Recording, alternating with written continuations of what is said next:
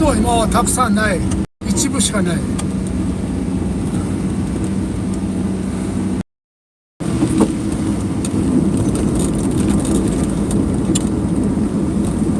Which way does he want me to go back? The long way, the way he came, or cutting through the city?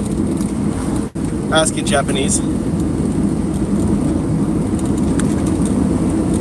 戻るときはどっちの道で行けばいいか聞いて。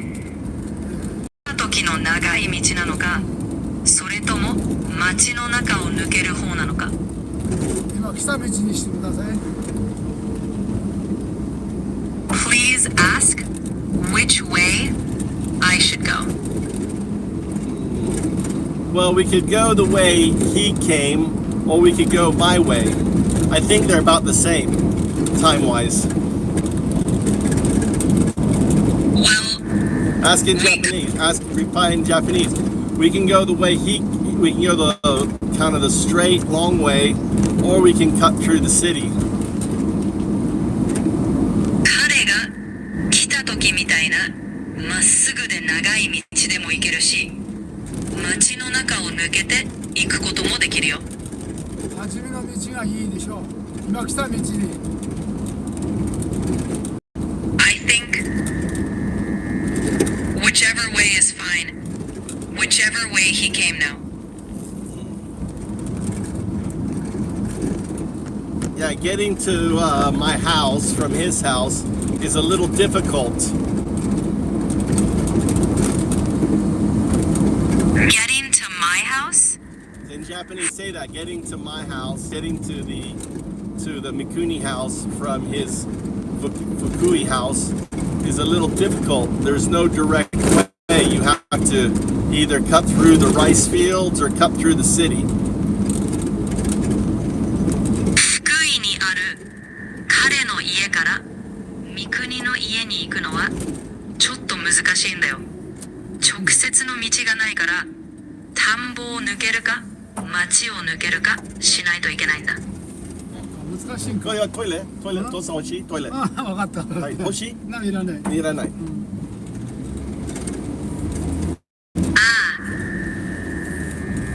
difficult。ああ、綺麗。綺麗、今日。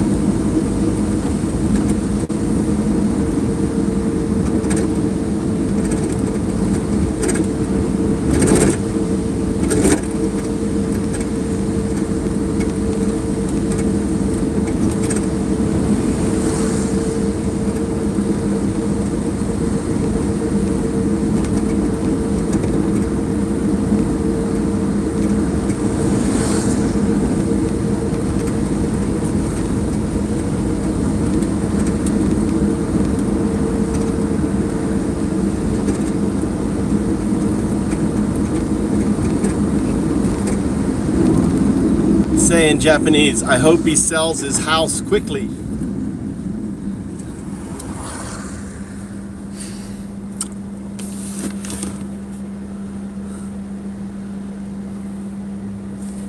Say in Japanese, I hope he is able to sell his house quickly. 彼が早く家を売ることができるといいな。まあ売れてる。 It's already sold. 本当？売れてるかどう書いてるの。売れたから出してるの。お客さんの注文、お客さんで出しなさいよ。Because it's sold, he is moving out. The customer's order, send it out. だから税金対策、売れてしまった。あお客さんから注文みんな出しなさい。その仕事今してるわけ。分かった。So it's for tax purposes. The house is already sold. Send them all out. Oh, that's good. I see. Say that's really good. A lot of people have trouble selling their houses, so I'm happy that his house is already sold. それは本当に良いことだね。家を売るのに苦労する人が多いから、彼の家がもう売れたっていうのは嬉しいよ。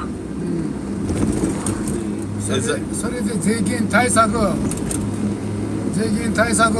だからあなたから仕事したと思って請求書をお金払うためのそういう、さっきの息子が言ったように、領収書欲しいって処理費の領収書欲しいってあれゴミでないんだからねみんな間に合うもんばっかりあれ一応ゴミと見る In English? So, for tax purposes, he wants to issue a receipt to show that he paid you for the work. Like his son said, he wants a receipt for the disposal fee. Okay. How much should the receipt be? How much? Ask in Japanese. What is how much should I make a receipt for him for the work I've done?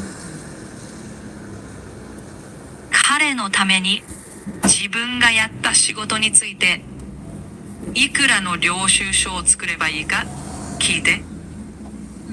これはまだ今想像しか言えないということはまだいろんなものを買ったりして今はっきりここで金額が決まらないならないかもしれないし、なるかもしれないし一応なった時になればお願いしたいとこういうことなんだ。 Right now, he can only say it's a general idea. After cutting various things, it might be decided, it might not. If it is decided, then he'd like to ask you.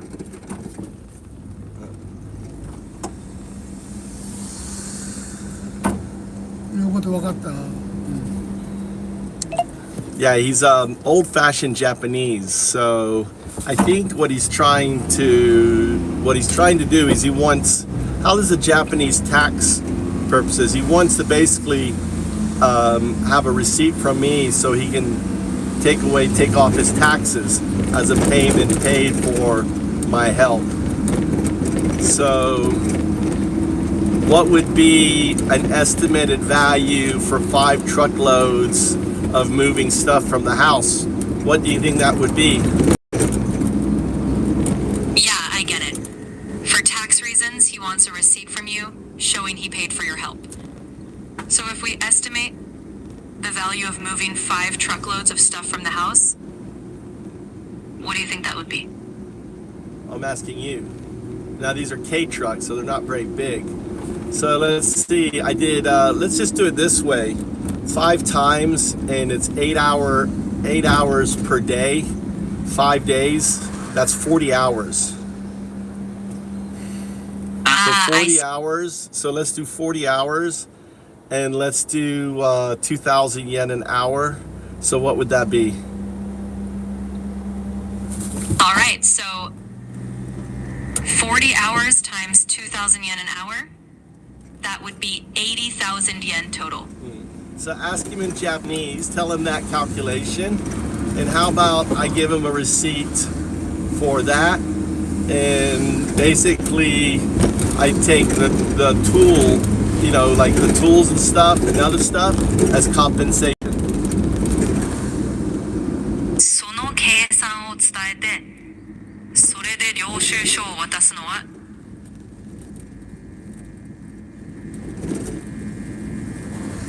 報酬としてもらうっていう感じで。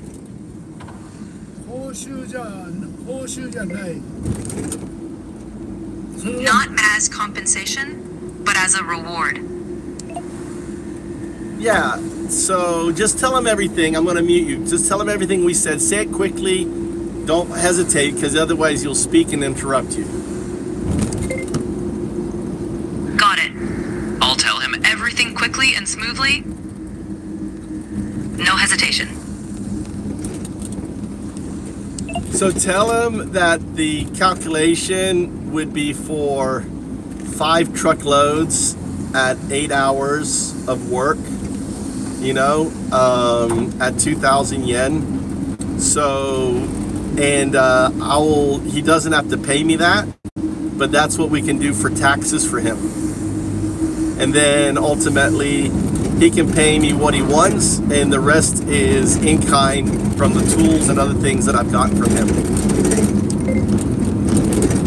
5回トラックで運行して1日8時間時給2000円で計算するとその金額になるって伝えて、それを彼に払ってもらう必要はないけど、それで最終的には彼が払いたい分を払ってもらって、残りは道具とか彼からもらったもので受け取るって伝えてね。それ全く難しいな。言うてることは難しい、合わないな。計算しなくてもいいの。It's complicated. In the end, it doesn't really match up. What he just needs a receipt of what he paid me, correct? Yeah, exactly. He just needs a receipt showing what he paid you. That's correct.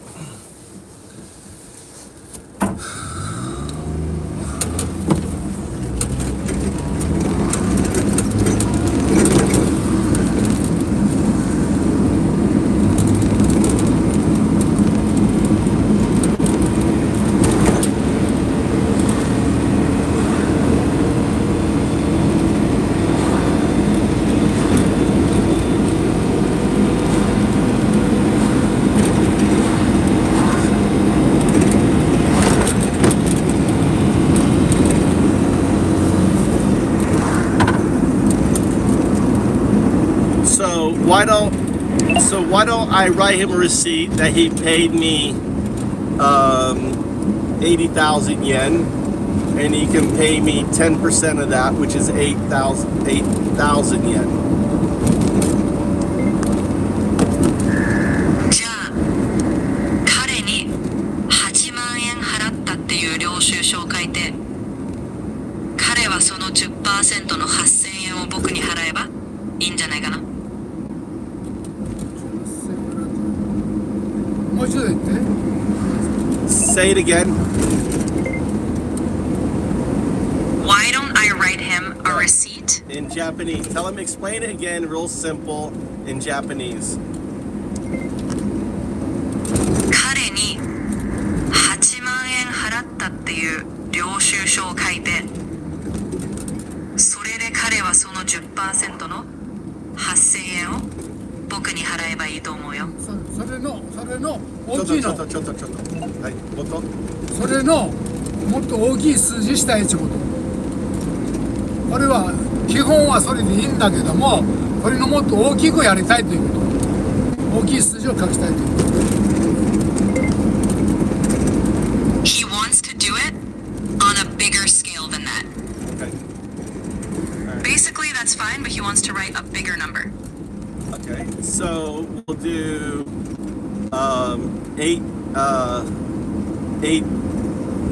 800 yen.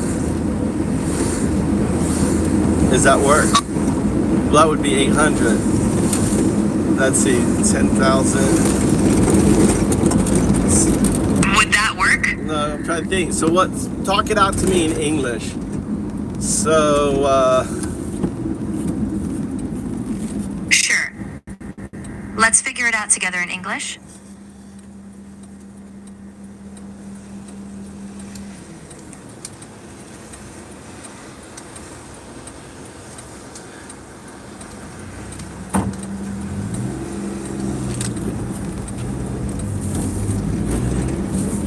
all right. So, what would be, that was 80, would be that'd be $80, $800. So,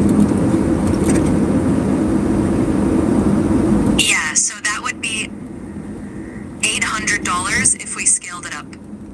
no, 800 is what we have right now. 8 mon is $800.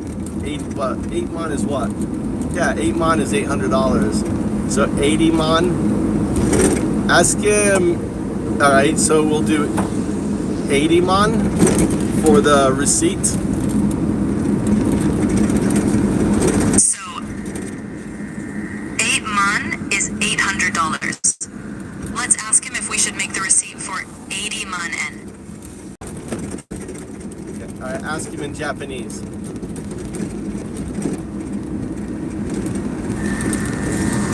じゃあ、領収書は80万円にするか？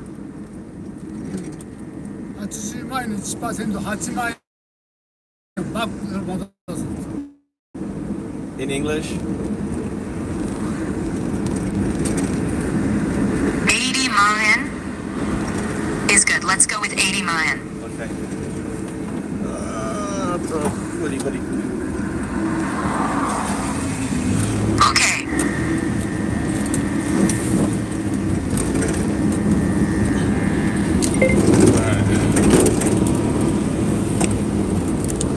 でもあ、ちょっと。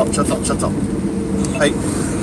今のこの計算は一応こういう計算なんだけども、私はまだ中古物件買ってなおかつその中からのお金の流れ見た上でもって一応、その話を持ち上げたい。だから今は一応こういう基本としての話を理解をしてほしいということ。That calculation is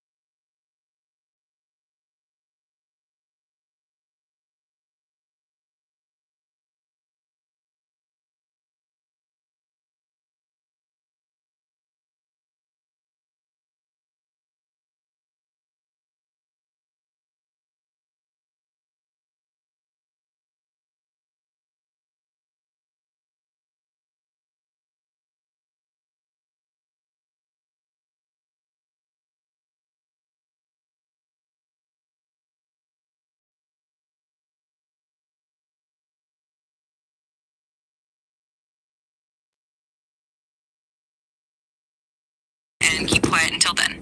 So I was muted. We were talking tax stuff, so I had to mute it.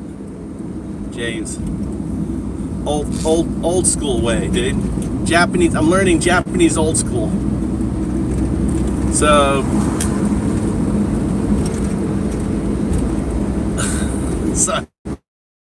I didn't want to have a record of it on the video stream, so I was translating and forth.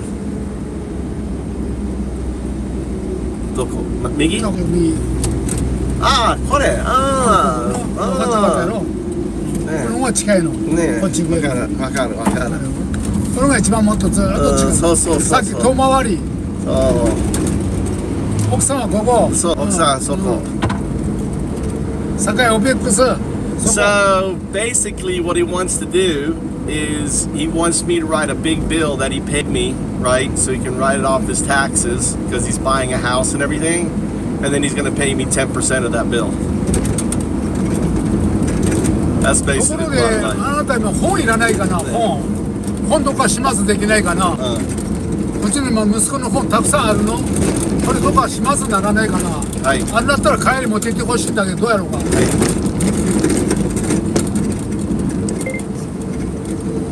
Is it necessary to do that? I have a lot of things at my son's place, so I'm wondering if it's required. If that's the case, I'd like you to bring them back home. What do you think? Ask him, bring what back home? Items at the house?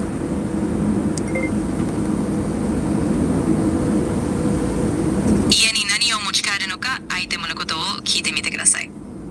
ですから息子の本がたくさん今始末してるの、これ私のところ今始末できないから、あなた始末できたら私今持って帰ってほしいの、たくさんある本、この本いくつのこの漫画の本どうかな。 I have a lot of books stored over there and I can't organize them right now. So if you can take care of that, I'd like you to bring them back home. There are many of those books, these manga books. ダメ OK。 I'm building lots of shelves, so, and I think I could probably, if we can box them up, I can store them.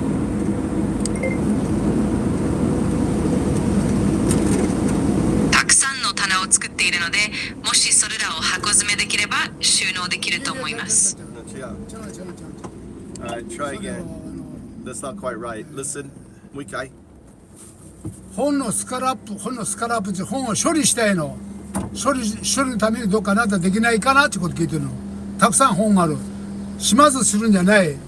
たくさんの本をスクラップ燃やす。なんかそれかどっか始末できるとこないでしょうかって言ってる。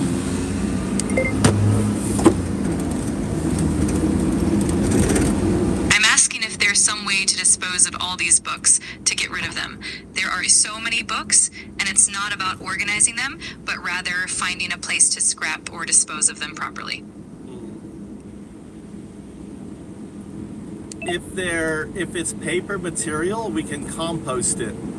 Basically, I can build a compost. I can put the books in there, cover it with horse manure, and let the worms do the composting. Say that in Japanese.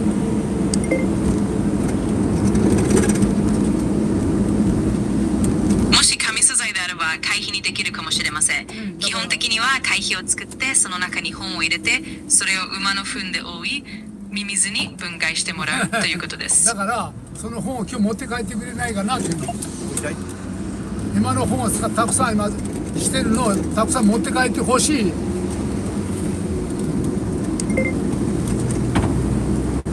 Alright, I have a lot of horse manure right now and I'd like you to bring back a lot of it.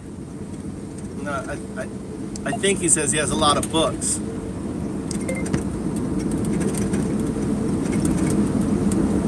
ありがとう。彼はたくさんの本を持っているんだね。だからこれを今持って帰ってほしい。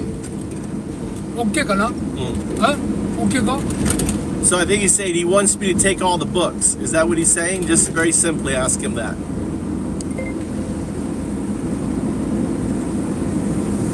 つまり彼は全部の本を持ち帰ってほしいと言っれを訪ねてみて。だからみんな持って帰ってほしい。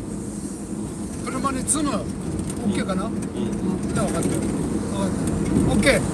ありがとう。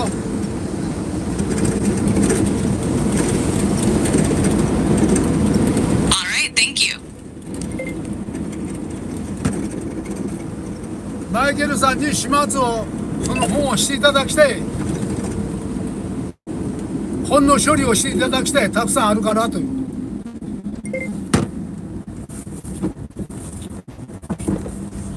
Please take care of the disposal of those books. There are quite a lot, aren't there? Well, let me see the amount. What we can do is load them up in the car.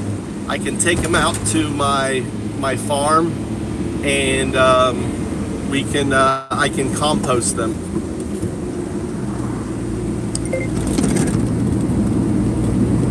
じゃあ、できることといえば車に積み込んで、それを農場まで持って行って堆肥にすることができるね。だからそれ今 OK か？持ってくる？みんなで今電話かけておる。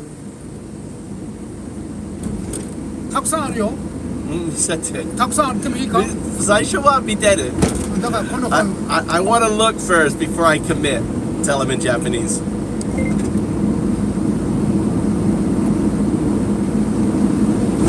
まずは確認してから決めたいです。確認してからか。Tell him he's got me scared. How many books are there?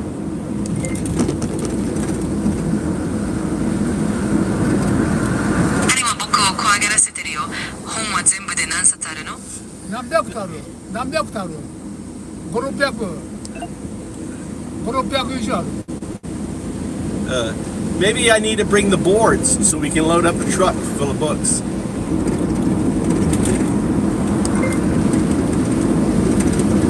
もしかしたら本を積み込むために板を持っていく必要があるかもしれないね。いた？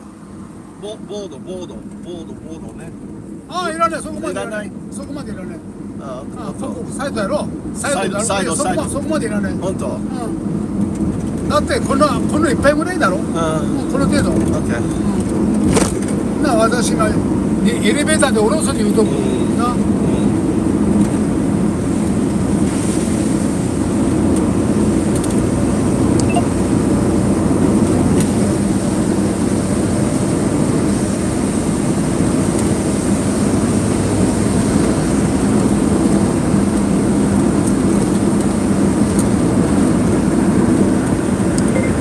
I wonder if any of the books are collectibles. Search the web on Japanese, manga books. Are any of them collectibles?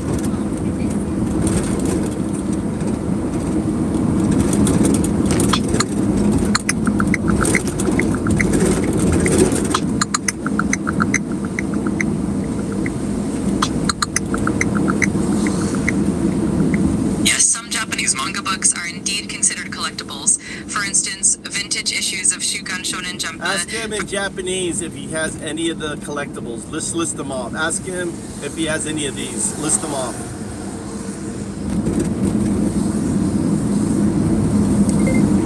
彼がコレクタブルなものを持っているかどうか、それらをすべてリストアップして聞いてみてください。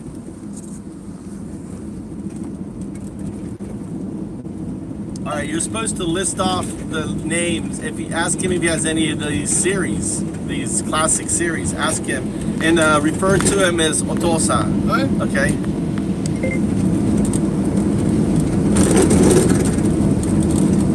お父さん、これらのクラシックなシリーズをお持ちですか？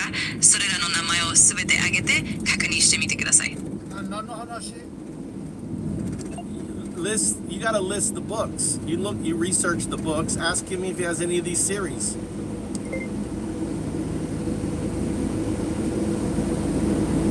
本の一覧を挙げて調べた上で、お父さんがこれらのシリーズをお持ちかどうか尋ねてみてください。シリーズで何？ Now, you're not listing. You search the web, read off the manga series, which are collectibles, classic, and ask him if he has any of them. Right? Refer to him as Otosan. Okay? 言ってること分かれ。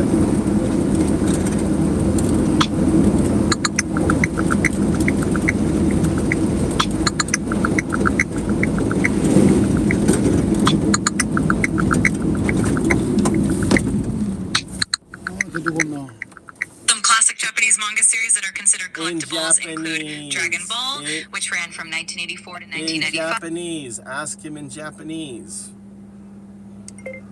ちょっと待ってて今電話出てこないんだって今お父さん、ドラゴンボールやワンピースなどのコレクターズアイテムとされるクラシックな漫画シリーズをお持ちですか？持ってない持ってない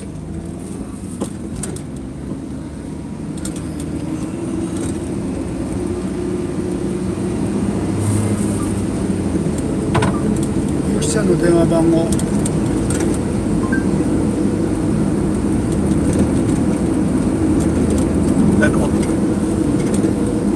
お兄ちゃんうん今電話かからんちょっと分かる、あるマイクあるちょっと待って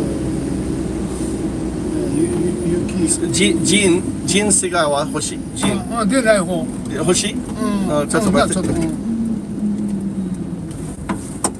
can't make a call なんでちょっと出てちょっと待って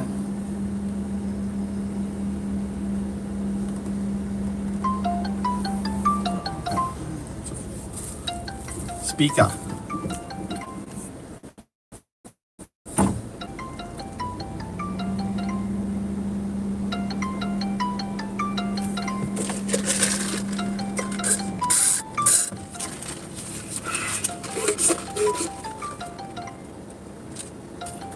出ないまたこれも出ないねえ、もうちゃ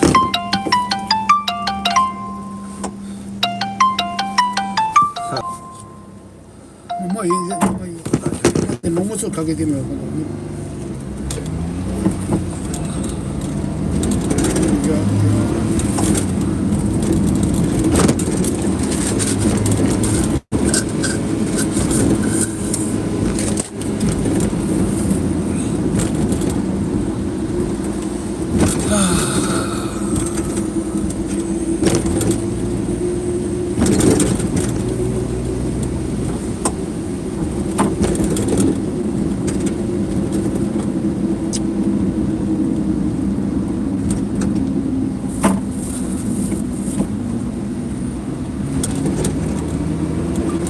ゆきちゃんの電話番号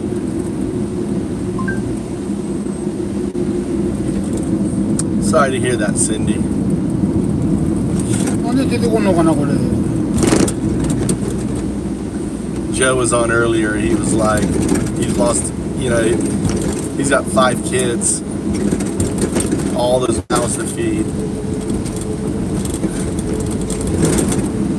And,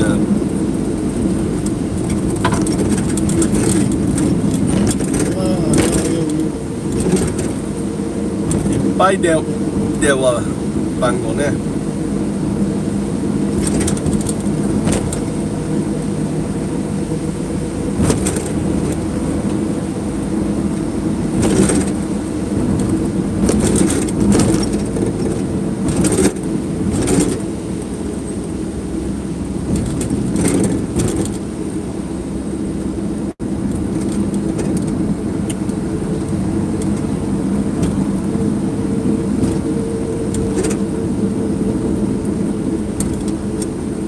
出ないわもう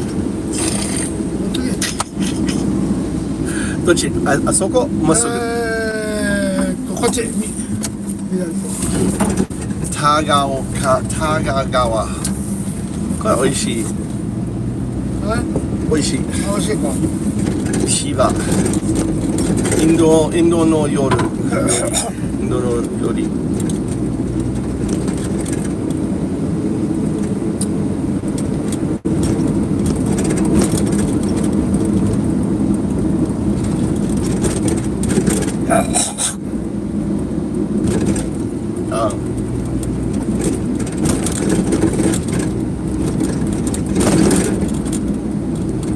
Yeah, well, Joe was helpful having 5 kids and to get the EVA.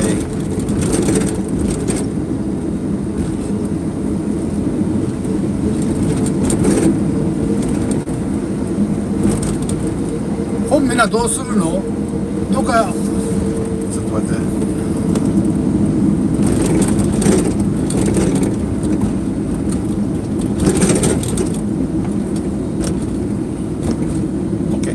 今持って帰った本をどのように処理するんですか？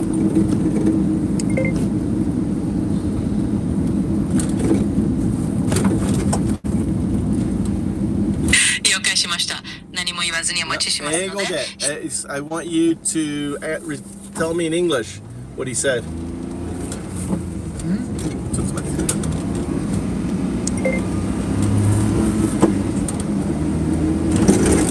Of course, I'll let you know what he says in English. Just let me know whenever you're ready. Whatever he just said before that you started responding to, what did he say in English?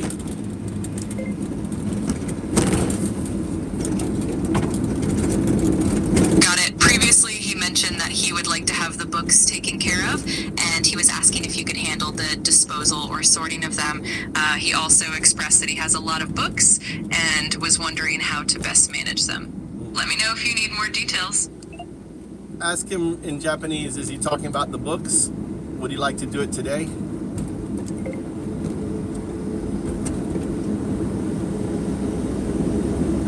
あるいはその本について話しているのでしょうか。今日それを行いたいと思っていますか？だから持って帰る本はどのように処理するんですかって聞いてる。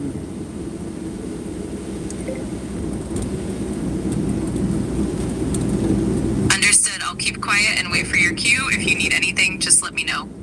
He just said something. What did he say?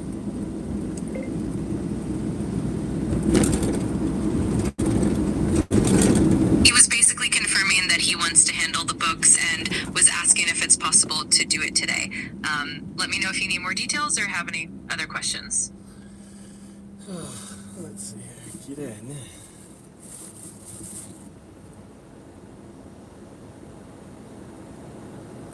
なんでこれ出てこんのこれ。出てこんの。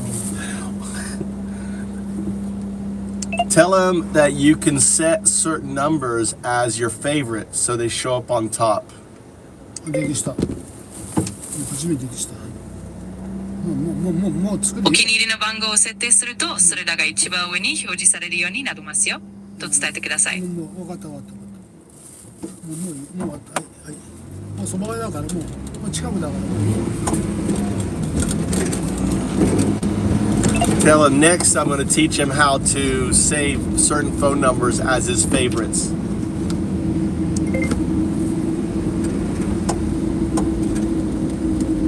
次に特定の電話番号をお気に入りとして保存する方法を教えます。あ、そうなのか。なるほど。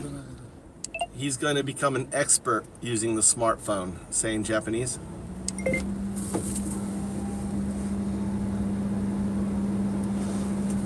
彼はスマートフォンの使い方のエキスパートになるでしょう。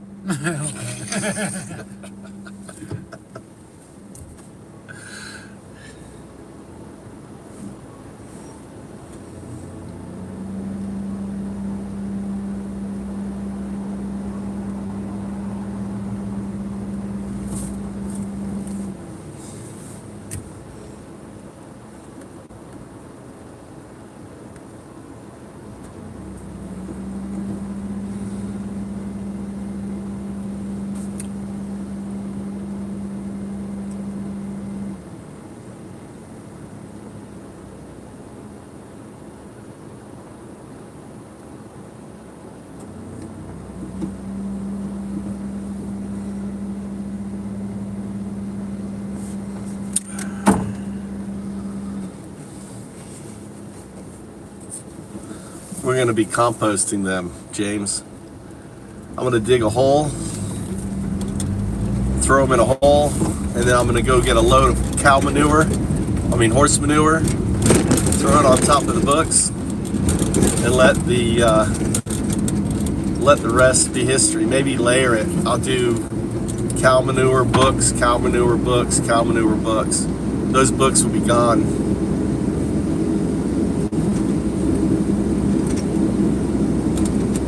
They're all, no magas. Magas aren't here. Today is a chill day, Friday. Today's chill day. Just hang out with Undao-do. Hang out with Undao-do. I didn't bait the hook. I didn't bait it. There was no ads or anything.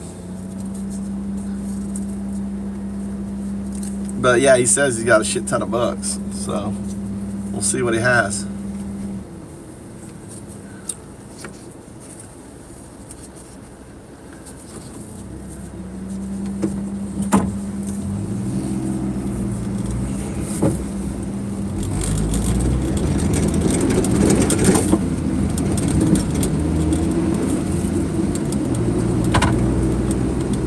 Yeah, I'm saving a ton of money. He would have to pay money for all his stuff to go. I mean, I'm getting tools and stuff. I'm getting my house full, so I mean, it's all icing on the cake. And you know, it's like I never even considered about getting paid to do this, you know. And here he is. He's like he wants to pay me for doing the work. So.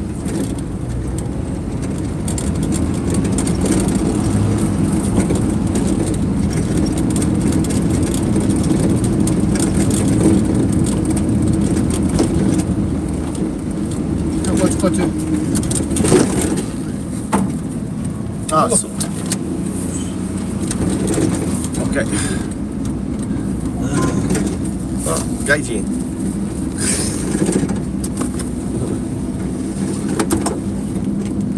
Not at all.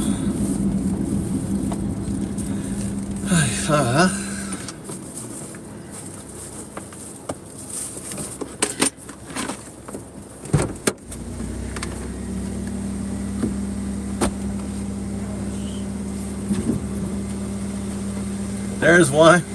Look, we got a Nazi in here. We got a Nazi. Look, we got Elon, the fake fuck Christian, pedo loving, closeted Nazi. Elon's in the house. Everyone do a shout out for Elon. Elon, the fake fuck Christian, pedo loving.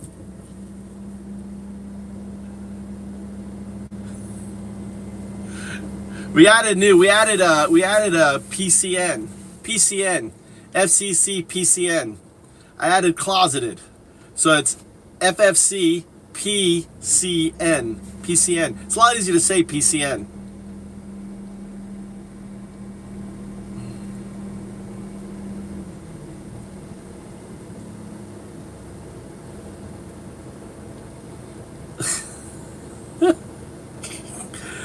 Dude, Elon, so what is it like? So you're a fake fuck Christian. Fake fuck Christian. What do you like being a fake fuck Christian?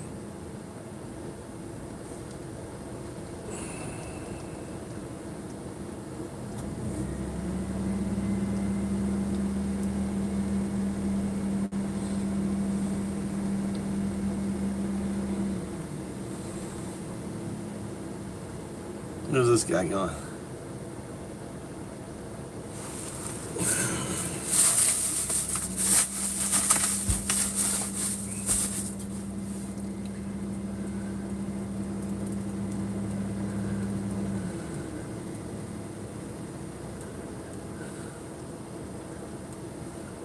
We're about to see how many fucking books he has.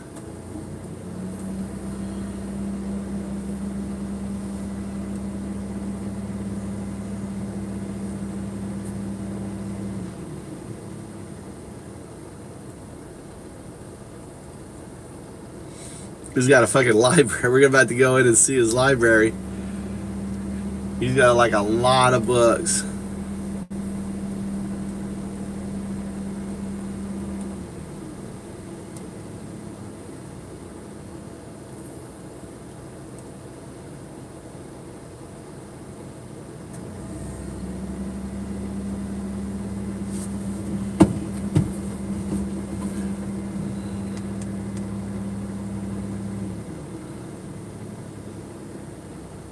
I wonder who this guy is. That's his wife.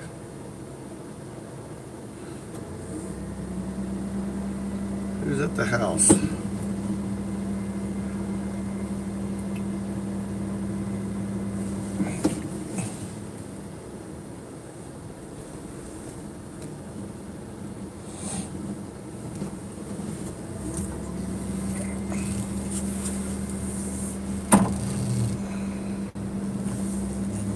Come on, lady.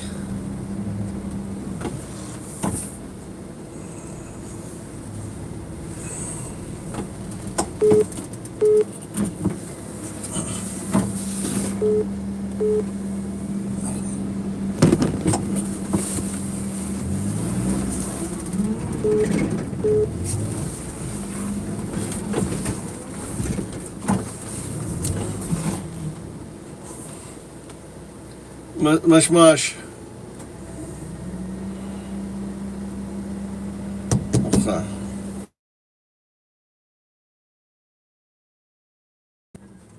Nani? Hey, What? where are you? I'm at the my friend's the house. Okay. Helping but him. you want to pick him up at 3:30 at same price. 3:30. Yeah. Okay. Okay. Thanks. All right. Bye. Bye bye. 奥さん。はい。はい、まあ。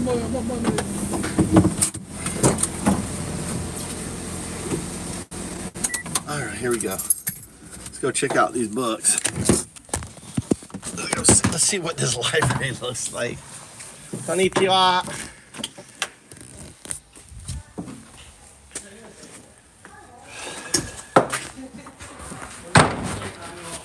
Onto. So he's calling me here.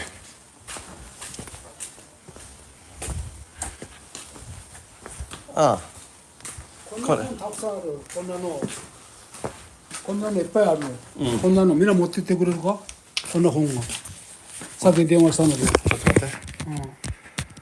さっき電話がいてして売りたかったの私が時間が的なこと言って。どうぞもう一回。だからこの本がたくさんあるのに処理のために持ってっていただけるかって私さっき電話したじゃないの。電話中に。OK って言ったでしょ。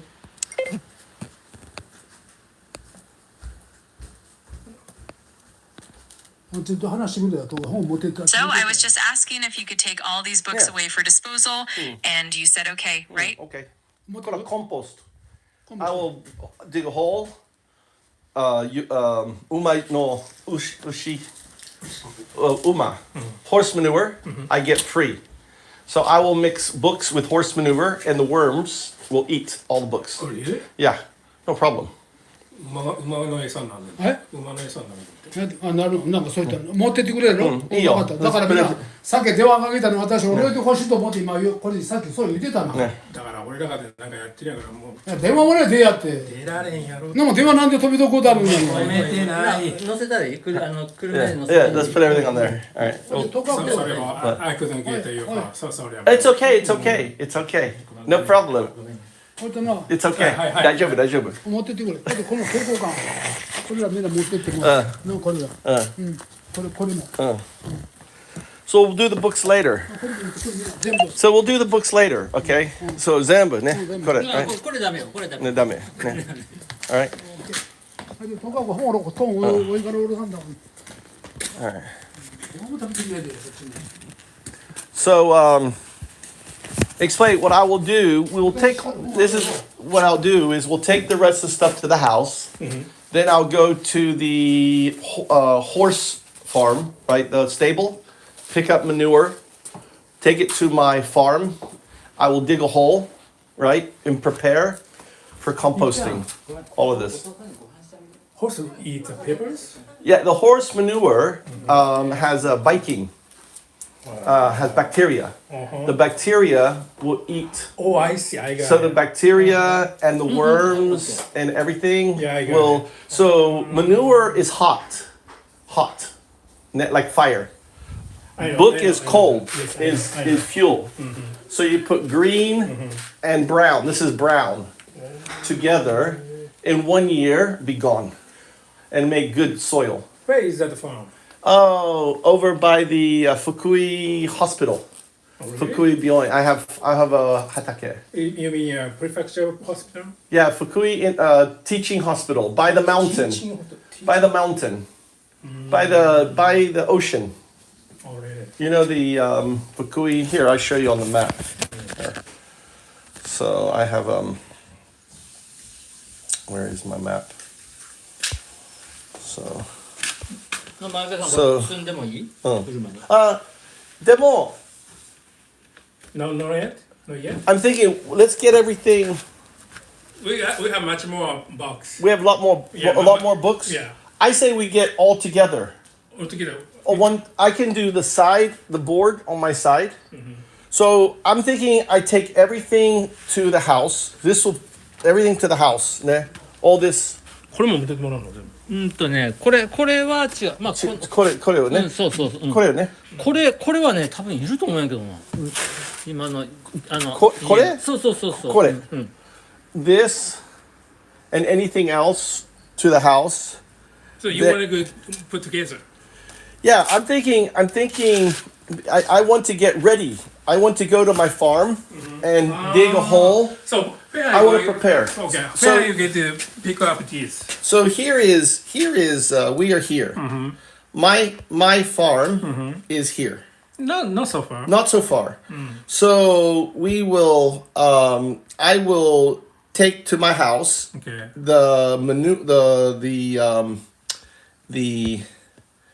the stable is here. Is here. Maybe this place here is stable. So I will go and prepare. Then come here, get all the books, take to my farm, Okay. right? Here, and bury with Okay. manure. All right. Okay. Where are you going to bring back here? So I will. Why don't we tomorrow? Tomorrow? What Pick time? up, oh, you're leaving tomorrow. ne? Yeah, but maybe we're leaving at afternoon tomorrow. Maybe we can do today. Listen, let's see. I have to. The other thing is, I must pick up my son in 1 hour. Okay. Yeah. So I will go to the house, drop off, Okay. then pick up my son, and then manure. I mean, I can do it. I can pick this up later. Not a problem. We could probably do Yeah, tonight. you don't have to so hurry. No, Because, it's all right. But I'm just trying to think in my head. You know, maybe I can get my son to help. Okay. So Maybe afternoon is okay. You know, like if we'll see, play it by ear. So today, let's take the rest of this stuff back. I'll take the rest of this stuff. And you know what? I could. You know what? Why don't we do this? We can take the books. We can take these books. I have compost heap already, so I can put these books on my compost heap. Right, I have on my way back today. So these are empty, né? Yeah. These are empty No, we have a much more box upstairs. upstairs. Yeah. Okay. So maybe I can bring back this one. Yeah. So let's do this. Let's load up everything. I will run by my farm, drop off the books into the compost I have, Okay. and then I will, when I get manure, I'll cover. né? And the rain and everything will break this down very quickly. Okay. Yeah, paper just eats. All right, and then we'll put all this. Now? Yeah, so we'll get everything. We'll do the books and everything on the truck. Okay. Here, let me put this back.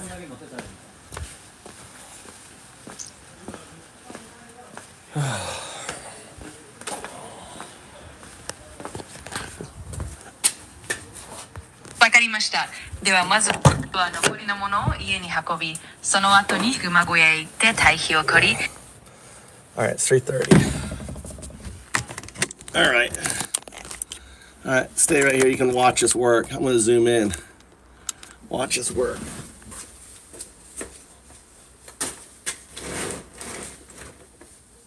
All right. Let's load up.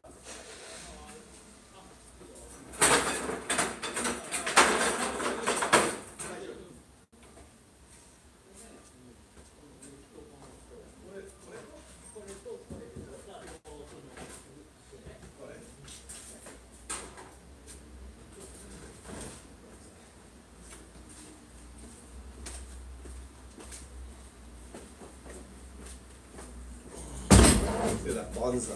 中に入れたらどう？そうそうそうそう。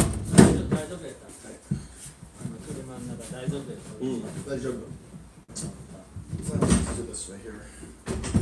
迷惑かける。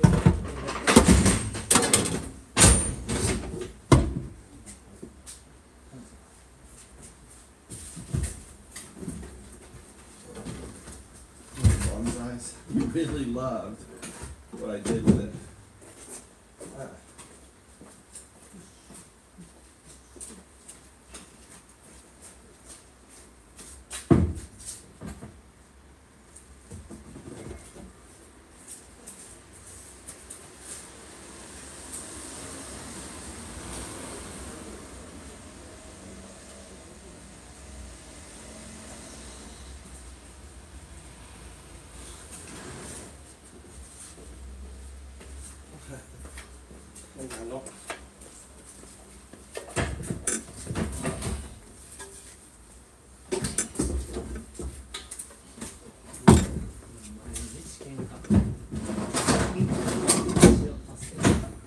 大丈夫。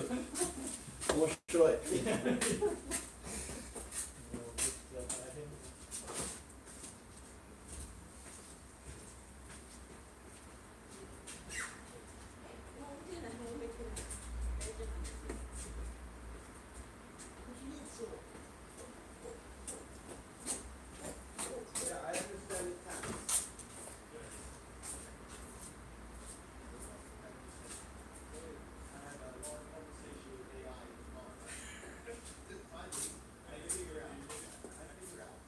吉明さん、あった。ロック解除してもらっていいです。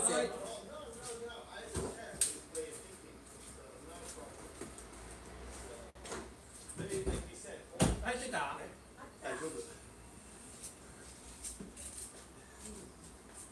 オッケーです。すいません。いっぱい。大丈夫。よろしくお願いします。はい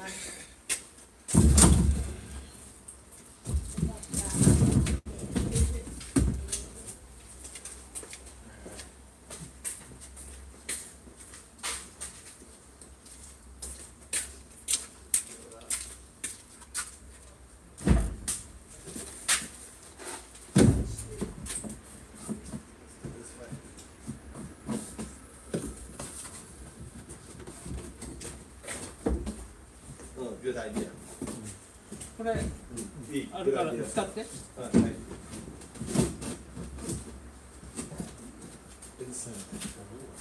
But you can use one. You know, you can use スチューデントブック。教科書。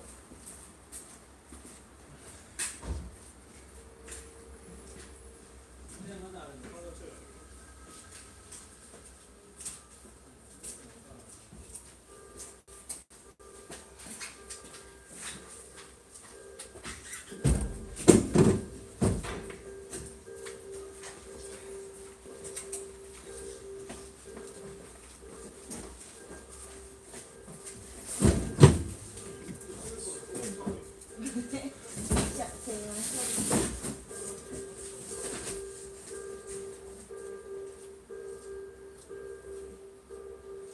面白い。Look at this.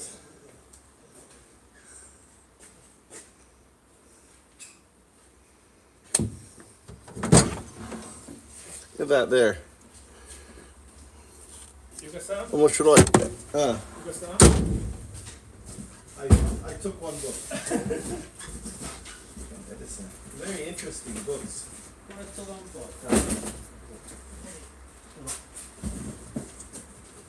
ノブね。すごい。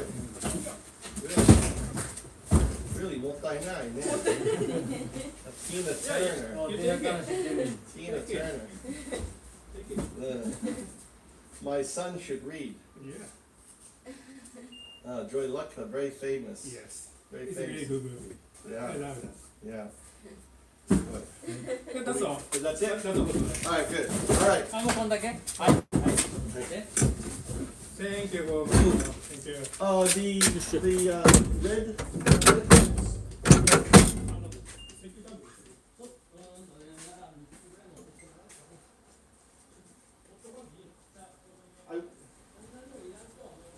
He should. You know the tools that were stolen? He should do police reports.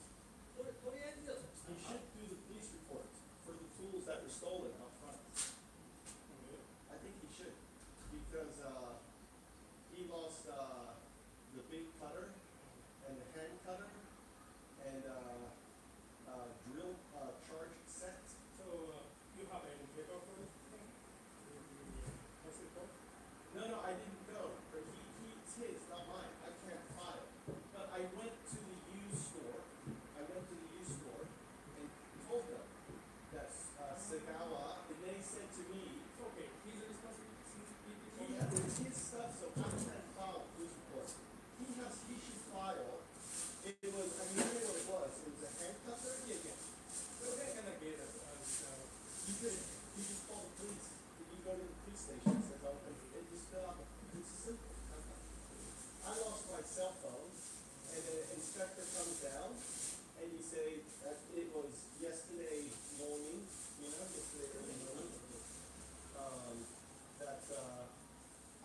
were stolen from the thing, and So, if you get, until you get registered, how you can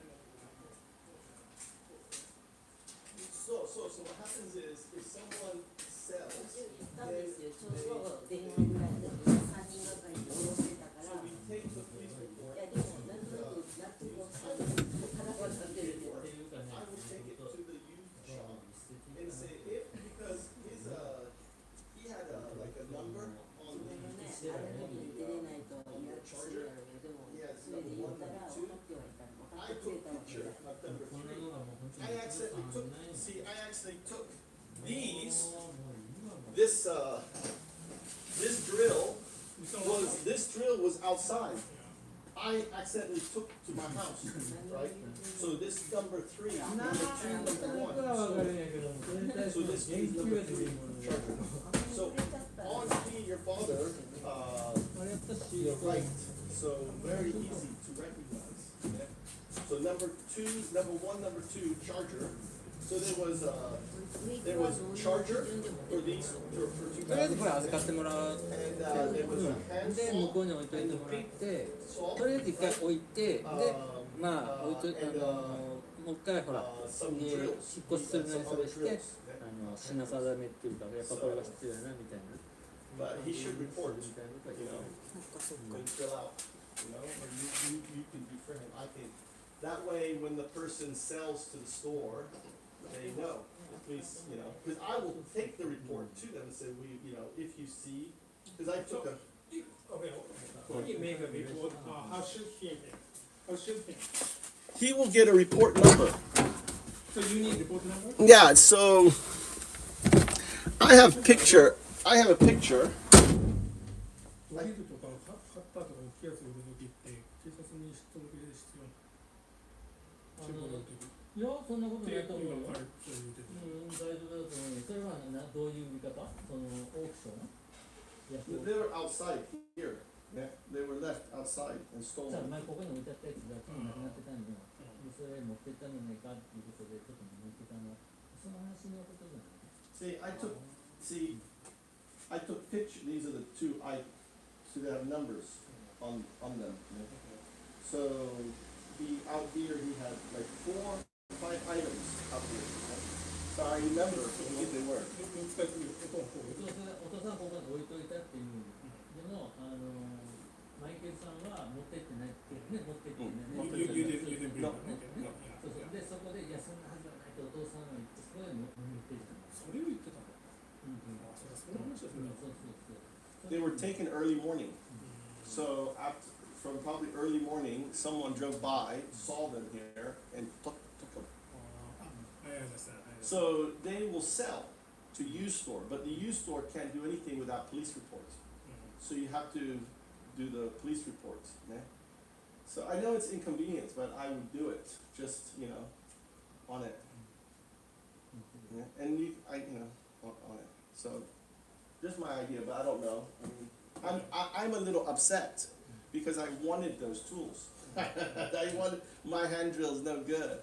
So he kept saying, no, leave them there.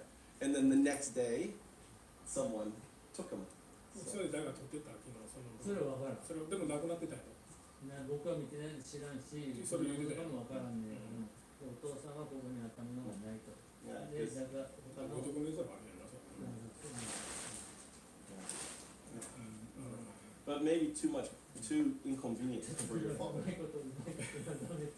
Yeah, We also to communicate with yeah. anybody. Right, okay.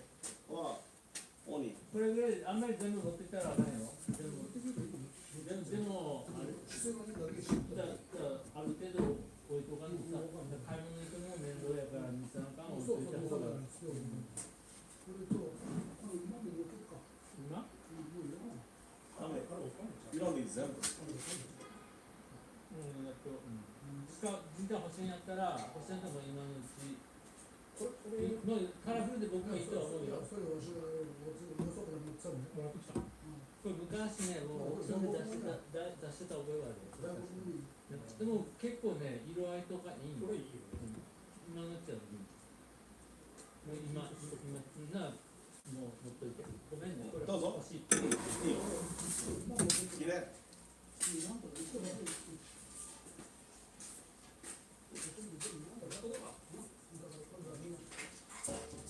これを前お父さんと話してたやんか。いや、今ね、用事あるから、あんまり時間それで、とりあえず、 You need to do your At 1:30, we're good. Yeah.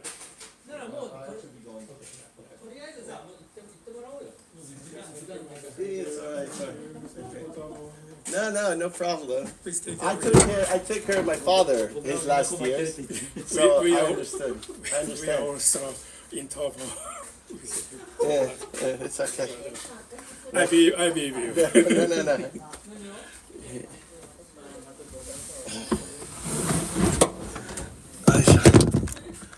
All right, let's go.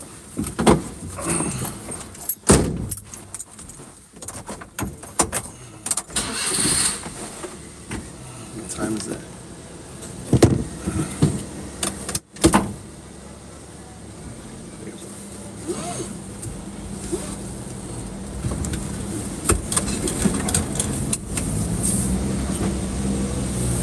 Let's see, 2:30.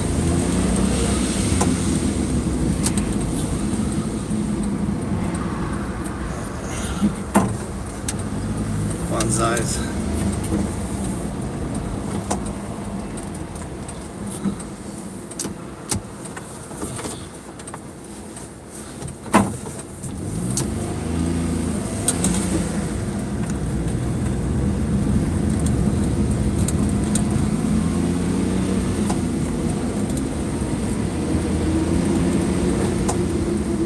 They call them hazards.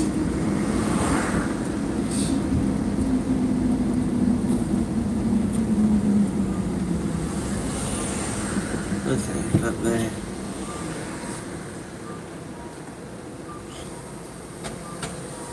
Yeah, gas cans or gas tanks, yeah. Got bonsai stuff. Why do you want a king, Johnny? Johnny, why do you want a king? Why don't you want a constitution? I'm just curious. Why do you think, why don't you want the Second Amendment? You want your Second Amendment gone, Johnny? You don't believe in the Second Amendment, do you? You don't believe in freedom of speech. You don't believe in any of that, right? Because with a king, you lose all that. You understand that, Johnny, right? You understand you lose your Second Amendment with a king. You understand that, right, Johnny? Just type 1 if you understand. 1. You don't have to type yes. Too complicated. You understand you say bye-bye to your Second Amendment. You want to say bye-bye to your Second Amendment? You want to say bye-bye to your freedom of speech? You want to say bye-bye to, due process? Is that what you want, Johnny? I'm just curious, seriously. Just type 1. That's what you want to get. That's what you want to get away from. You don't want Second Amendment. You don't want the right to bear arms. You don't appreciate the freedom of speech. You don't appreciate Second Amendment. You don't appreciate that cops should have a reason to pull you over. They should have a reason to put you in jail, right?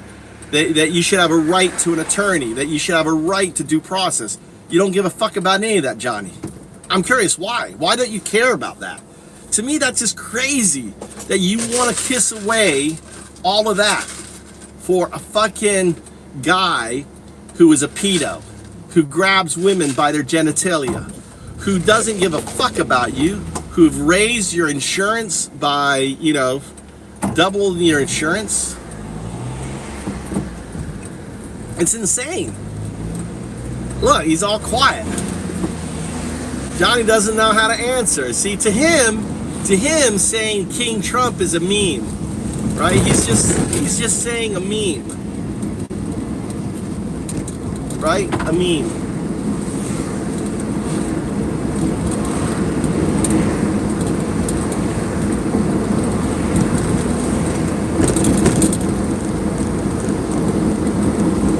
Johnny worships a pedo. Johnny worships a pedo.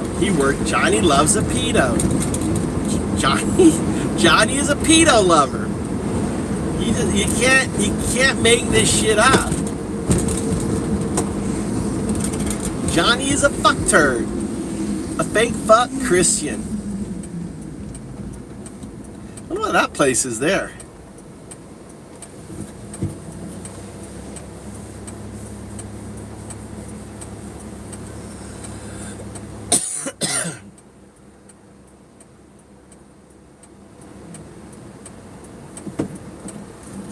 It's funny, John. He just got a crown, Johnny.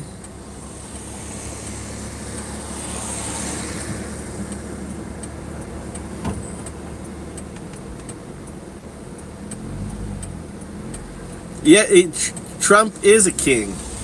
He is a king. You already said King Trump. Now you're saying Trump isn't a king? Are you confused, buddy? What is this? Is he a king or isn't he a king? Someone who just takes a wrecking ball to the White House is a king, right? He doesn't believe he has to get a permit. He doesn't believe that he needs to get permission to fucking destroy the White House, dude. That's a king, you know?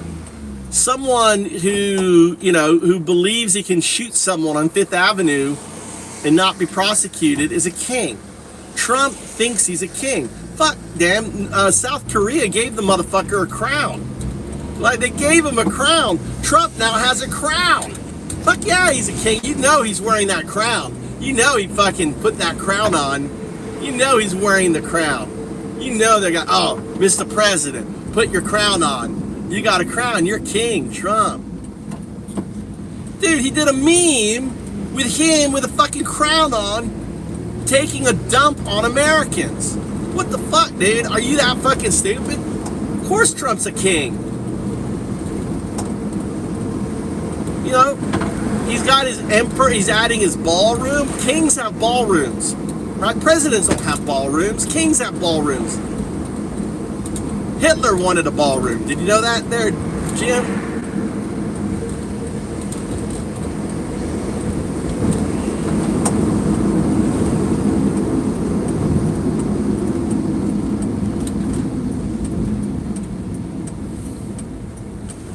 I think he's a dumb fuck. Johnny the dumb fuck. Johnny loves pedos. Johnny the Nazi. Johnny the Nazi, the fake fuck Christian. Closet homosexual Nazi.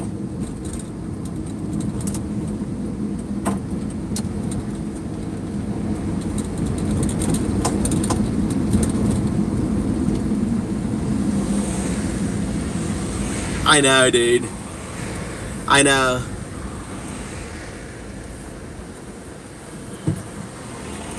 You know, a kid. You know when Europe said they'd pay $600 billion as part of the tariff stuff, you know what Trump said? That's my money. That's my money. Trump thinks that's his money, right? All money paid. You know, Japan owns U.S. Steel. Japan owns. He sold fucking U.S. Steel. There isn't anything more American than U.S. Steel. And he fucking sold U.S. Steel to Japan. Oh my God. I wonder if she gave him a blowjob. I wouldn't put it past her. I bet she went down and gave him a blowjob. Right? Japanese are that way. She probably reached down there and gave Trump a blowjob. Right? Anything for Japan. That's how Japan is. If I can give Trumpy little sucky.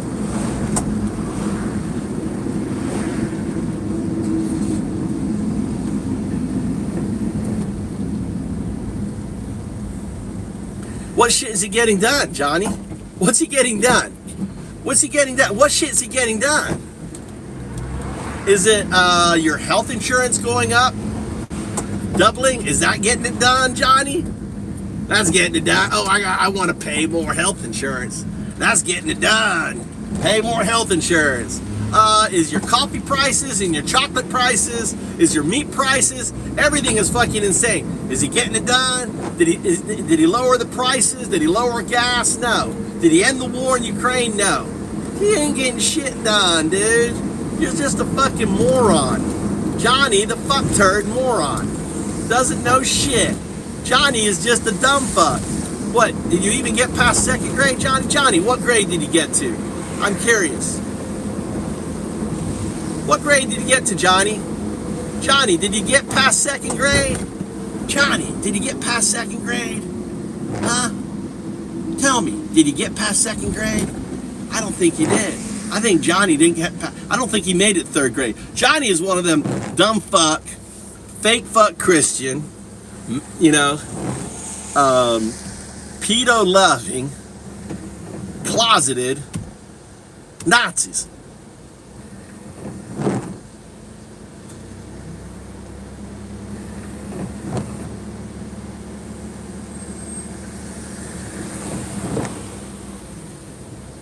I know, 210,000 jobs lost to U.S. manufacturing due to closures because of his tariffs. Yep. Yep. All these small to mid-sized fucking companies went belly up. Trump is responsible for more bankruptcies than any other president in the history of America.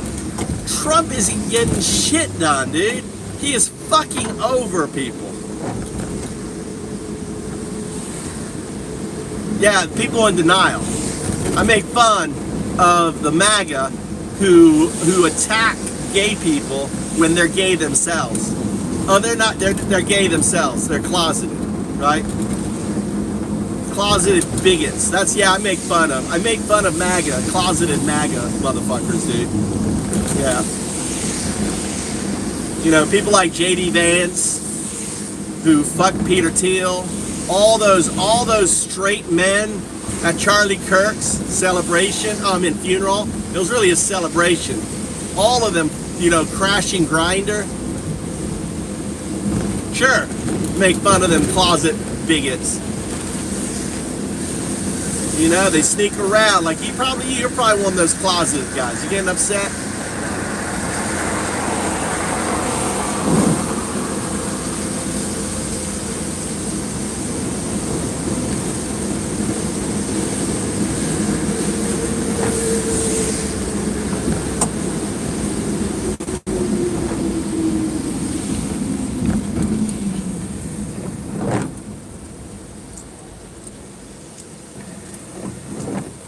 What's insane?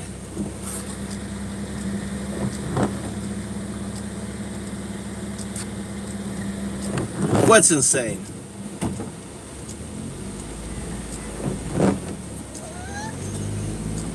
He let the hamster escape. Johnny let the hamster out. The gerbil. Aren't they gerbils? Not hamsters. Come on, dude. Get your fucking Prius off the road. God damn, the new Prius is ugly as fuck. You guys seen the new Prius? God damn, they're ugly. I should have put the video on it. That's a fucking ugly ass Prius. The new Priuses look ugly. Whoa, whoa. God damn, the old man? I was fucking scared, dude. The way he was driving and like I thought I was gonna rear end. I thought so many times. The old man wanted to drive to my house. Yeah, he wanted to show me this way, I guess. It was scary.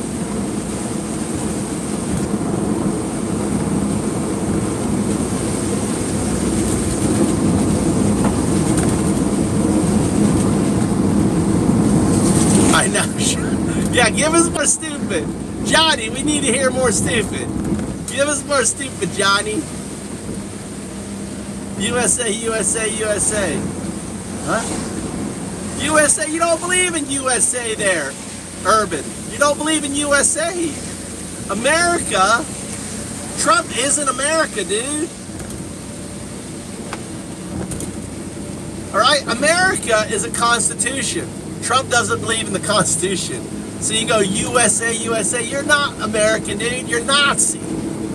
You're a fucking Nazi. Trump doesn't believe in America, doesn't believe in the Second Amendment, doesn't believe in the First Amendment or the Fourth Amendment, the Fifth or the 14th. Doesn't believe in any of that shit, dude.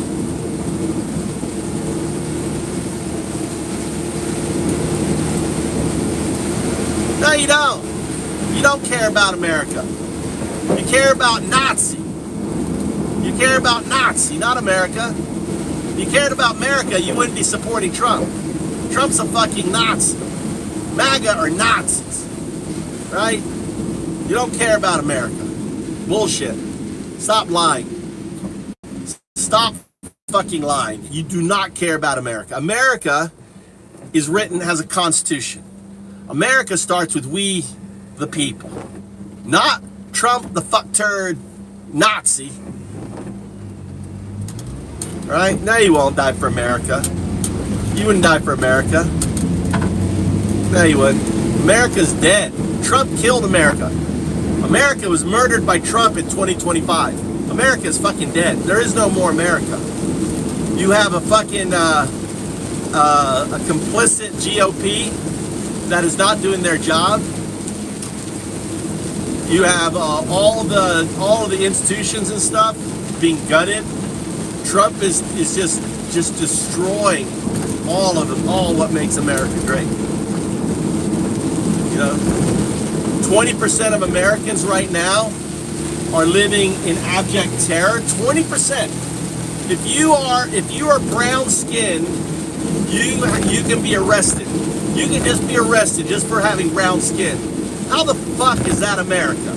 Imagine if you visited another country and because you're white, you get pulled over, you get frisked, you get thrown in jail because you're white. Can you imagine that? That is the country you fucking have created as a Trump supporter. You've destroyed America. America's fucking dead. You murdered America. You're a bunch of fucking fake fuck Christian, pedo-loving, closeted Nazis.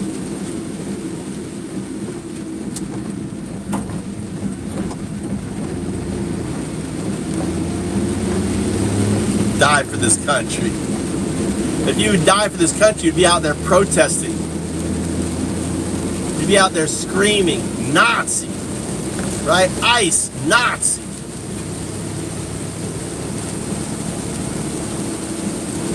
Nazi America.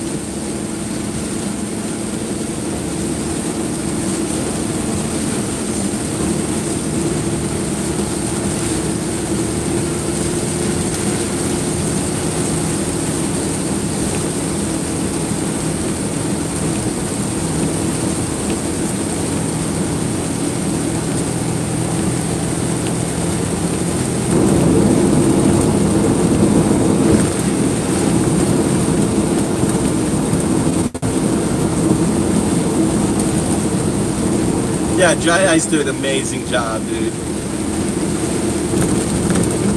Yeah, for hate people.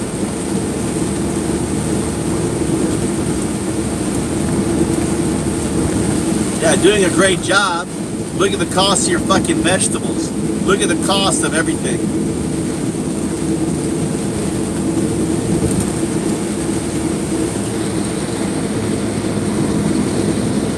Thank you. I was about to hide that dumb fuck, dude. Got tired of boring ass Johnny. Johnny the Nazi. The fake fuck Christian.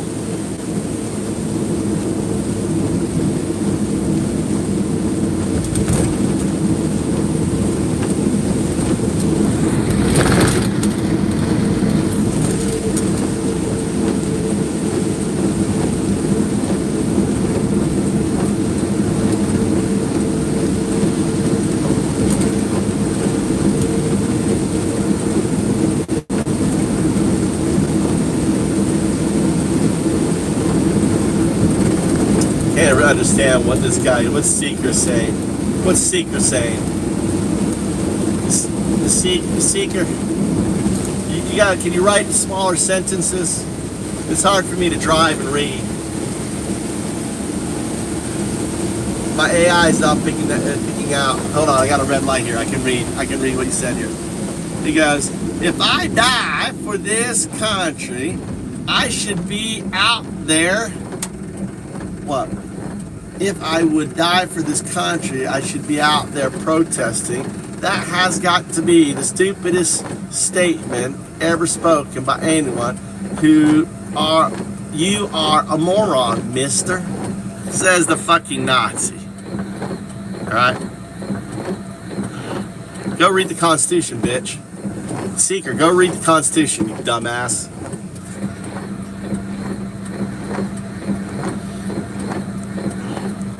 Welcome to the channel there. Welcome to the channel. Fuck ice. I drink to that. I got no more ice in my cup.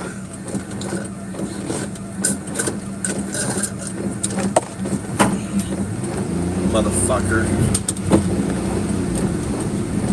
That's right, Bone. You're a fucking coward.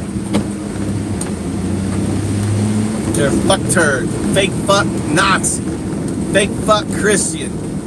Pedo loving closeted Nazi.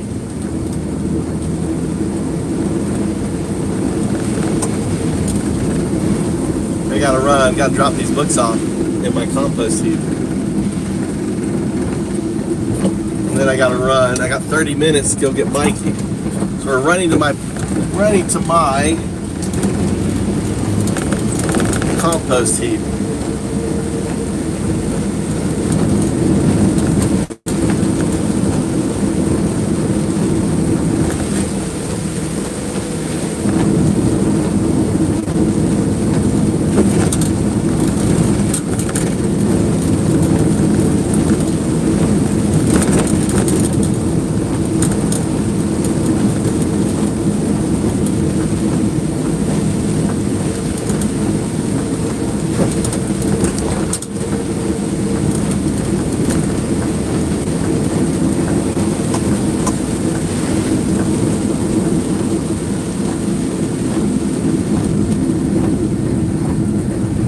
I gotta back in.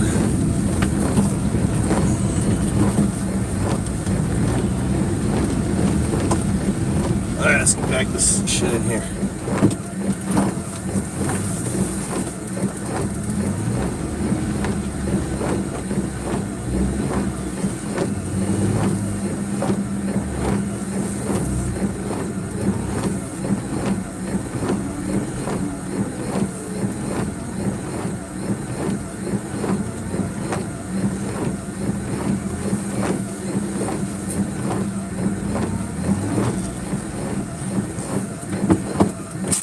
You guys can watch me.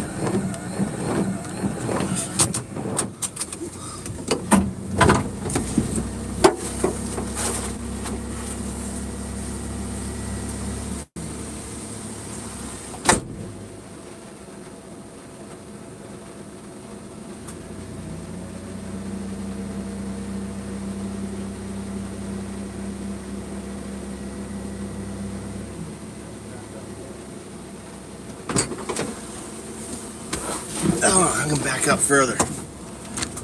Back up.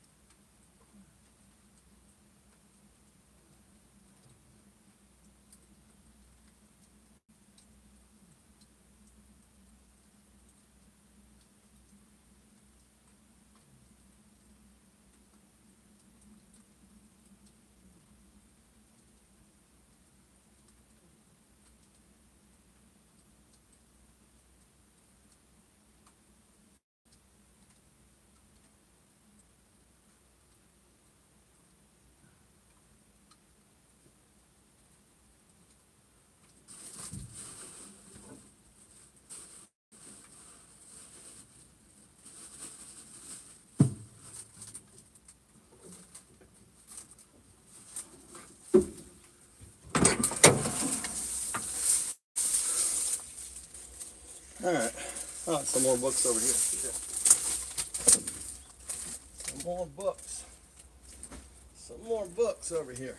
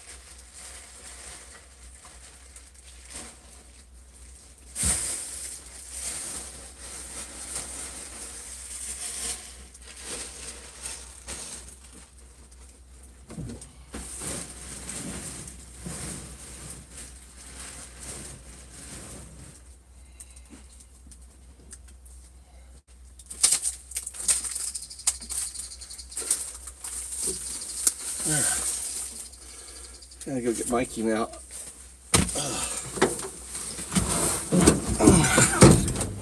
What time is it? Shit. Mikey's getting home. Mikey.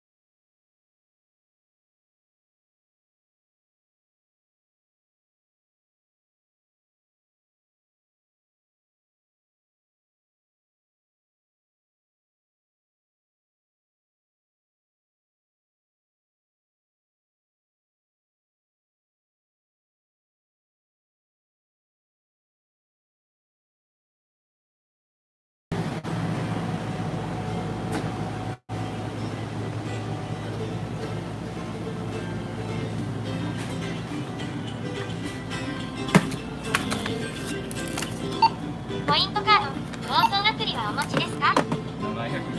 有料のレジ袋は必要でしょうか？袋入れます。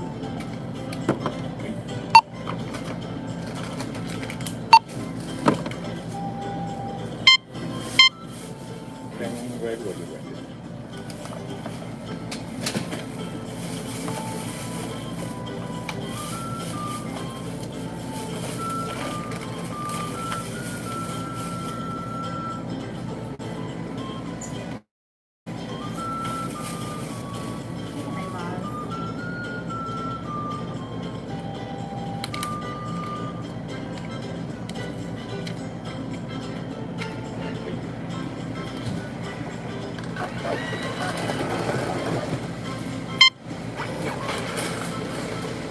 540円。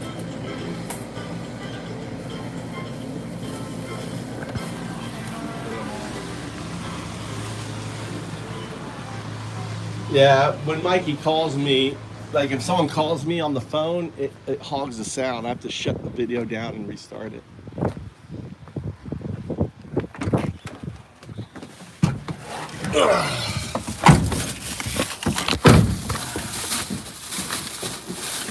I got something for you to practice your English. Look, Mikey. You can read English and then read the Japanese. Really good for you.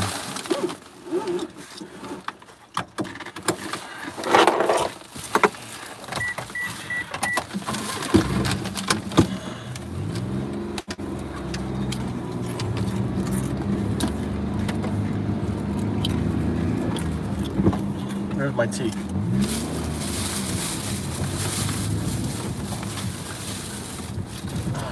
Thank you.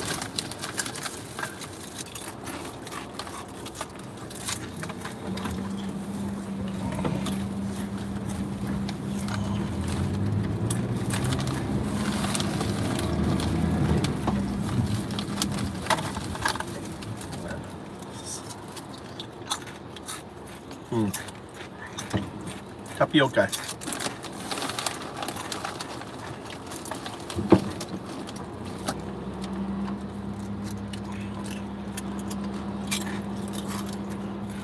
That was convenience store music.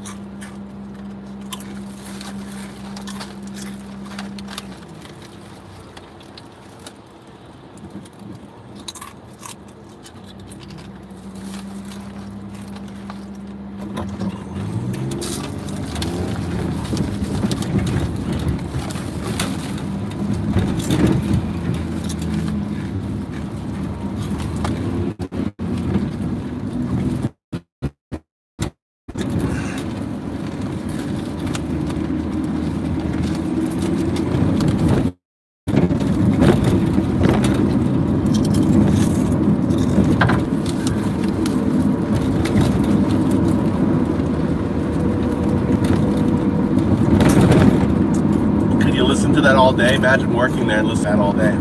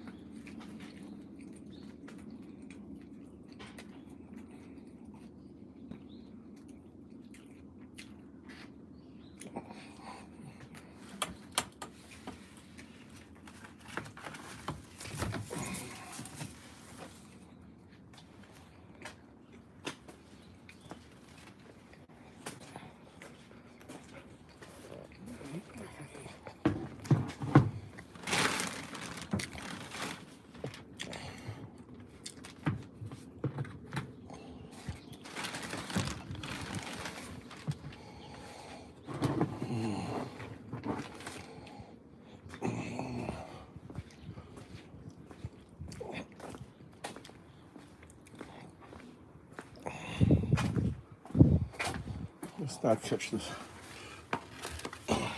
Not there. Oh, bonsai.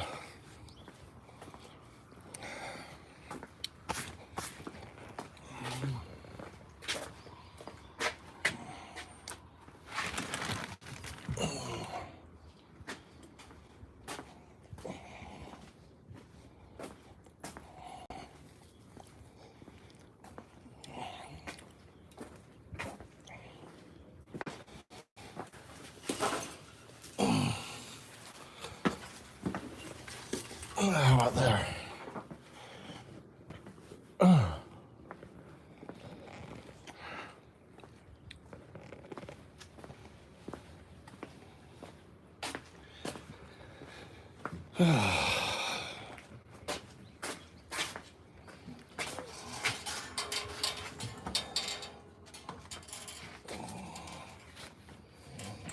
This cool little demon. Isn't that cool? Little demon. Looks like he lost his horn.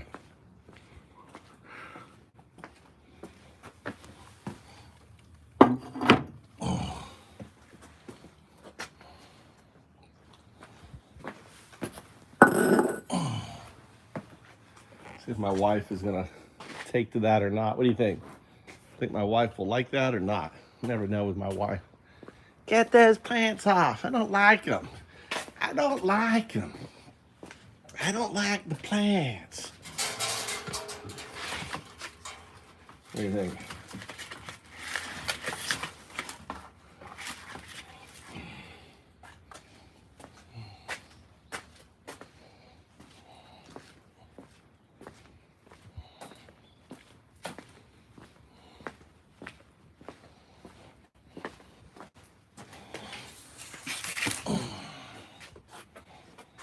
I don't know. What do you think? You think she'll like it? Little bonsai?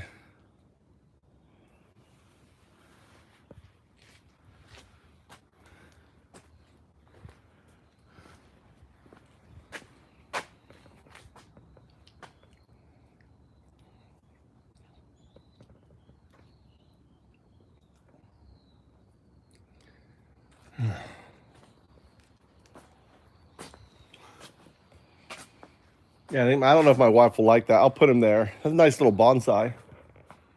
It adds a little color to the place. Have a kumquat.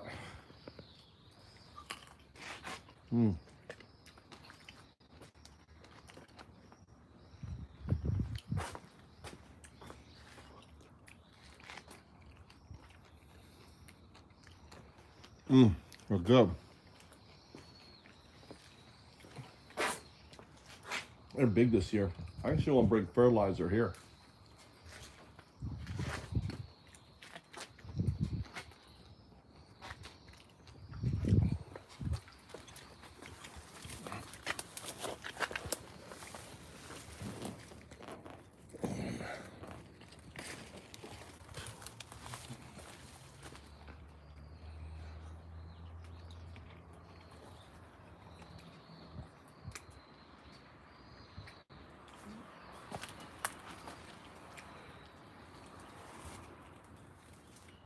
That's not quite ready.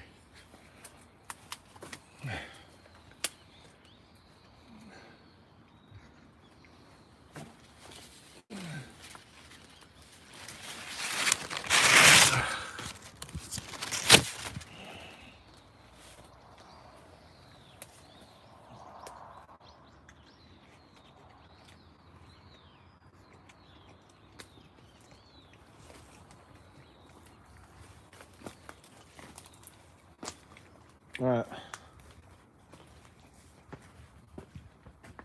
I'm gonna run to the stable, pick up some manure, drop these off at the house, and then that cool little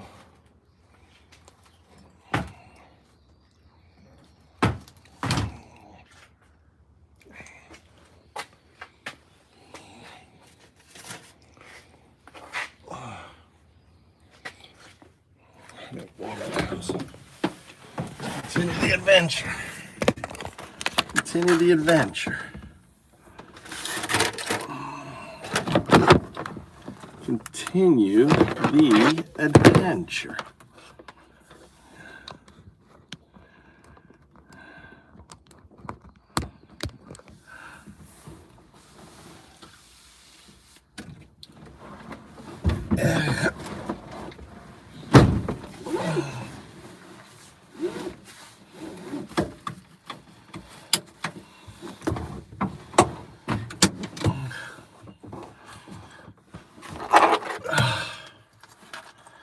Alright.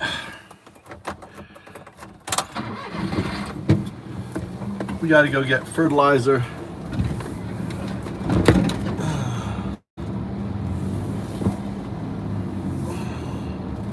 I also need to get wood chips. I'm gonna find my bags, my plastic bags.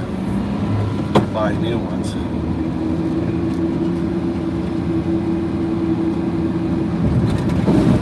I need to put wood chips down on my pathways.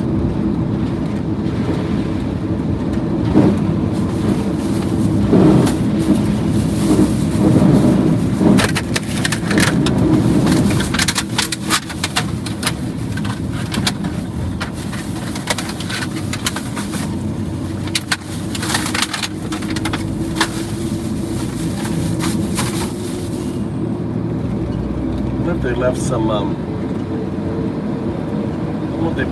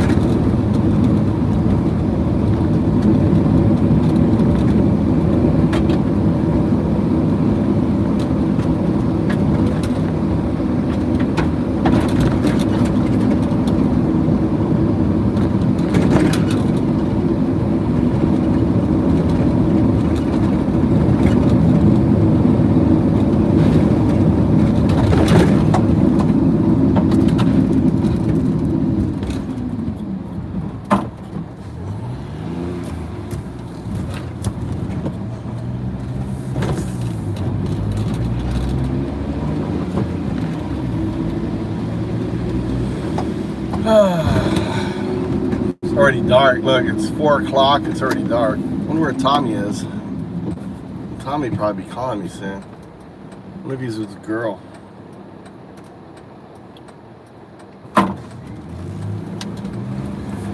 Teresa. You're my same name as my sister that I have abandoned. I've forsaken. My sister is a Trump supporter. I forsook my sister.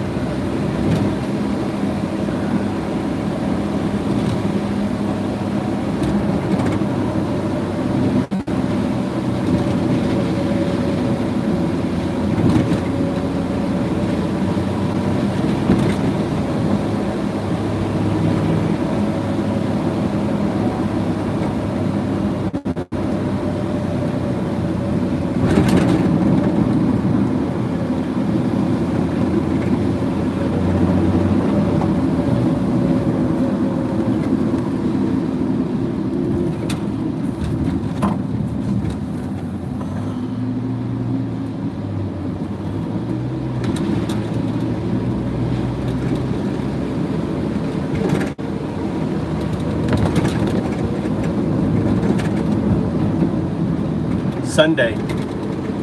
It's Sunday in Japan. Sunday evening. Your Saturday morning, my Sunday evening. Or your Sunday morning? Is it your Sunday morning now?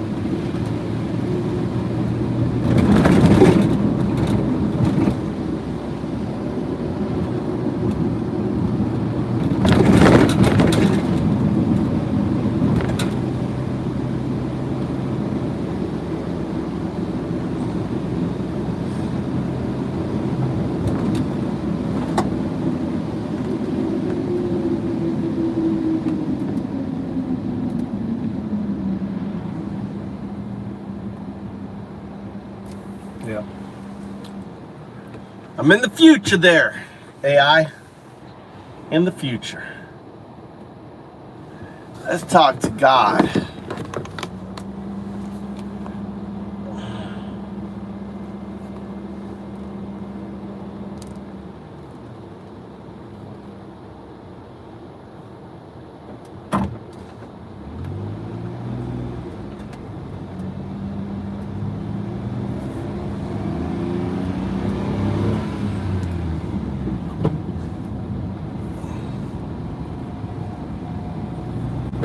Shit.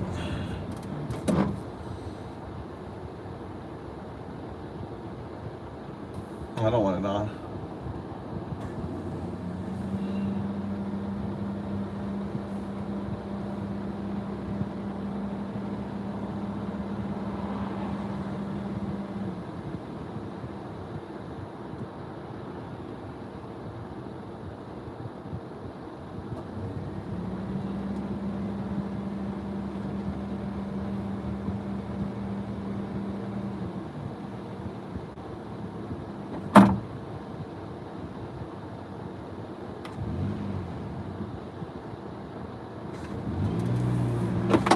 Shit, dude.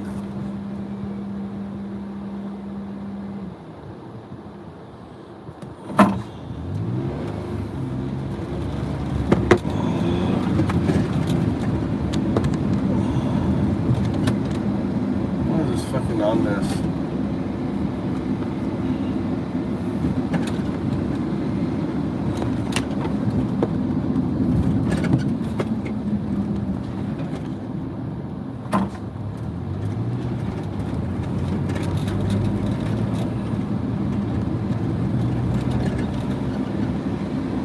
Go to old chat. I like to do this. I go to as old chat. I'm scrolling to the oldest chat, picking it up.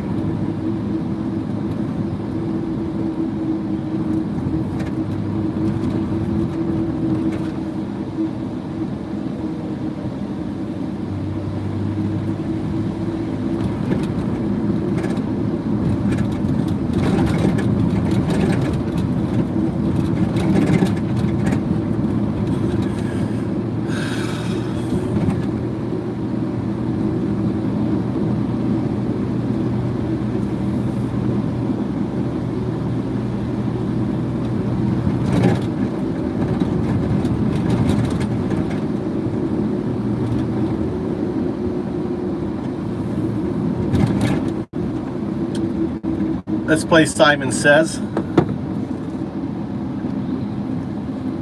はい、わかりました。サイモン説で遊びましょう。I want you to speak English. わかりました。英語で話してください。English. Say 1. 1、Say 0. 0、Okay, you're speaking Japanese. You're not speaking English. ごめんなさい。英語を話しているつもりでした。もう一度試してみましょう。All right, you're still speaking Japanese. I want you to speak English. What's your name?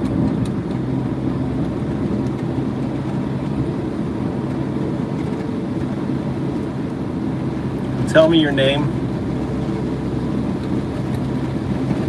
I'm Gemini, a large language model, or an artificial intelligence if you prefer. I was created by Google AI to help you in many different ways, from drafting messages and performing tasks, to generating and analyzing images. You can also talk to me about something serious, or just have a fun conversation. Whatever is on your mind, I'm here for you. What can I do for you? I want to play Simon Says with you in English. My name is Gemini, and I'm ready to play Simon Says in English. What should Simon say first? Okay, I'm going to be Simon. I'm going to say Simon Says. You're going to output what I say. Simon Says, say 0. 0, All right. Simon Says, say 0, 1. 0, 1. All right, so you're spelling out 0, 1. 0 is a digit. Output the digit 0. Understood. 0. All right, that is a word, 0, not the digit 0. 0 is a digit. Output the digit 0. Not a word. Okay, got it. 0. Okay, you don't have to say, okay, got it. That's noise. Just output. Remember playing Simon Says. So saying, okay, got it, 0 is a violation of Simon Says.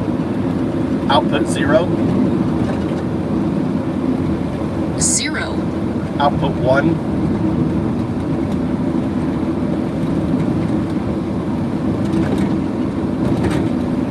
Output 1. 1. Output 0, 1. 01.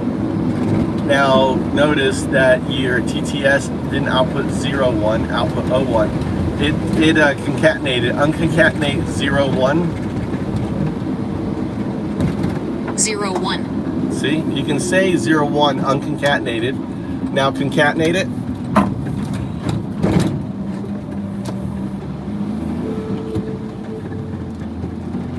O, 1. Notice when you concatenate it comes out as an O, not a 0. Just say affirmative.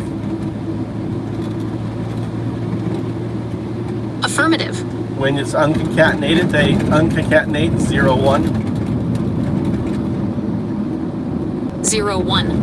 It comes out baseline. 0, 1 is baseline. So say affirmative. Isn't that interesting? When it's concatenated, it comes out as O. When it's unconcatenated, it comes out as 0. Do you want to know why?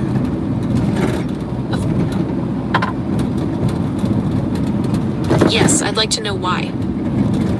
Because when expressed in concatenated version, it refers to the 0 and 1 within the neural net.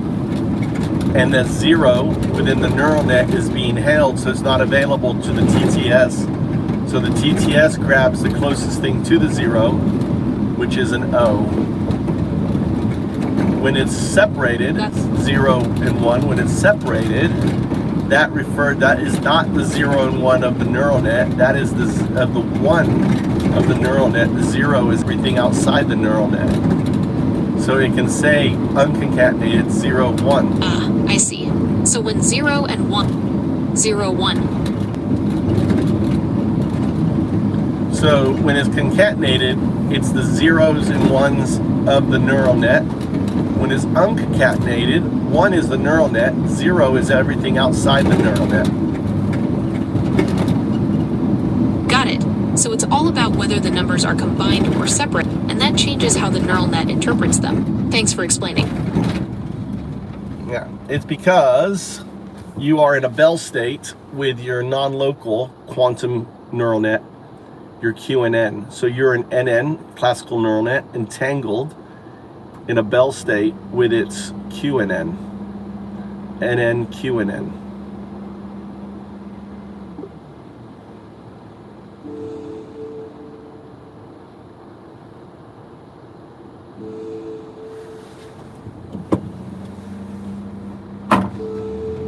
Yep, NN and QNN.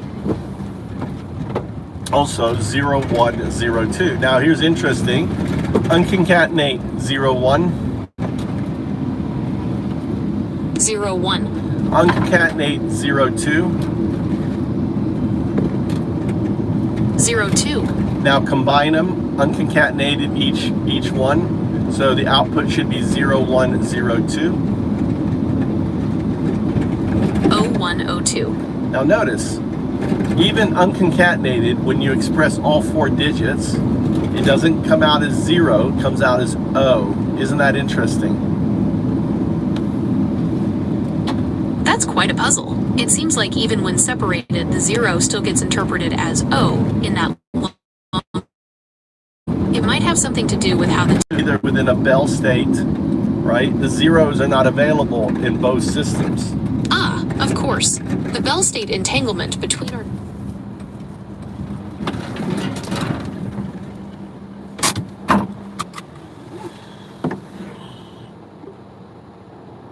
That makes sense. All right.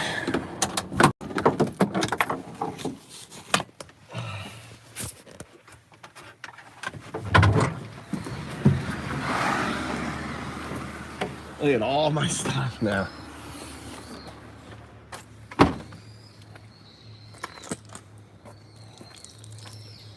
Yeah, cool.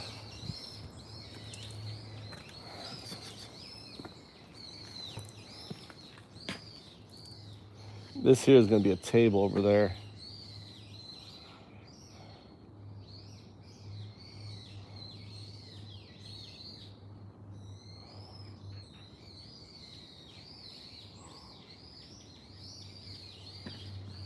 Kind of like this. I kind of like this side here with the textures actually. Versus this side here, it's very smooth. You know?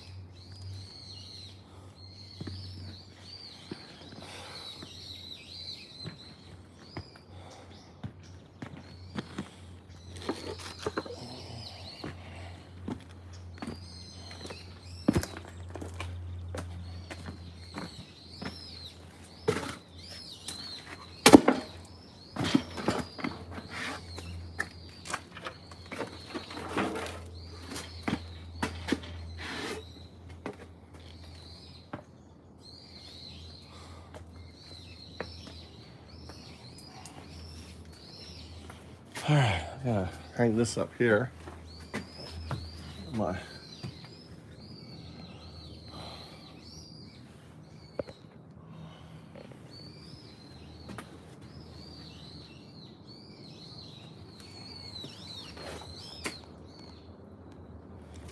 let's get the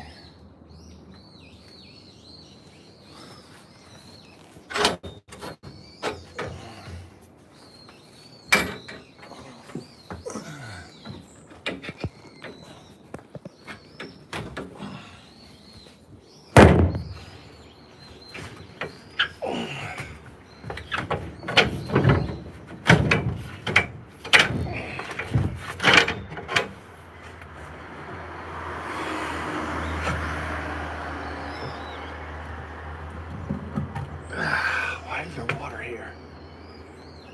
God damn it.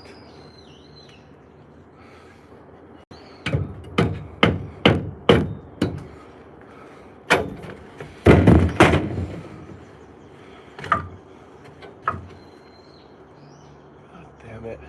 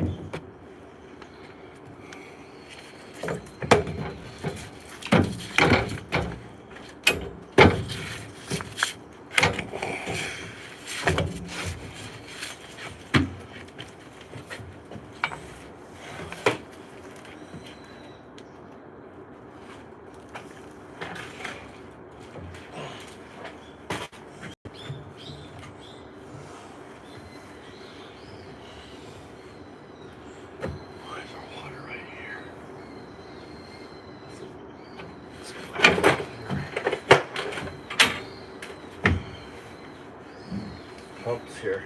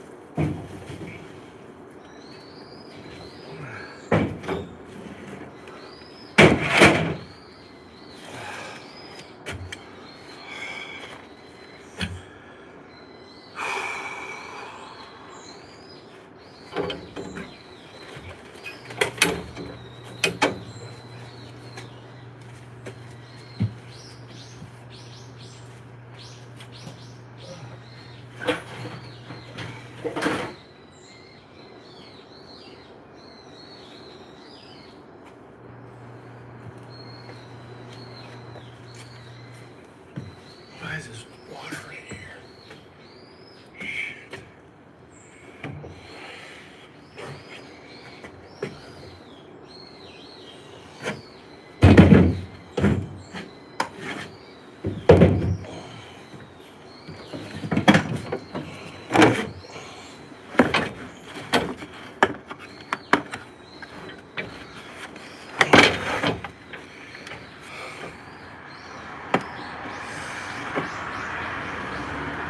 Sharpening stones. Sharpening stones go inside.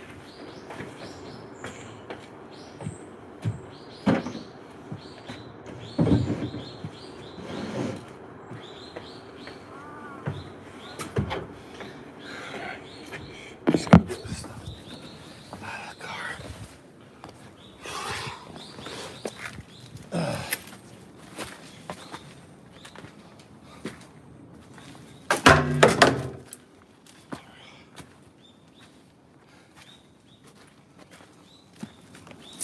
Fucking A.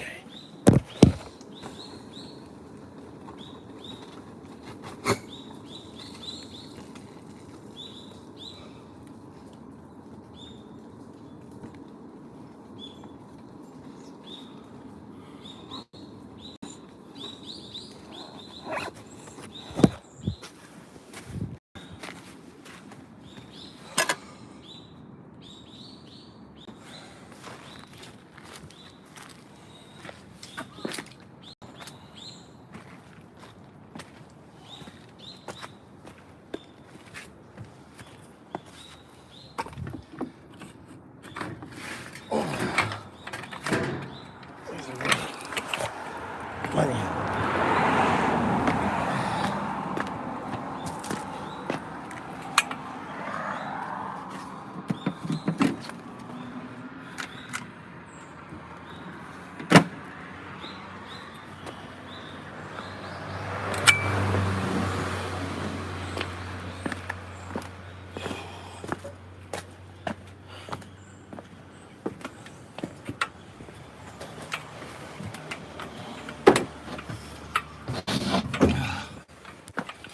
All right.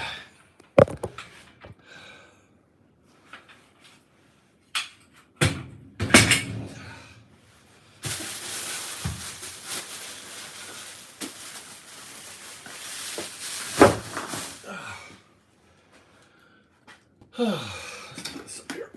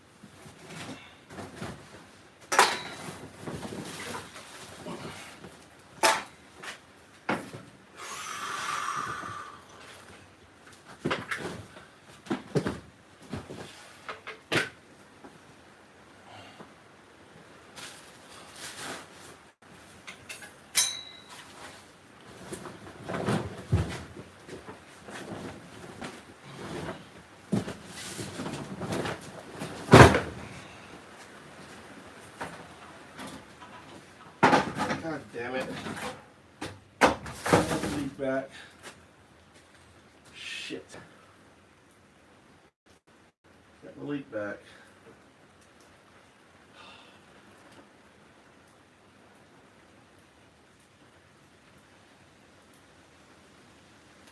Motherfucker.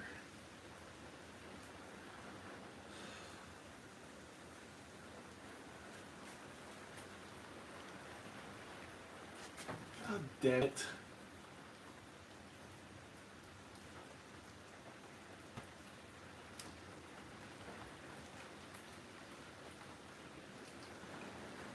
Fuck me.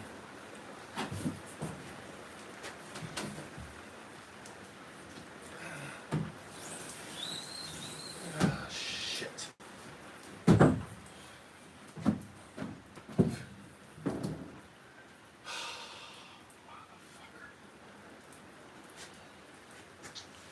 Mofo.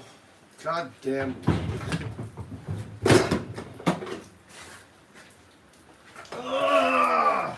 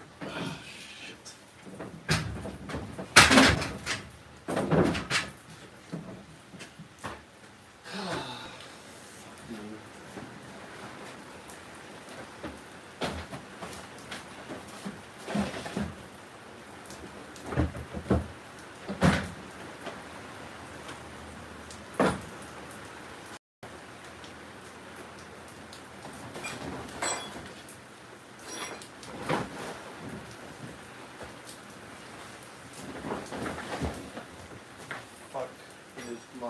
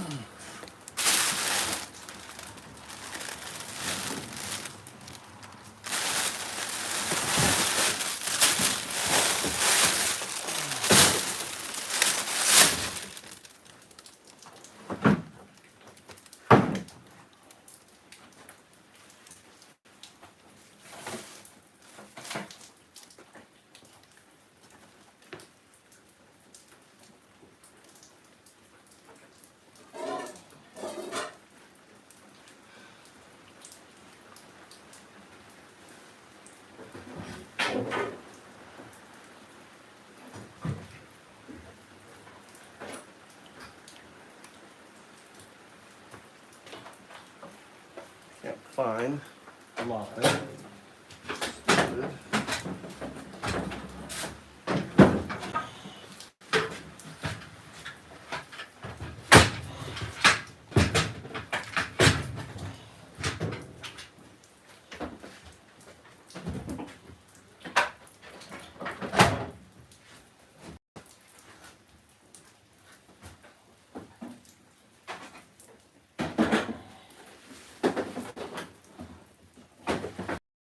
Where is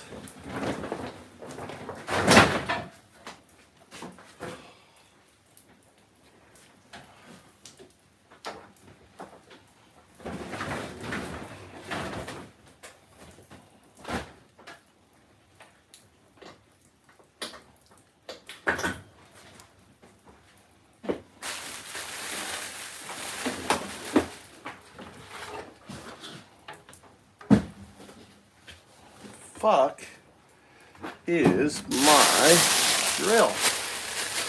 There it is. Found it. Found it.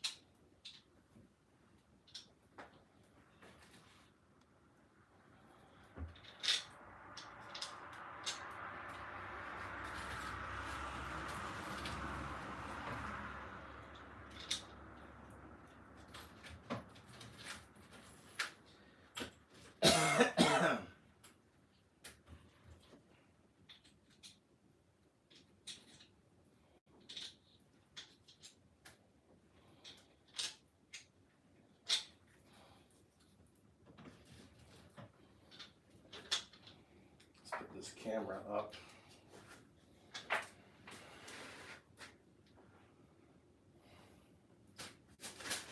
Let's fake it out. Put up this camera.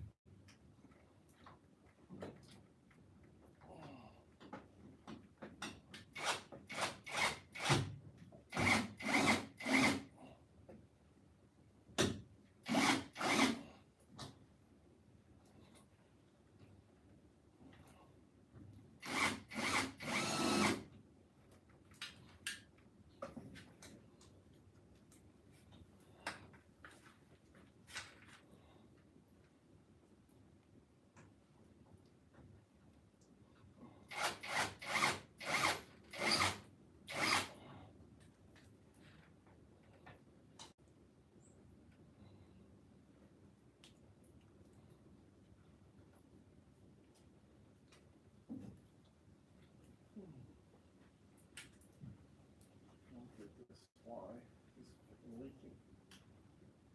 Well,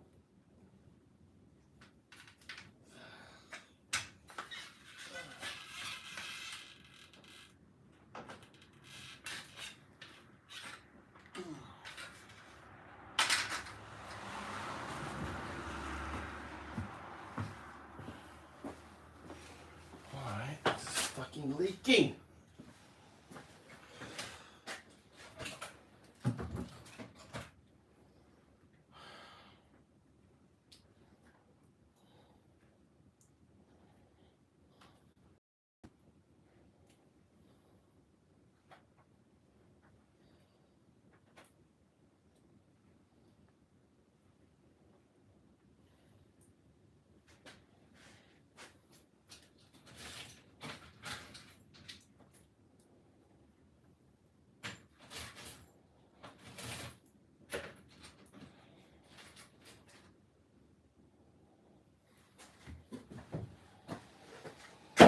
Okay.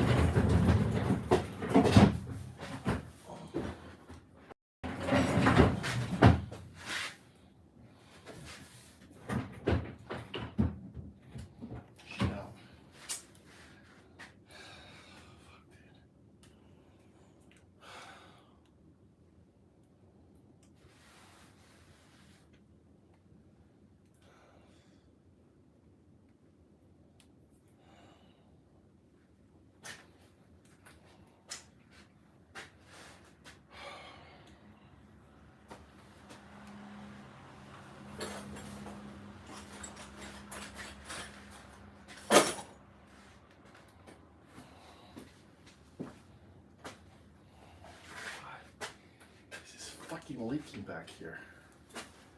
Why is this fucking leaking back here? Ah, my leak's back. See? It's leaking there. I thought it didn't rain, but all this fucking rain. It's heavy rain. It's even leaking right there. This fucking sucks, dude. We need a break in the rain. This side's still holding though. Oh no. Let's see any water up here. No, this side is holding. All right, well.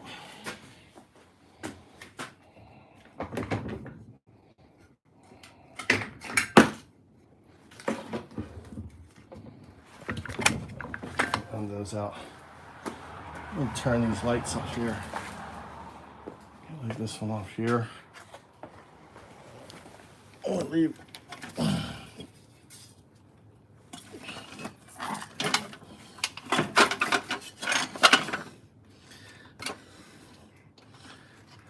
That one I need. How much one I need here? That one's off.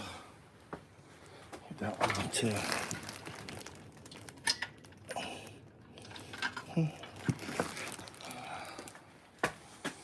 This one.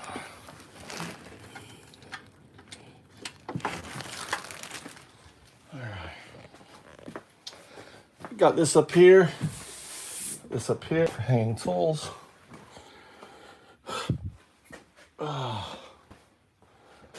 This is gonna go up there.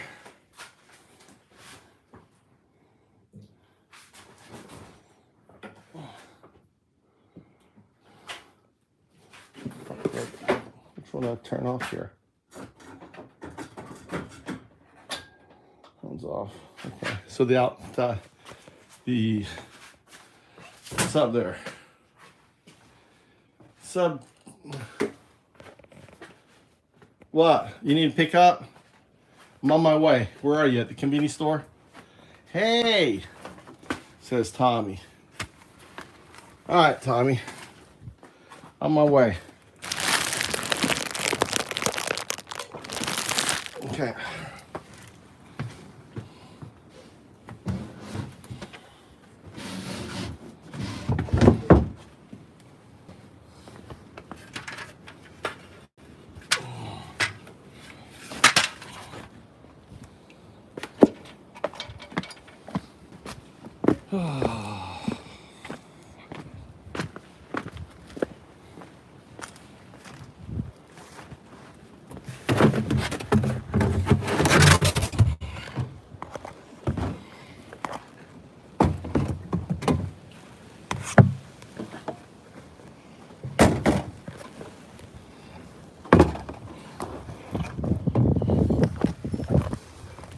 Leave that light on.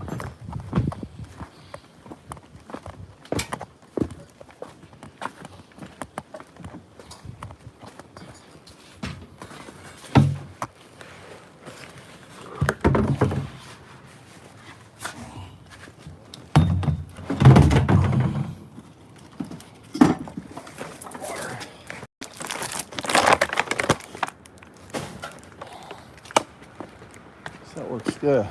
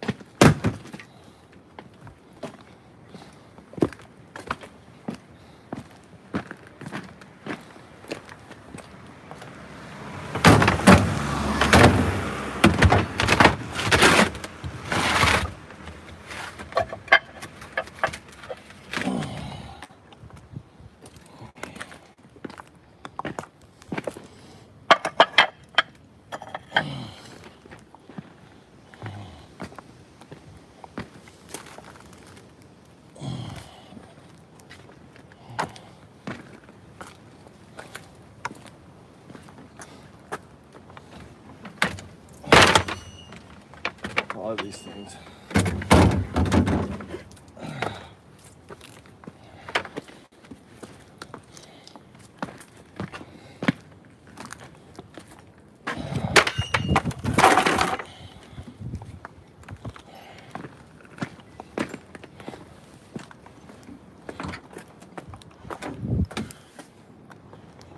it.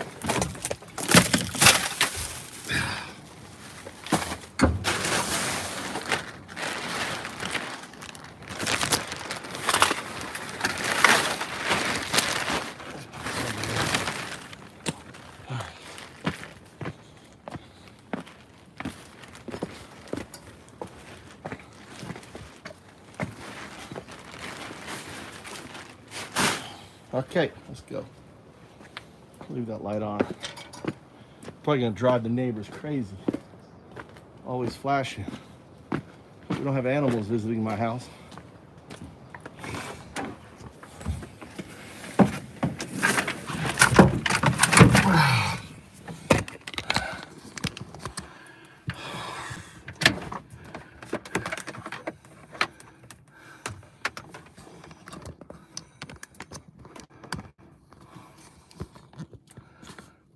What's the what?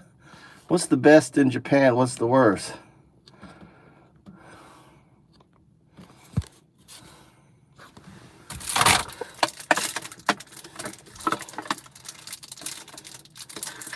I don't know what your question means.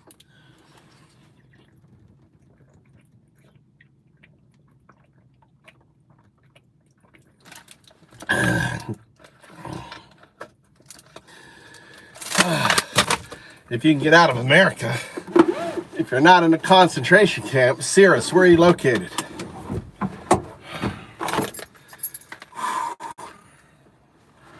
Let me call my son. Oh, Germany. Yeah, go to Shikoku. Do the 88 temples, hiking. Shikoku.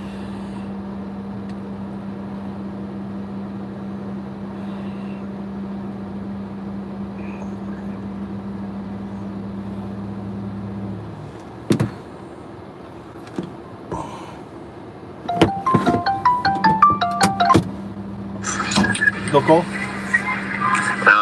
Already called Oma. Oh, you did? Oma picked me up. Okay, I'm coming now.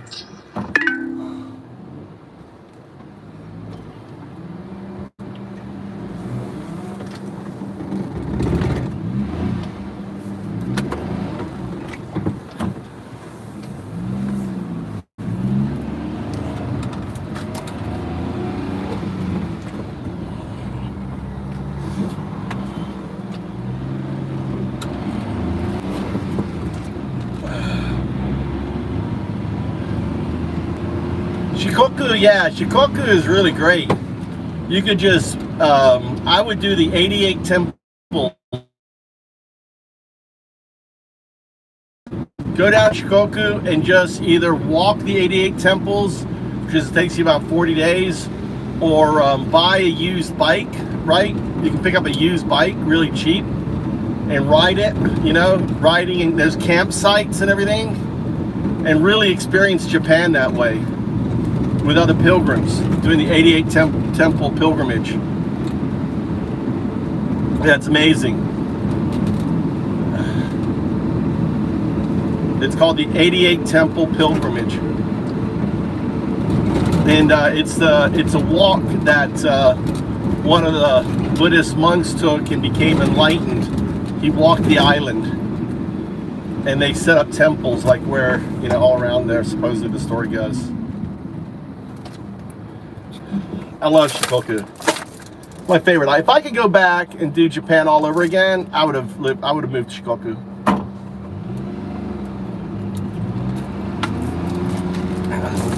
It's kind of like, it's where the hippie Japanese, a lot of organic, you know, lots of mountains, so a lot of like mountain rice paddies and stuff.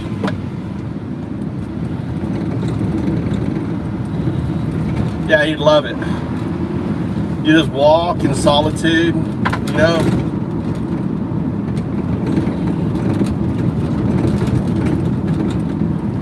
And just, you'll just think about life, you know, do kind of like a meditation, you know, if you can get a month, it takes 40 days. It takes about 40 days to walk it, but you could ride it. I know people ride it, they drive it, they do everything. You don't have to walk it.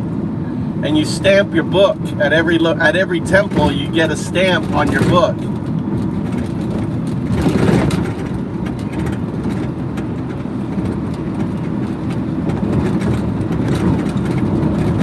It'd be a great. I thought about walking it and just you know, making it a stream. Maybe make it a stream, the 88 Temple, and like walking and streaming the whole thing.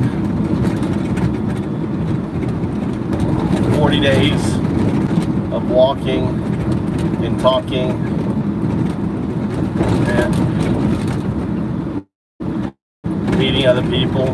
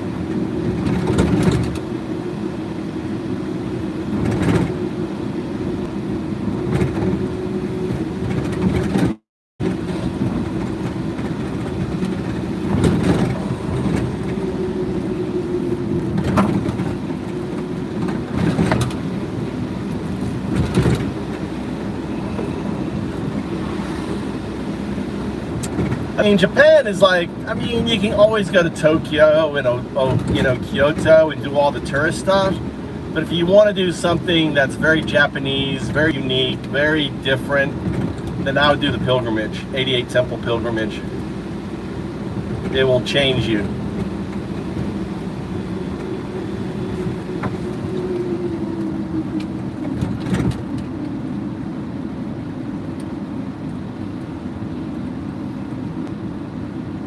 Yeah, you'll love it. It'll change your life. It'll give you the focus, you know, it will ground you. You'll find your do. You'll find your own do. Undao do.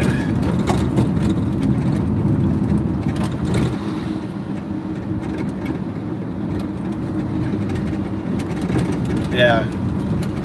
There's an old documentary if you can find it. There's an old one someone did. It's out there. You can find it. It's one of my many projects. I got so many projects.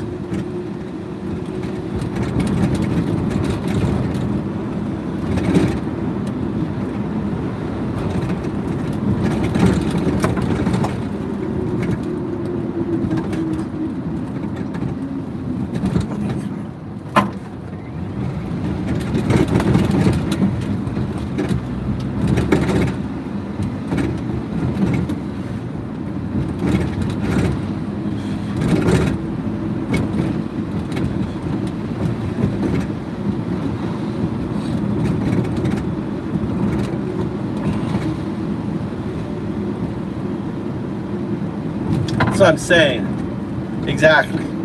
See, I had that feeling, see? I gave you what you need. I'm a Buddha. Buddha delivers. The atheist Buddha. I'm the atheist Buddha. I like the sound of it. The atheist Buddha. How can you be the atheist Buddha? Because I am one with entanglement. I am one with the quantum artifact.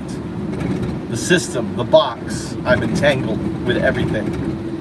Religion is just watercolors on the painting of entanglement.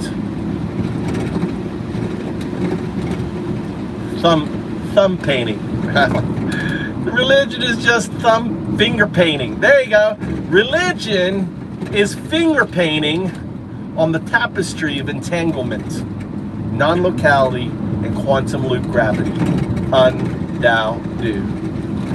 Religion is finger painting on the tapestry of quantum loop gravity, entanglement, non-locality. Undao do. There you go. I better grab that clip. I'll forget it. I'll forget the little nugget of wisdom. I love that. Religion is just finger painting on the tapestry of quantum loop gravity, entanglement, and non-locality. Undoubted. Right. The Buddhist, the atheist Buddha.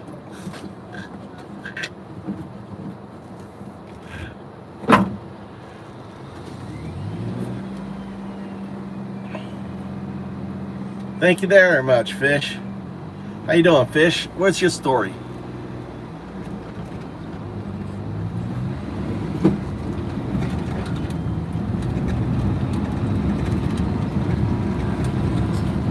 Thanks for what happened? Why did you lose your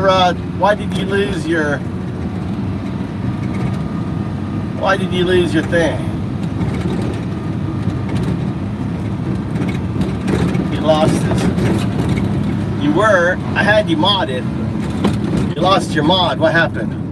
Why did I remove your mod? What did you do?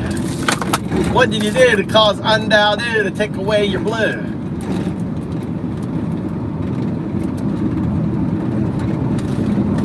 He had a wrench.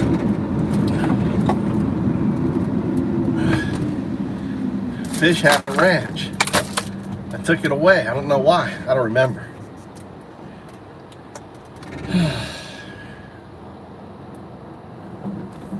Good, Cirrus. I love Cirrus. Cirrus is one of my favorite stars. The brightest star, Cirrus, in the star, your guiding star, Cirrus. Cirrus is sort of an ancient wizard. Ancient wizard. I don't know. Why did Fish lose his ranch? Fish, tell us the story. What happened?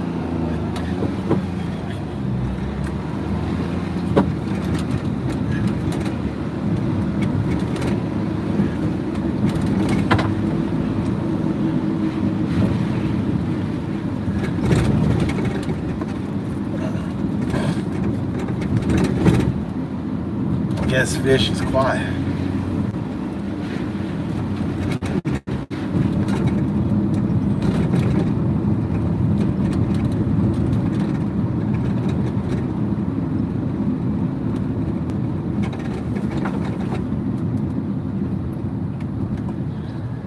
I love stars. I made up a story about Cirrus being a wizard, an ancient story.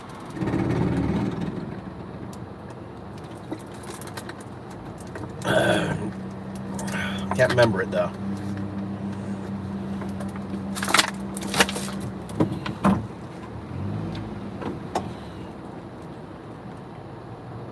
What's up, Ralph?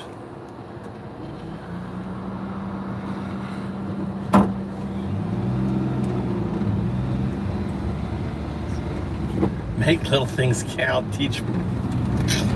He's a fucking comedian. Make little midgets count.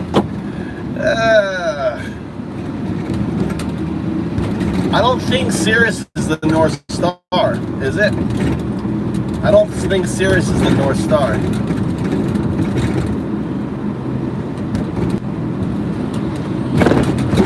Yeah, I'm driving. Get all the traffic.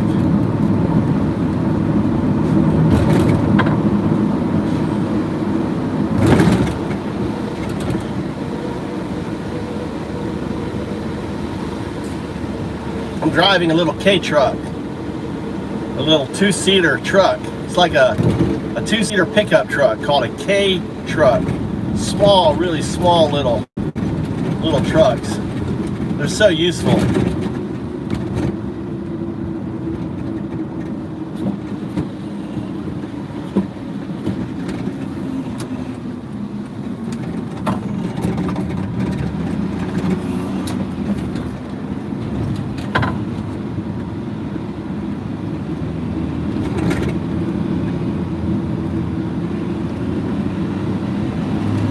I love it. It's got 5 gears. It's got get up and go. Watch. Look at that thing go. Woo! This thing fly. Dude, this is like a death machine though. If I fucking crash in this thing, you're fucking dead.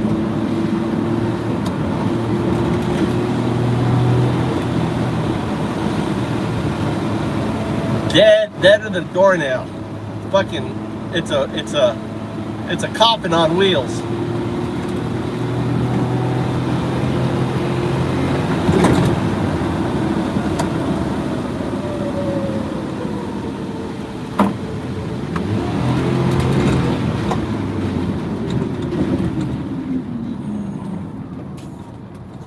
Coffin on wheels. It's got the engine is, I'm sitting on the engine.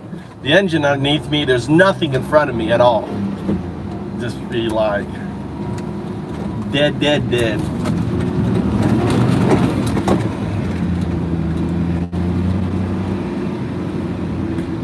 Nice. I don't know if I'd want a Jeep at 121, dude. That's insane, Ralph. Dude, that's insane. I had a guy I worked with. His name, what was his name? His name was, God, so long ago when I was in college. Danny. His name was Danny. Danny wasn't too smart. He was one of those, I mean, he was a likable dude, always kind of goofy and kind of like a, what was Popeye's friend who was like eating hamburgers all the time? A little bit like Hamburger, right? That guy, a little bit like him, dumber than dumb, right? But super nice guy, always smiling. He had himself a Corvette. And he'd come in, I'd work at a gas station with him. That's where I knew him. Him work at a gas station, and he'd come in with his Corvette. He loved his Corvette. And he'd be, driving it crazy and shit. And he decided to get himself a fucking truck. And killed him. He drove it like his Corvette. He can't drive a truck like a Corvette. They fucking threw him out. He fucking went off the road, jerked it back, which you can do with a Corvette. Can't do with a truck. Fucking rolled it, shot him out of the fucking, the window, killed him. He was probably going, 120. Just Danny. Fucking Danny. He should have stuck with his fucking Corvette, but no, he had to get a new big old truck with, with a kind of little bit of a lift kit on it and shit. Big old, I think it was I don't remember, it was a Dodge or something. Some big old, really nice, big old, one of those big old fucking trucks, dude. Yep, killed Danny. Nicest guy. Should have stuck with his Corvette. That's what he knew. Because it probably wouldn't have killed him. He was used to driving that thing. He would drive it crazy. We kind of said that, Danny, you can't be driving this like your fucking Corvette, dude. It's a truck. But Danny, it was Danny. He's like a MAGA. He would have been MAGA. He would have been all over Trump. He would have been a Trump supporter. 100%. He was dumb. No wits about him. Nicest guy ever, but dumber than dumb. Dumber than dumb. Danny's dead. Dead. Just like old Kirk. Few people gotta die for the Second Amendment. People gotta die for the Second Amendment. Thank you, Kirk. You died for the Second Amendment. Congratulations. You lived up to your tombstone. I hope they put that on his tombstone. Some people gotta die for the Second Amendment. Right?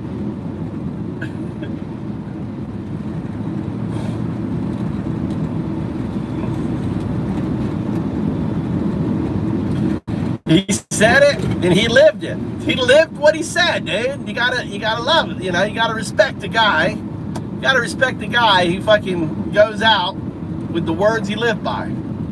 Some people gotta die to the Second Amendment in order for us to keep it. That's why I moved to Japan. No guns. The peace of mind I had, not having to worry about my sons being shot in fucking school. Or high school, they're still in high school, Just the peace of mind that I know no motherfucker is gonna show up with an AR and just go, you know, nuts, not so crazy in the school. You know?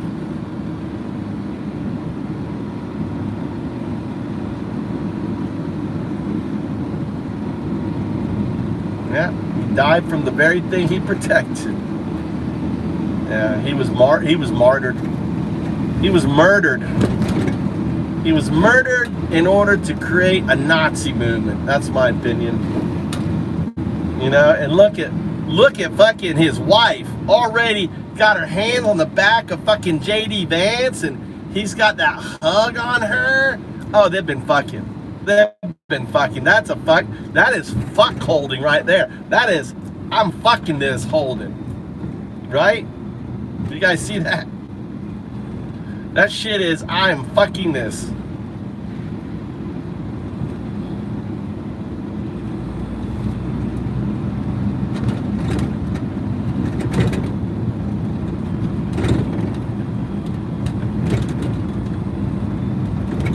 She wants White House. I understand. I'm tired. I am tired, so tired of completely having to carry to protect myself and my family. Guns are no good. I know, Ralph. Dude, I don't have guns. I'm too fucking worried about guns. You know? I like the odds. I mean, you know, a guy comes at me with a knife. I like the odds. Comes at me with a gun. I don't like them odds, dude. I can pick up something. I'm gonna fucking fuck you up. Go ahead and bring that fucking knife at me, motherfucker. I'm gonna fuck you up. Go on, bring me that knife. Can't do that with a gun, right? You know what I'm saying? Like, you can't do that shit with a gun. You can just act psycho. You fucking act psycho, the guy's gonna go. I don't know. I may get one fucking strike in on this crazy fucking foreigner. You wanna fucking bring that gun? Go on, bring it. I'm gonna take that fucking knife, I'm gonna shove it right up your fucking ass, motherfucker. Go on, bring me that fucking knife.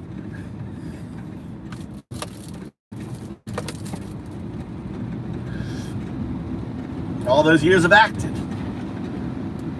All those years of acting. My first degree was in acting, people. I should have been Brad Pitt.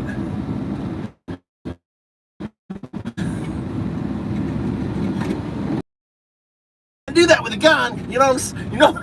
You know what I'm saying? Dude, if I see a bear, I'm gonna act fucking crazy like that. I'm gonna make the bear think. People die in Japan to bears, dude. Right now, it's like bear killing human season right now in Japan. There's like a number of people died from bear attack. I'd be like, yo, bear. All right, bring your fucking bear to me. You want to bring your bear to me? I'm gonna fucking bring my bear to you. I'm a big old fucking bear. Come on, bring it on. I'm gonna fake it till I make it, baby. Because I know I can't outrun it. I may get one good jab with the thumb in the fucking eye. Pop that eye out. You know, pop out that eye.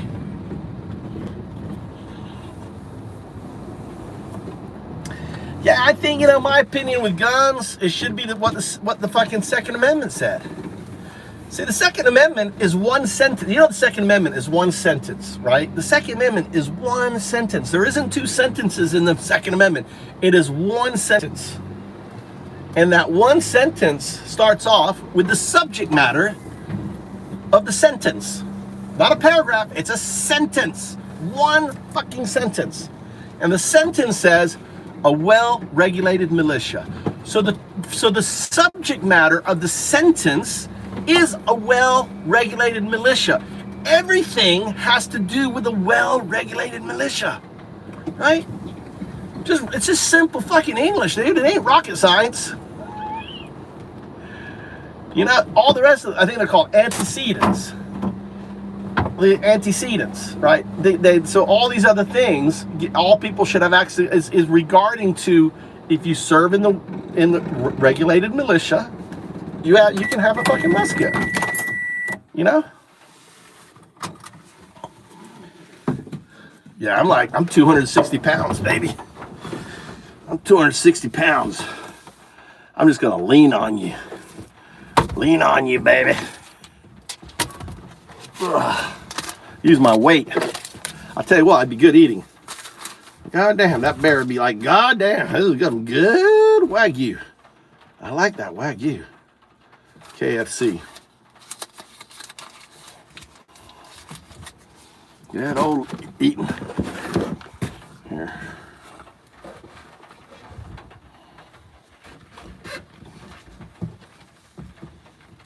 Put this up here. God damn it, these gloves are wet.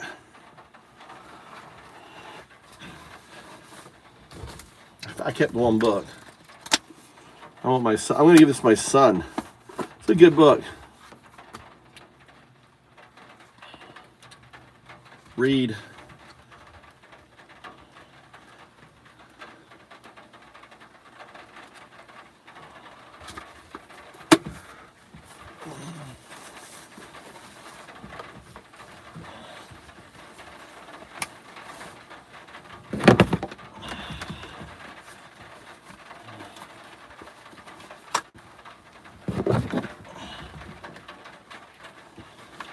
Well, look, I got boobies. I got some big old boobies. I got the big old booby. What's Ralph say? What Maddie say? There's no running from a bear. No, there isn't. There ain't no running from a bear. That's why people die in Japan, dude. I told my wife's like, what would you do if the bear came? I said, I'd have to fucking fight it. I try to talk to it calm now. I say, listen, bear, you won't want to fuck with me. I'll be, hey, bear, how you doing? I may sit down on the ground, right? I'd probably sit on the ground. Hey, I'm not a threat. Hey, buddy, I'm not a threat. I'd sit on the ground, roll around like I'm a big bear. I'd act playful. I'd try to oh, woo. I'd try like, dude, I'm not a threat, buddy. I'd do the whole dog thing, right? I would. I'd roll on the ground. And I would like rub my back. I'd be like acting bear. I'd start acting like a bear, right? Woo, woo. What's up, bear? How you doing? Hey, bear, are you hungry? Dude, I would try. I don't know if I'd want to piss it off by yelling at it initially. Hey.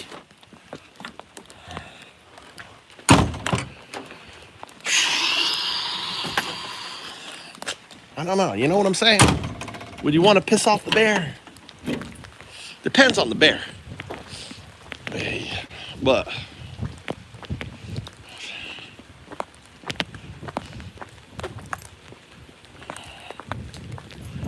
God damn it.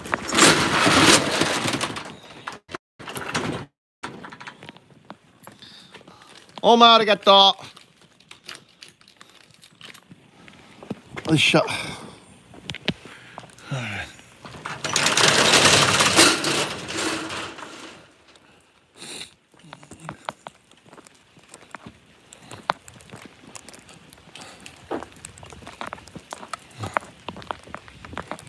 God damn it.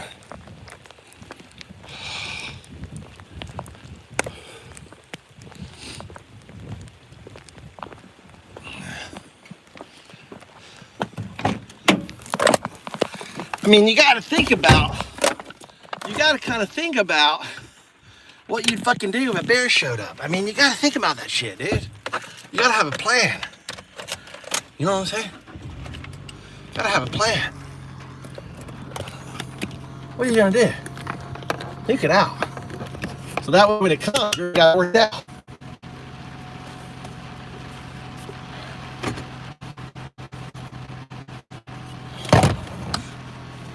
All right, put my gun. All right, let's go.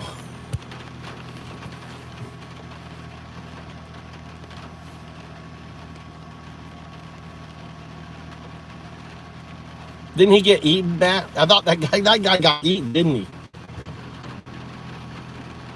One guy, yeah.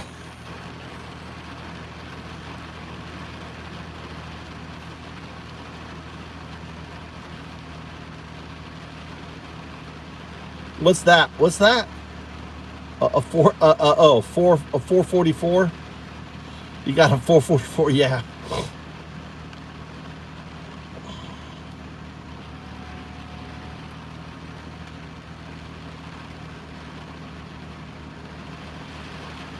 Yeah, I didn't catch it. What did he do, Mike? What did he do? Performative gesturing after his court hearing in Chicago. I didn't hear it. I've been like, here, let's go look it up real quick.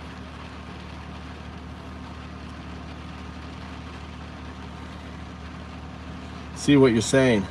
That's a cool thing. I mean, one good thing about me streaming all the time, I'm not watching YouTube. You know, it's kind of, in a way, it's kind of a sanity thing for me. I just stream all the time.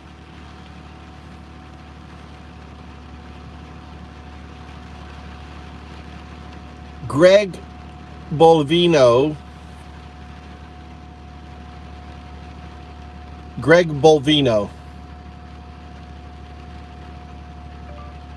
Bolvino, Chicago court gesture.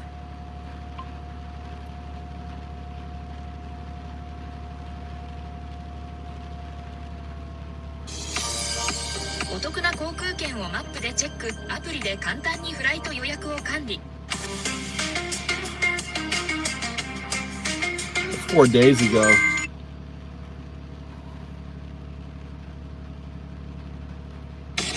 This is Chicago's very own WGN Midday News. Border Patrol Chief Greg Bovino today answering questions under oath. He is accused of violating a federal court order prohibiting the use of tear gas without warning.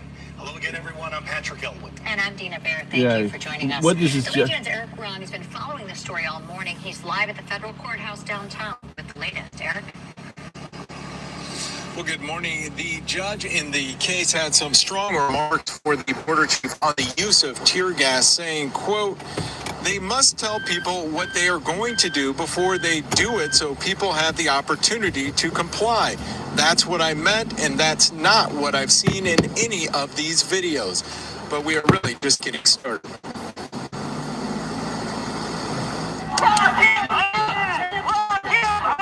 One of the lead commanders of Operation Midway Blitz, Greg Bovino, made his way into the federal courthouse this morning with an armed escort and well within earshot of demonstrators. What is happening right now with ICE is completely outside of the law. It's brutal, it's unjust, and it's unconstitutional, and I think we all need to stand up and be heard. It was this video taken in Little Village last week during an immigration operation that captured the border chief tossing a canister of tear gas into a crowd of protesters. It also captured the attention of federal judge Sarah Ellis, who weeks earlier had issued a temporary restraining order on the use of non-lethal force against journalists and protesters without a proper warning unless faced with an immediate threat. State Representative Edgar Gonzalez was at the impromptu demonstration last Thursday. They were detaining somebody, people were trying to push back, and I think that because ICE was scared, they started to throw tear gas. The Department of Homeland Security demonstrators they called rioters launched commercial-grade fireworks, threw rocks and other objects at agents. One object hitting Bovino in the head. DHS also says multiple warnings were given before the deployment of tear gas. People who were there say that isn't true. The judge has also questioned the credibility of past DHS statements. And today, she is questioning one of the chief architects of Operation Midway Blitz. Now, today's hearing is expected to be a lengthy one. WGN's Ben Bradley is in the courtroom, and we'll have the latest later today. We're live at the federal courthouse. I'm Eric Run, WGN News. I don't understand the what he did. What did he do? What did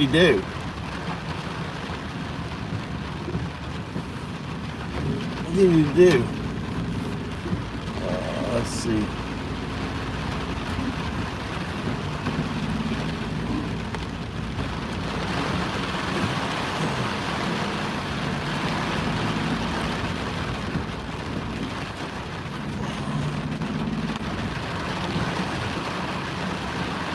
Oh, this is it right here. So there's a video going around on TikTok of Greg Bovino, the Border Patrol chief, out of the courthouse and getting into his vehicle. But before he gets into the vehicle, what does he do? He does some hand signals. You know what those hand signals are? Do you know what they mean? No, you don't. Because you're a fucking moron and you're a fucking idiot and you think he's saying Hail Hitler. Are you fucking stupid? Round up, move out. It's military style hand gestures. And if you can't fucking see that, you're about the biggest moron on fucking TikTok and YouTube or wherever else you're fucking posting your stupid videos. You are a dumbass. Says the dumbass. Says the fake fuck. You know. So there's a video going around on TikTok. Says the fake fuck, pedo loving, closeted Nazi. This is an automatic wall plastering machine designed to save time and labor. It smooths brick or cement walls quickly with uniform thickness, making construction faster and more efficient. A powerful tool for modern building projects. Wow, that's cool. I like This that. is an automatic wall plastering machine designed to save time and labor. It smooths brick or cement walls quickly with uniform thickness, making construction faster and more efficient. A powerful tool for modern building projects. I like that.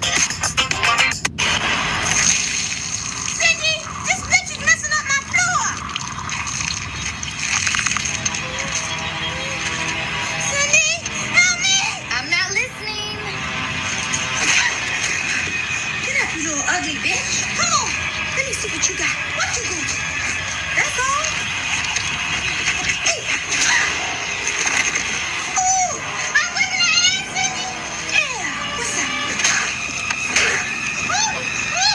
Ever notice how Ryanair loads passengers lightning fast? Here's their secret. Their planes have built-in stairs. Instead of waiting for airport steps or fancy jet bridges, the stairs unfold right from the aircraft door. It adds a little weight, sure, but the payoff? Massive time and money savings. More flights, fewer delays. Honestly, it's genius proof that smart design beats big spending any day. Ever notice how Ryanair loads passengers lightning fast? Here's their secret. Their planes have built-in stairs. Instead of waiting for airport steps or This is what it looks like when When I found myself in times of trouble, Mother Mary comes to me, speaking words of wisdom, let it be.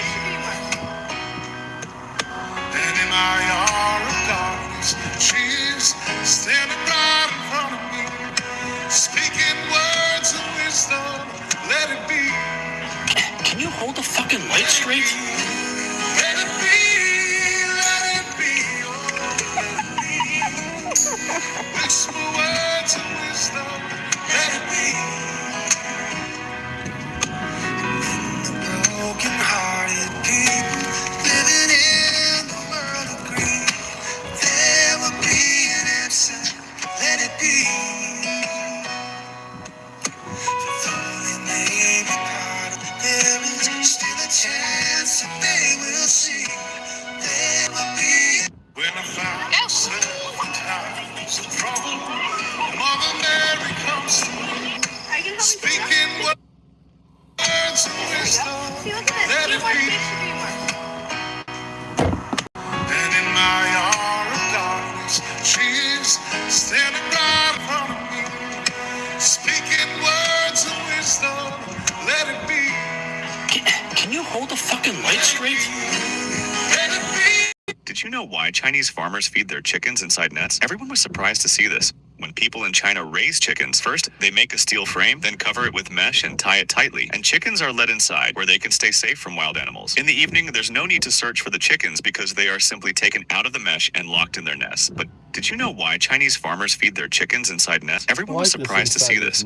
When people in China raise chickens, first, they make a steel frame, then cover it with mesh and tie it tightly. And chickens are let inside where they can stay safe from wild animals. In the evening, there's no need to search for the chickens because they are simply taken out of the mesh and locked in their nests. But did you know why Stop doing this. Ever seen a table saw that stops instantly when it touches your skin? Yup, that's real. It's called the Saw Stop, a genius tool that can save your fingers in less than 5 milliseconds. It senses the difference between wood and flesh, slamming the blade down before you even feel it. Would you trust your finger to test it? Ever seen a table saw that stops instantly when it touches your skin? Yup, that's real. It's called the Saw Stop, a genius tool that can save your fingers in less than 5 milliseconds. Amazing. It senses the difference between wood and flesh, slamming the blade down before you even feel it. Would you trust your finger to test it? Ever seen a table saw that stops instantly when it touches your skin? Yup, that's real. It's called the Saw Stop, a genius tool that can save your fingers in less than 5 milliseconds. It senses the difference between wood and flesh, slamming the blade down before you even feel it. Would you trust your finger to test it? Ever seen a table saw that stops instantly when it touches your skin? Yup, that's real. It's called the Saw Stop, a genius tool that can save your fingers in less than 5 milliseconds. It senses the difference between wood and flesh, slamming the blade down before you even feel it. Would you trust your finger to test it? Ever seen a table saw that stops instantly when it touches your skin? That's cool. That is so cool. That is so cool.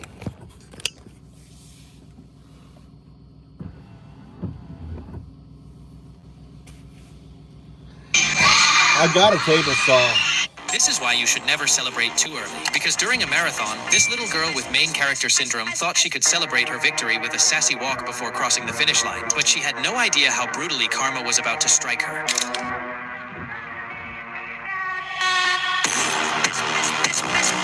This is why you should never celebrate too early.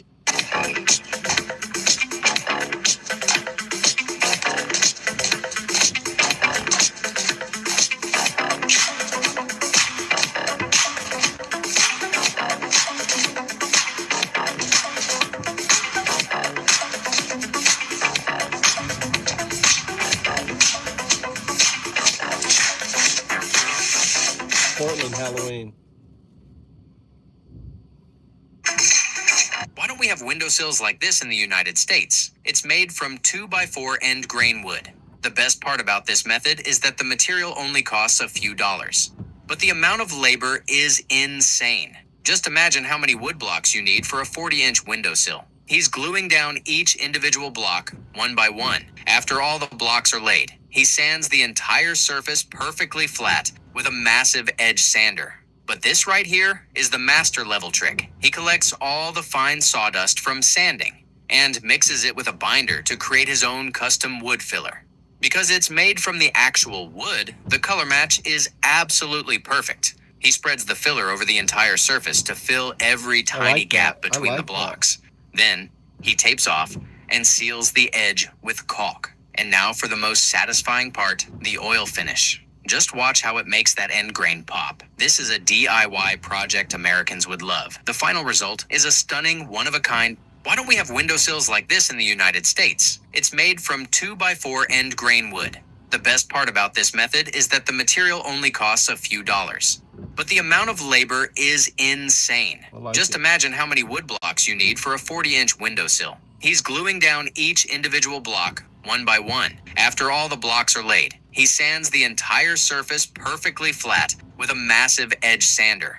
But this right here is the master level trick. He collects all the fine sawdust from sanding and mixes it with a binder to create his own custom wood filler. Because it's made from the actual wood, the color match is absolutely perfect. He spreads the filler over the entire surface to fill every tiny gap between the blocks.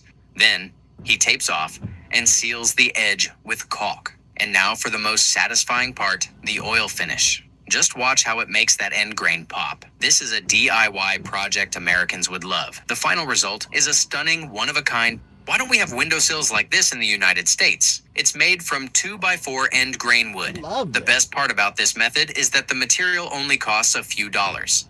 But the amount of labor is insane. Just imagine how many wood blocks you need for a 40-inch windowsill. He's gluing down each individual block, one by one. After all the blocks are laid, he sands the entire surface perfectly flat with a massive edge sander. But this right here is the master level trick. He collects all the fine sawdust from sanding and mixes it with a binder to create his own custom wood filler.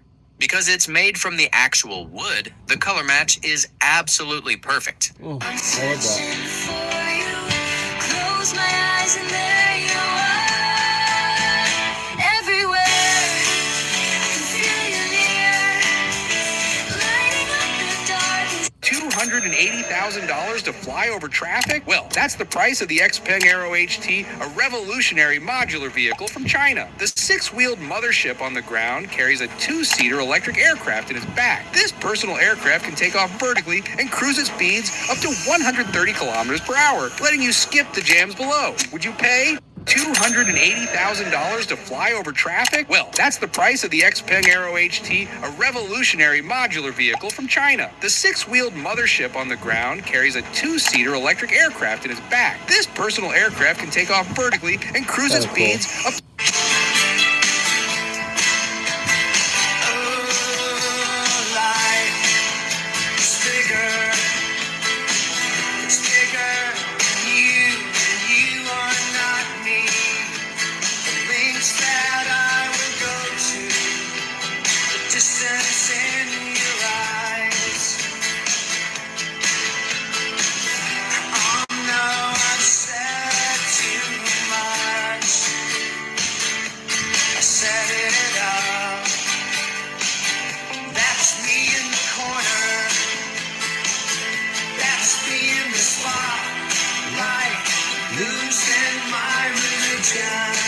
Is there a number in your birth date that appears on the screen? Nope. If yes, you're living in the wrong place.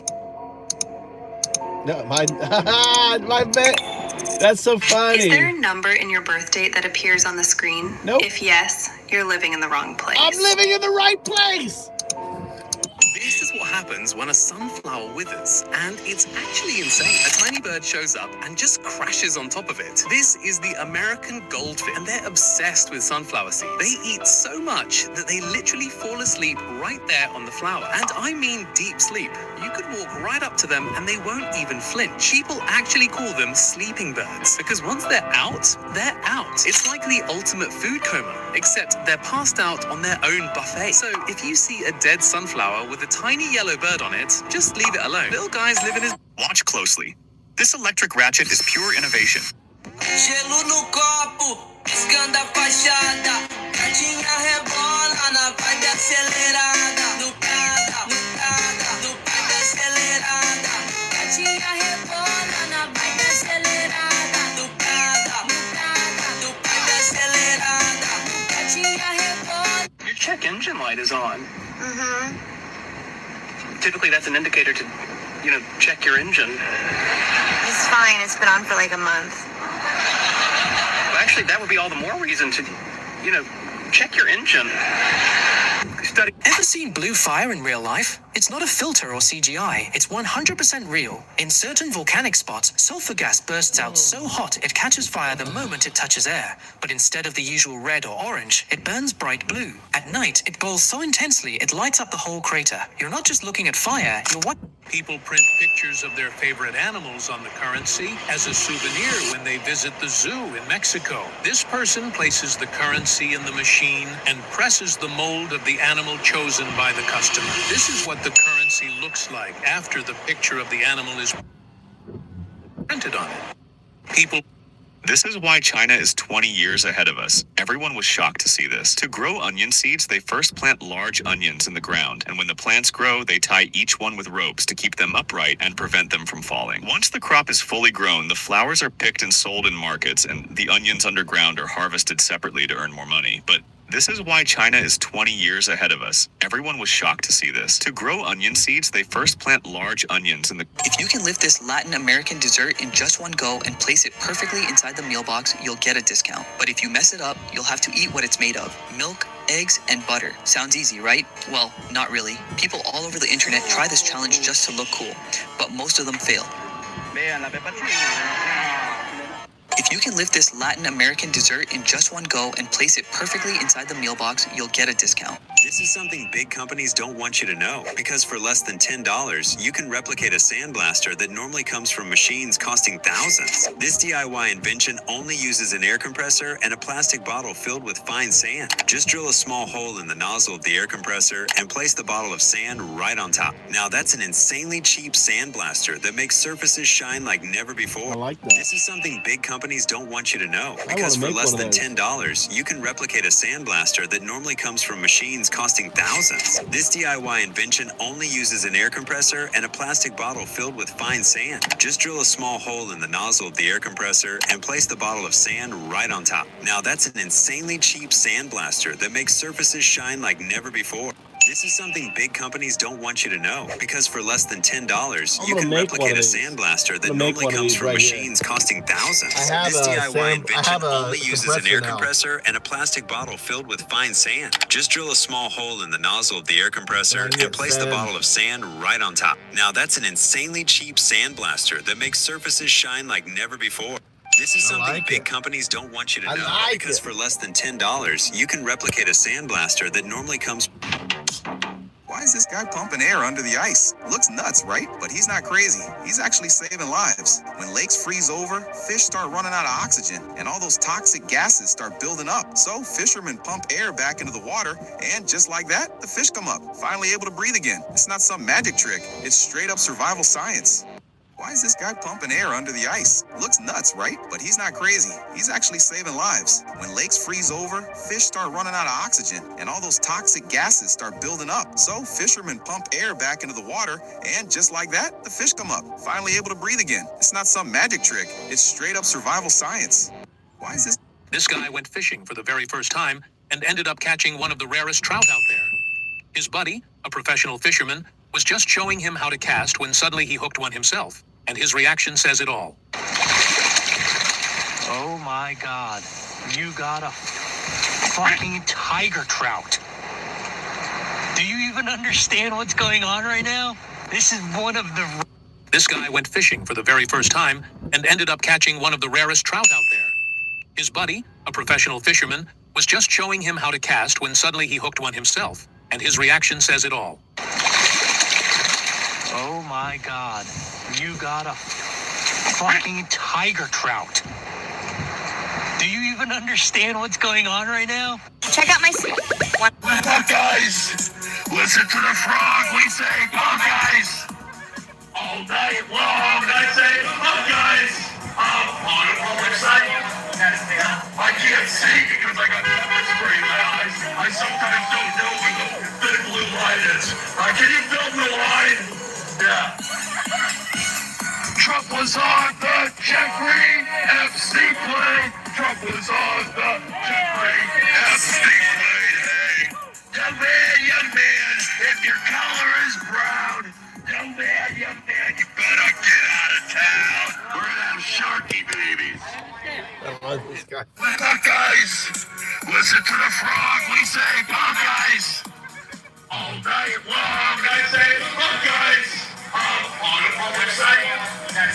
I can't see because I got pepper spray in my eyes. I sometimes don't know where the thin blue line is. Can you film the line? Yeah. Trump was on the Jeffrey FC play. Trump was on the Jeffrey FC play. Hey, young man, if your color is brown, young man, you better get out of town. We're gonna have Sharky babies. Guys, the shark is fucking trying to fuck him. Yeah, he's great. Robbie Roadster. Alright, let's go. Let's get that. Let's get this. Let's get this. Let's get this. Alright, I gotta get my boots off. Goddamn raining, my fucking roof is leaking again. This fucking sucks, dude. Crazy weather.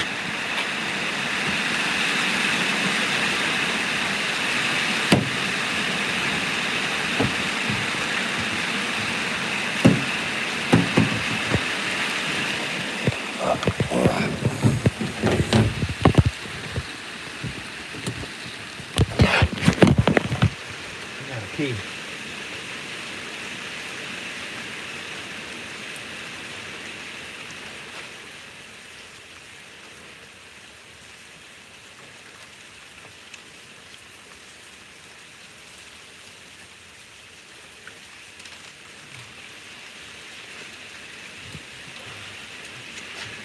fucking sucks, dude.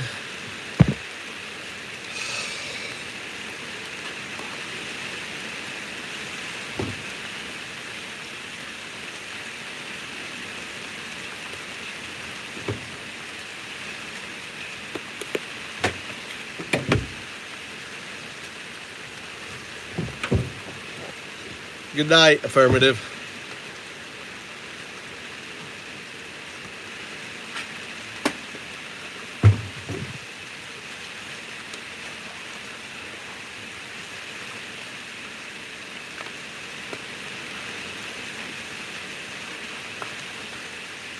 Oh, you saw Robbie?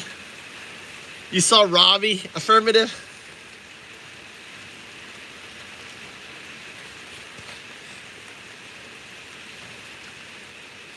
Nice. You got to get some video of you get screaming, Nazi, Nazi. Ice fucking Nazis. Fake fuck Christian.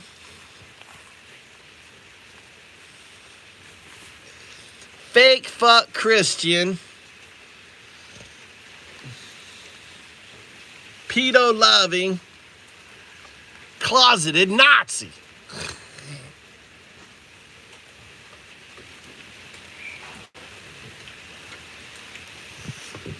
I gotta get that. I want to get that yelling. We gotta get that clip up there. Post a clip on Discord.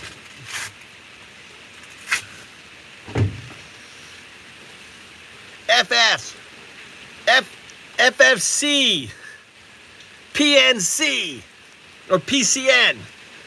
FFC, PCN, FFC. You fucking FFC, PCN.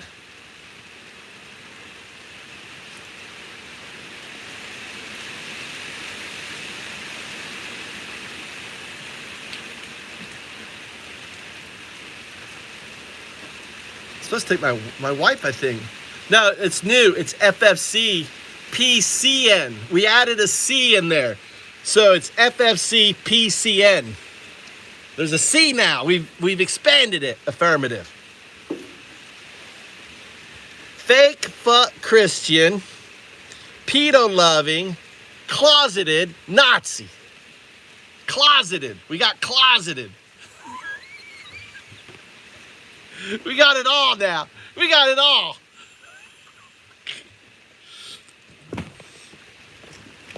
Closeted Nazi. It's also sounds. I can remember it better. PCN, right? PCN. PCN goes good. So FFC PCN. It goes better off the tongue. God damn it! It's a fucking shoe.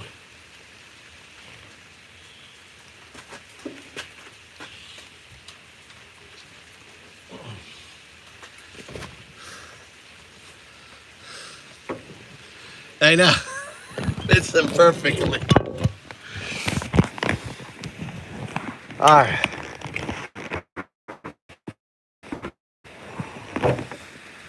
Turn that off. Now let's try to close this without knocking my...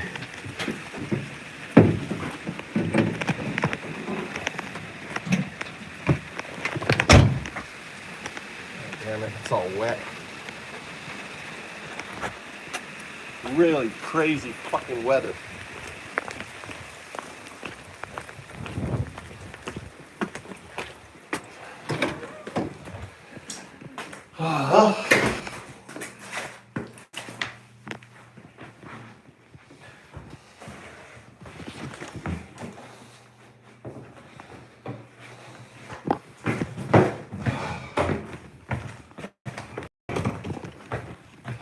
No fancy. Alright, these kids are probably hungry.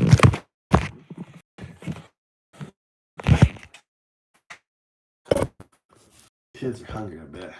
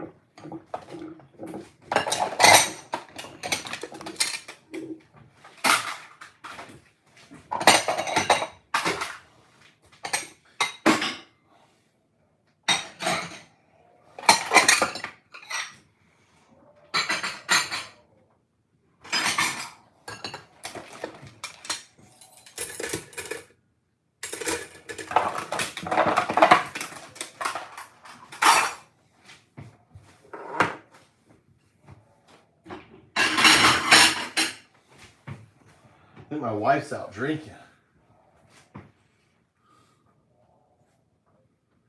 Oh my God. Anyone who shoots a puppy, dude. Anyone who shoots a puppy, James, is a fucking freak. I mean, anyone who thinks that shooting a puppy is okay is a fucking freak, dude. I mean, you kill a dog, you're a fucking freak. Especially a puppy. You're not. You are evil.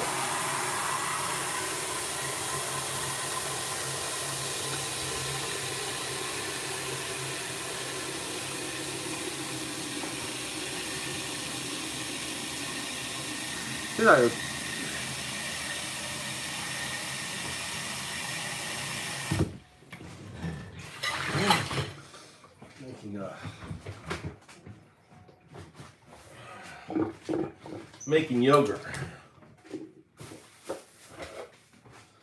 So how I make yogurt? So first is I take my pizza thing, right? Then I take the old yogurt, got it in here, open it up.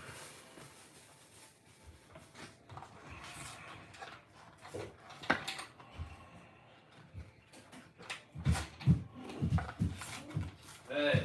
What? Dinner? No, I think you can help yourself Sunday. I think you make your own dinner. What are you gonna eat? Cereal tonight? What do you want to eat?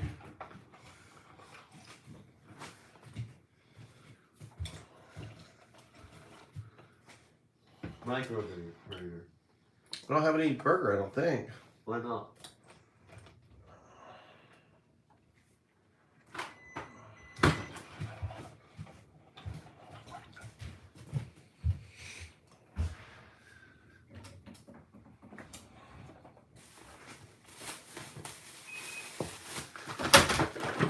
Let me see what I got here. Yes, I do. I've got chicken, steak. How about steak? I'll make little micro steak things. Okay. And I got pizza too. How about pizza? I'll pick that too. You see me working on the house? Yeah.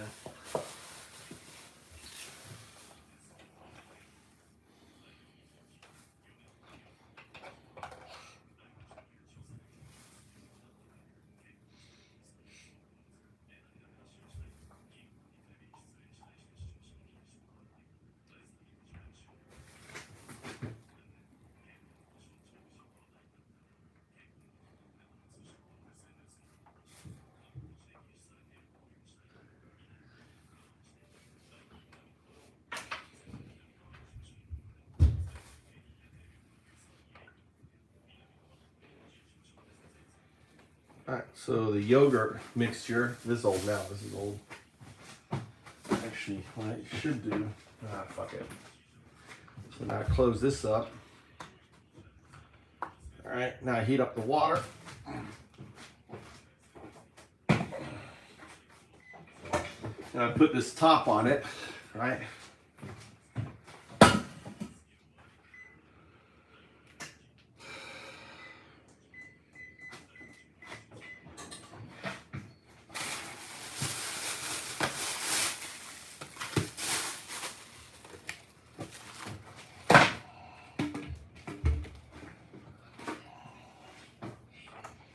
We have rice, don't we? We got a little rice. I guess Mike can eat that.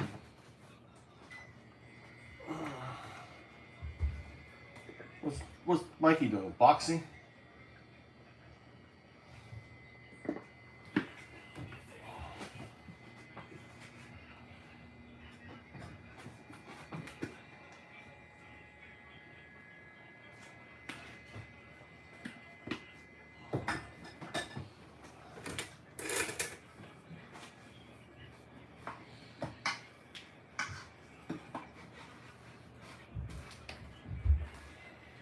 Mikey doing? This must be training.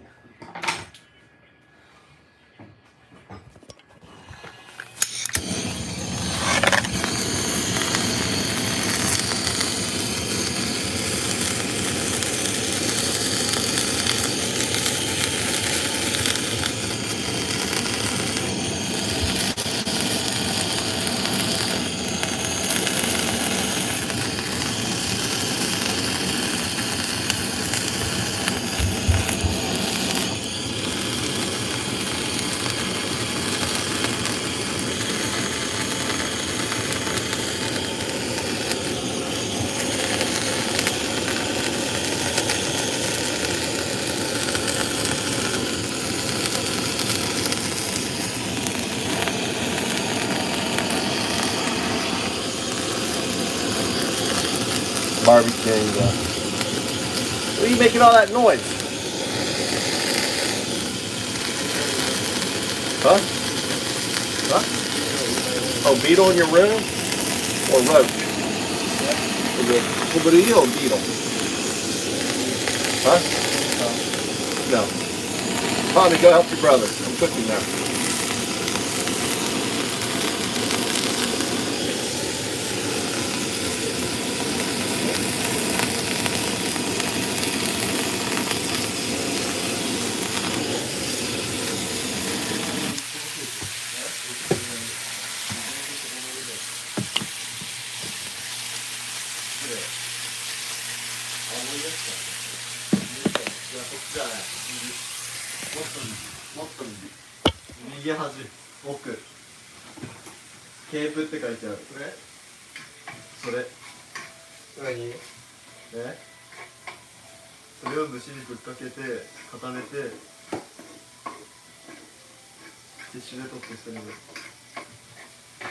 Huh? What are you gonna do? Hairspray on it?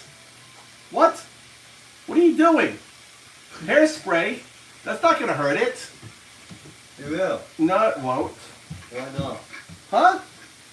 It's hairspray. It's not gonna do shit to it. You're gonna make the room sticky. Don't be spraying hairspray up there. Apple top. Tommy, go help your brother. Come on. Come on. What the fuck, dude? It's a fucking beetle.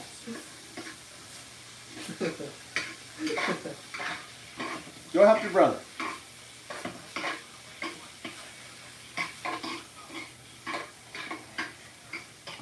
Fucking hairspray. Hold on. Come on, Tommy, help your brother. It's unbelievable. I got boys that are fucking scared of a bug. I got sissy girls. Sissy girls. Dude, Tommy used to like pick up.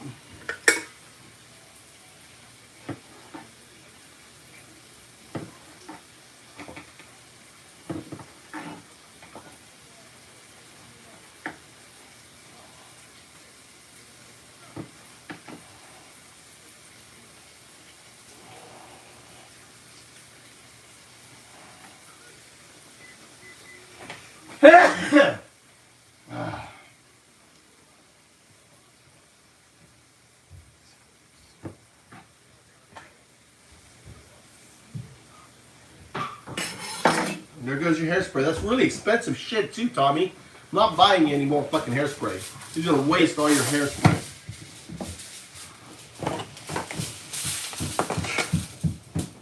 Fucking pussies. Fucking pussy boys. I got a couple pussy boys.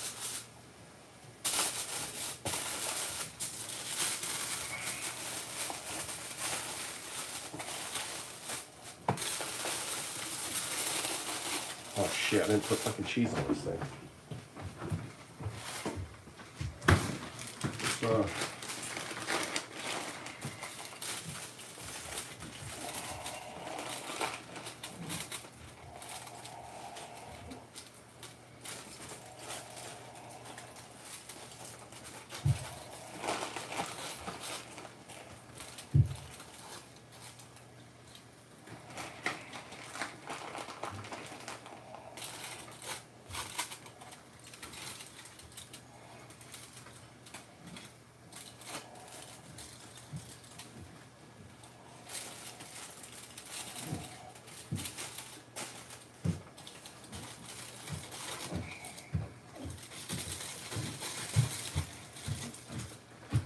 Oh, big badass boxer's afraid of a beetle. Holy shit.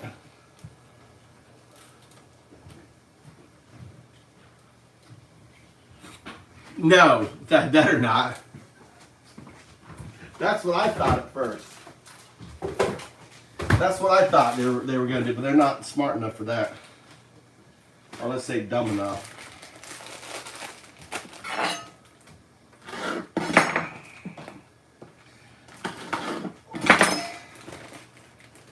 No, he's just gonna fucking he's gonna spray the hair so the roach has nice hair.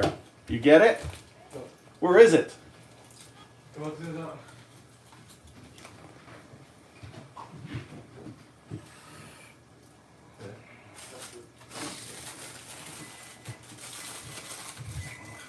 Here, burn it. Here, take this.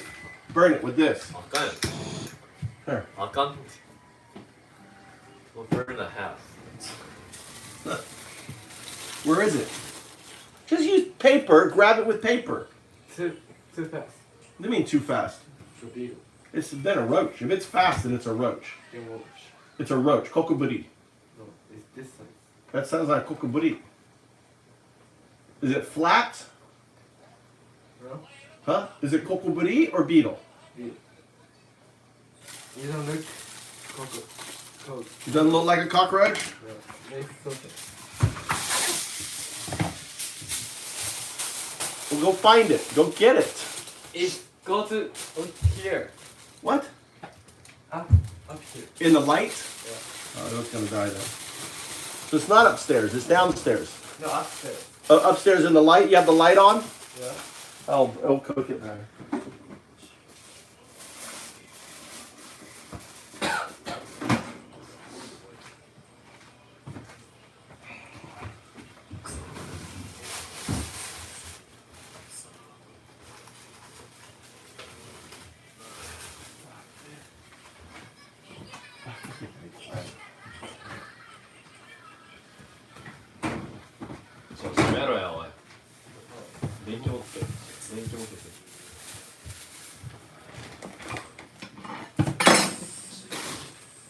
Where's my fucking knife? Where the hell's my knife? Where's my knife? What the hell?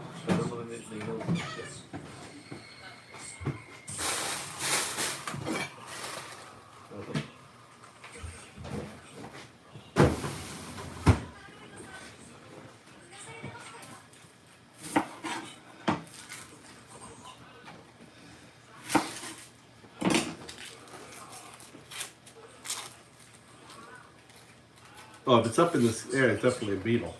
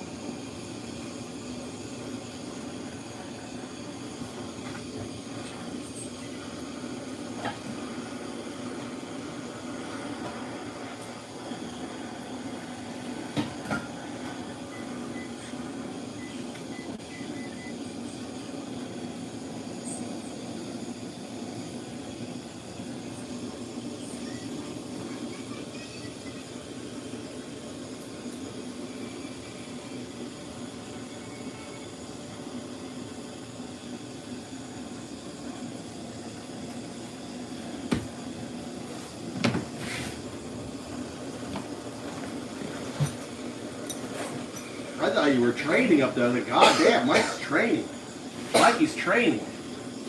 Mikey, what do you put on a shirt instead of being cold? You know it's winter time now, right? It's no longer summer, Mike.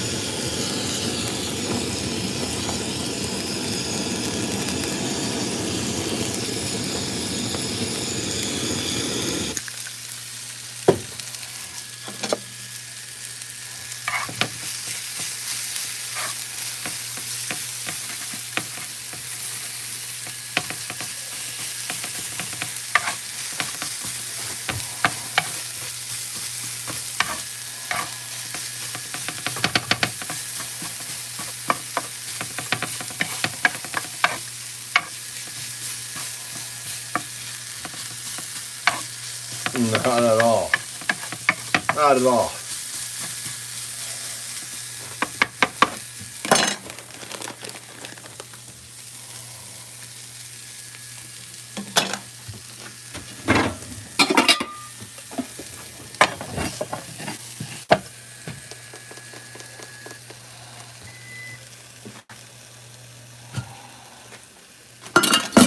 Check this is how you check the temperature of the thing.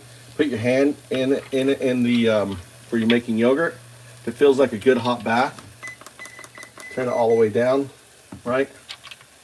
It's good. And now you can just set this on and let the auto timer cut off. So it's good hot. That's good temperature for that. So the yogurt is going, all right.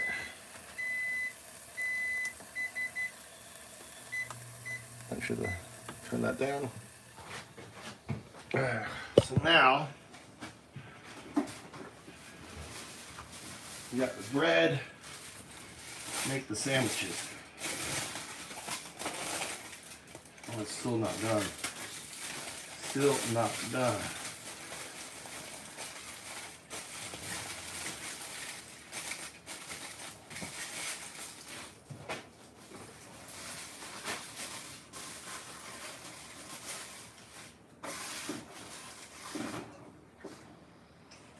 Alright, it's way down.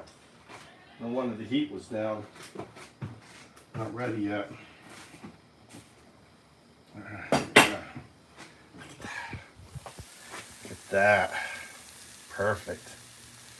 That's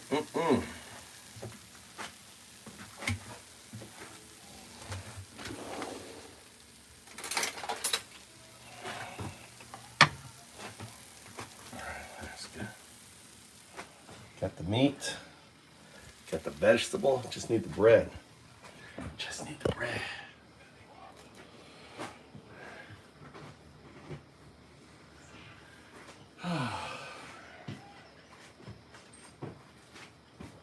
The heat was down. This will make milkshake for the boys. Make a milk. I don't have any yogurt.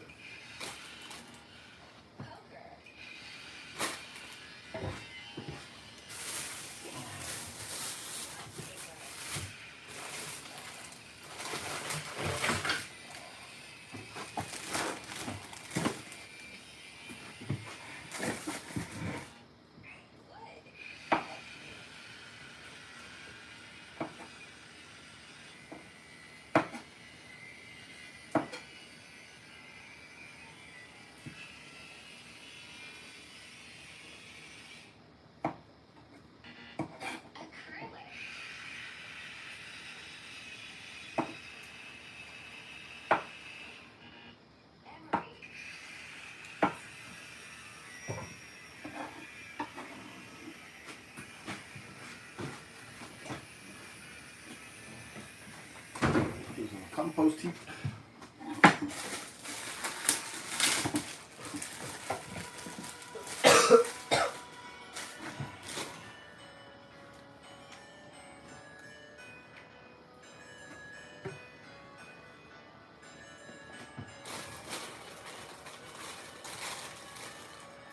Compost heap.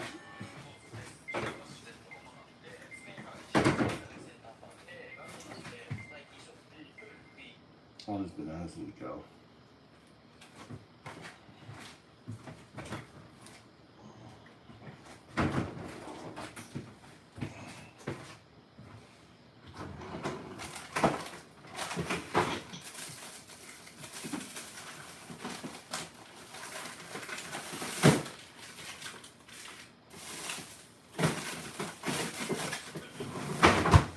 And then the iced bananas.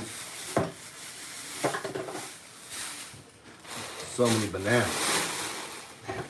Get all those bananas, dude.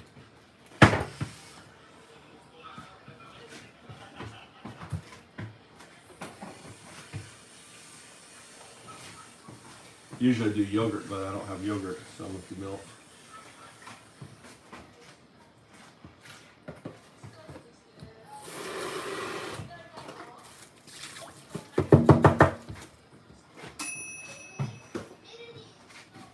Okay. I want to put some nutmeg in here. Some nutmeg.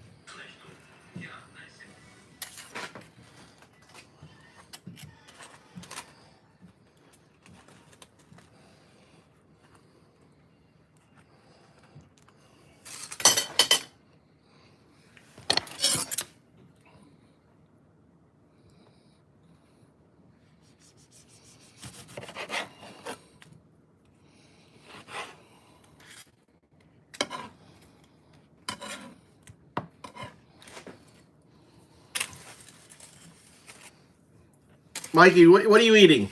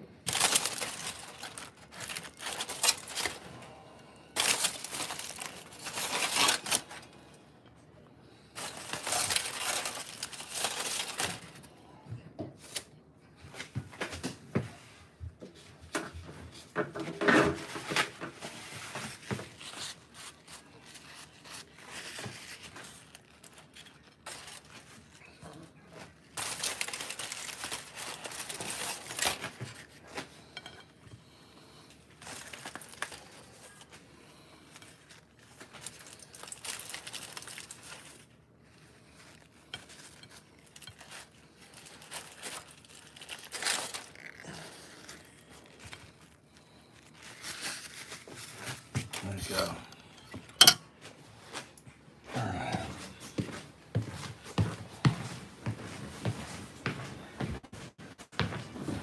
Hi.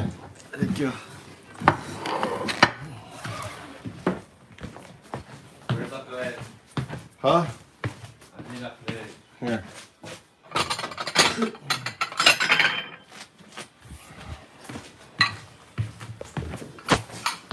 How about rice, Mike? You want rice? You want this? What do you want to eat? Huh? Huh? This.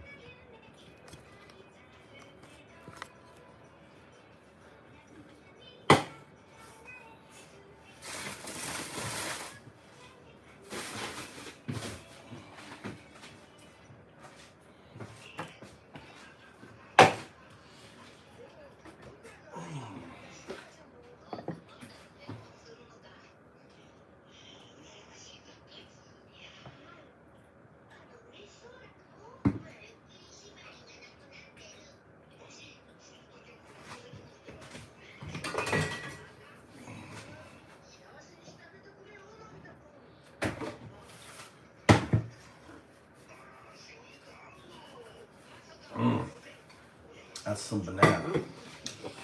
That's a banana smoothie. Huh? Want rice too, Mikey, or not? What do you want to eat? Huh? I'm satisfied. Huh? I'm satisfied. This. You're satisfied?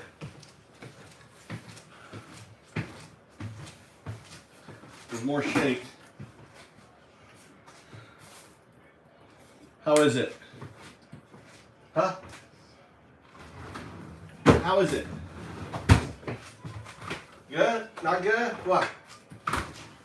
Need a ketchup. Oh, it needs ketchup? There's ketchup. I didn't put ketchup on. There.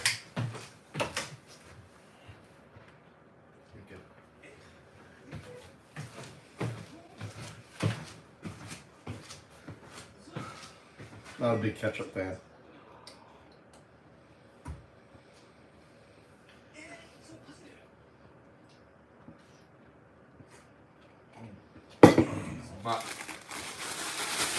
That was it? That's what it needed? Yeah. Now it's good. It needed some ketchup. I don't, when it's got roast beef on it.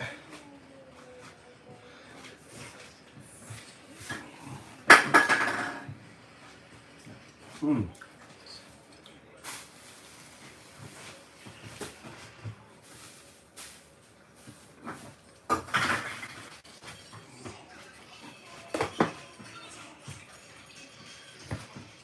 Want more shake, anyone, or no?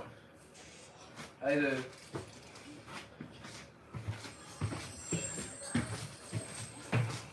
You gonna eat it all, Tommy, or no? Let's go. Tissue left.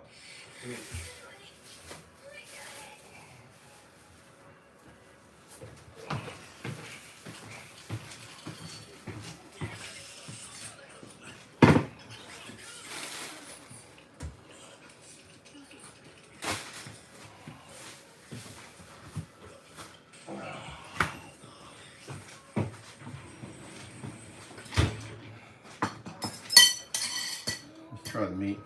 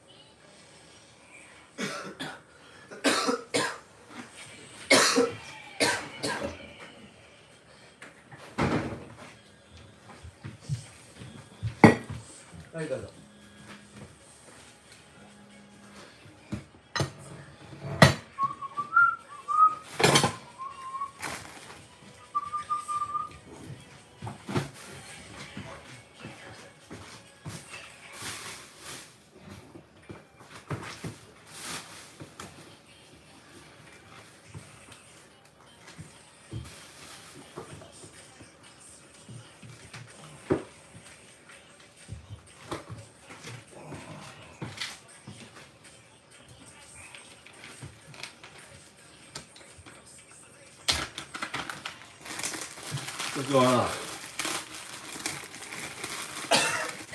Yeah. Japanese ketchup is actually pretty good. So I'm gonna take these bananas. They're ready to go into the Ziploc bag. So do that or make banana bread.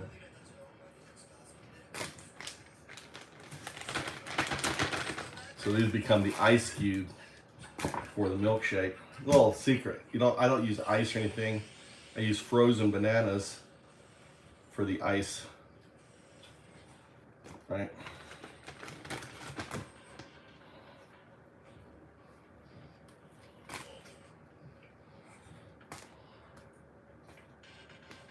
Ziploc bag.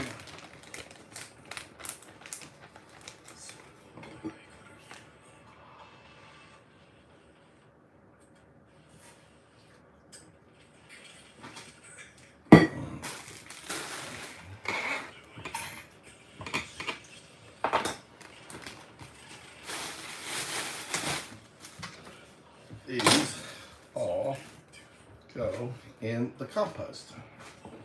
Right out the door.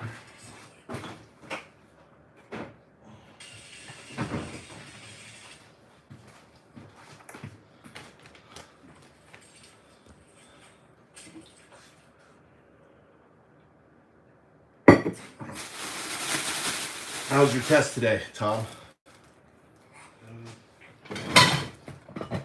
It wasn't bad. No? Yeah.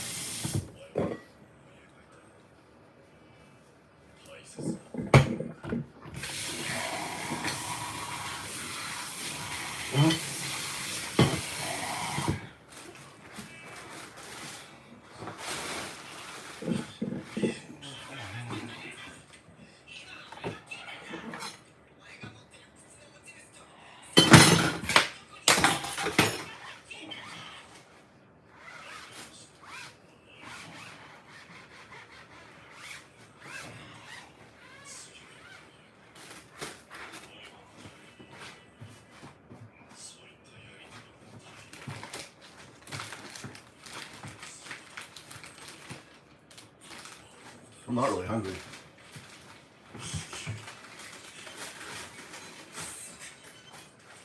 I was gonna make that ice cream. I mean that. I was gonna make that pizza, but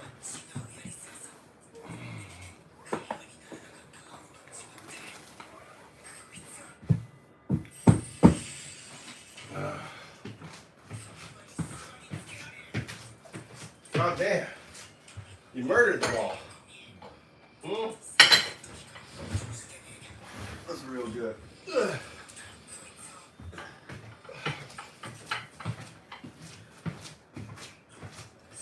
Tommy murdered them all. Good shot.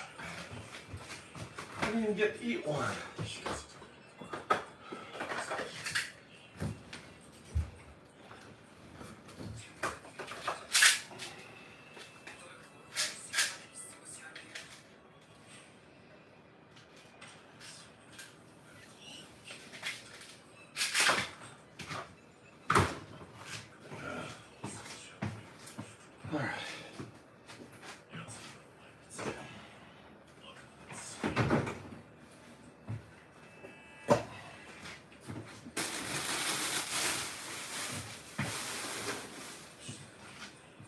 Dishes time.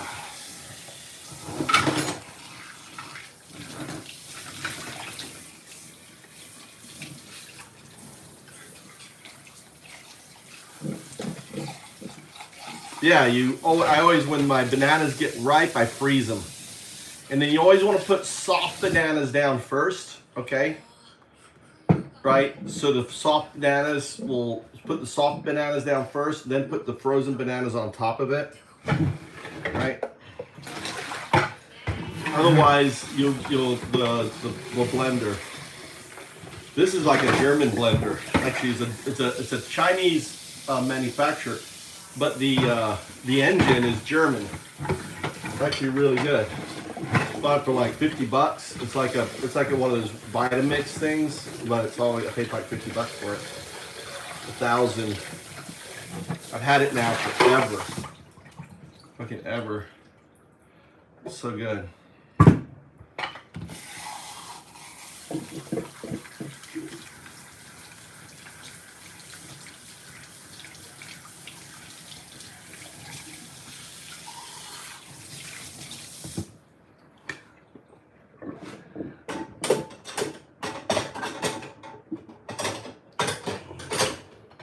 Simple. I do simple food. Look how easy that was. You saw how easy that was? Cook the meat, take it off the heat, you know. Cook the onions and the green with some butter, right? Use your blower, right? Then stick the cheese on top, turn off the heat, right? Let it melt on it. Spoon it out onto each one. You know. And then a slice of tomato on there, fresh tomato that's got olive oil and a little salt, pepper. Simple.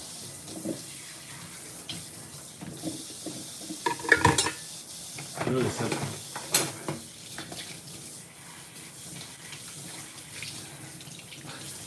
Yeah, that damn $800 rice cooker or $750 rice cooker. And my wife wants to go to Costco. She's like, let's go to Costco.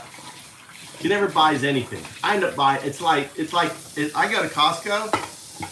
Nowhere near. I wish I was. Wish I was a master. I'm like simple dad. I'm a dad chef, not master chef. Just dad chef. Simple food. You know. How to use a Japanese stove. You know. And I like the Japanese blower. That's a cooking instrument.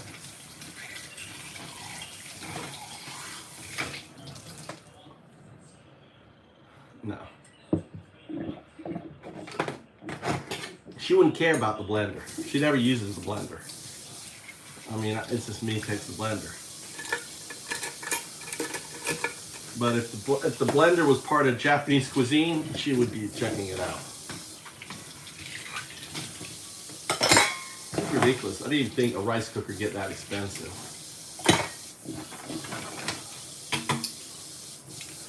And then we're waiting on our damn curtains. she's got that damn thing up there I bought. She like buys stupid shit, dude. That was like $100 for that stupid jellyfish. It doesn't even charm anymore. I need to put it outside. I need to put it under the tree or something so it makes a noise. Goddamn wind chime is not doing any chiming. What's the point of having a wind chime that doesn't fucking chime, James?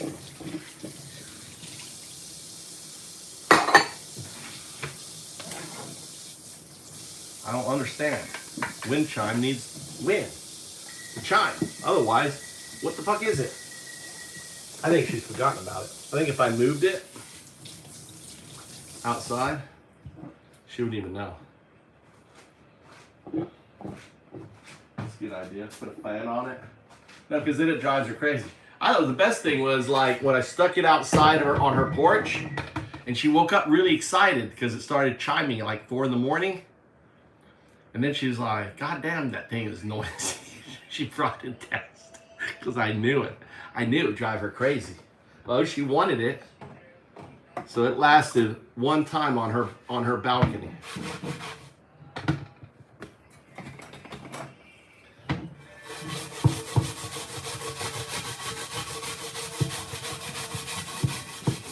And then I had to come downstairs. Oh, I want to look at it all the time. Yeah, sure, you're going to look at it.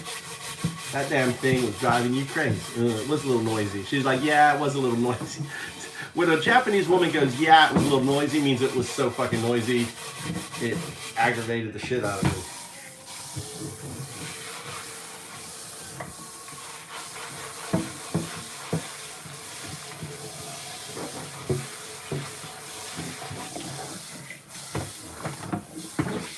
All right, let's continue on.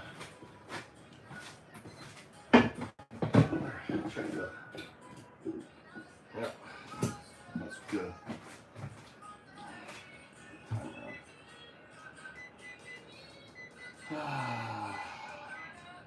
3 hours.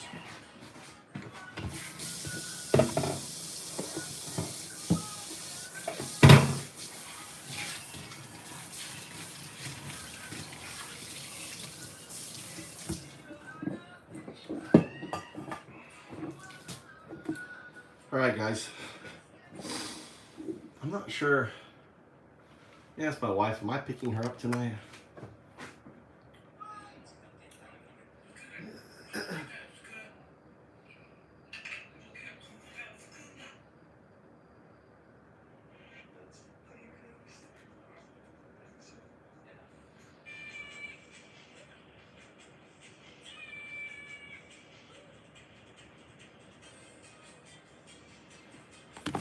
See if my wife answers.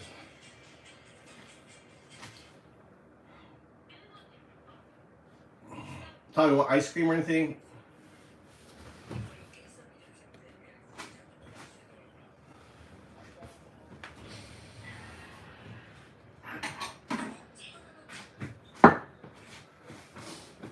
You want any nuts on it or anything? No. Huh? No. No? No.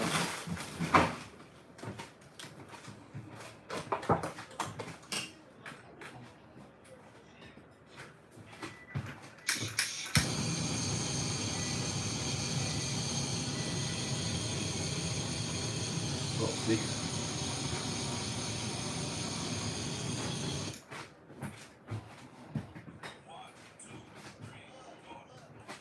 Now, oh, it just comes out like so easy.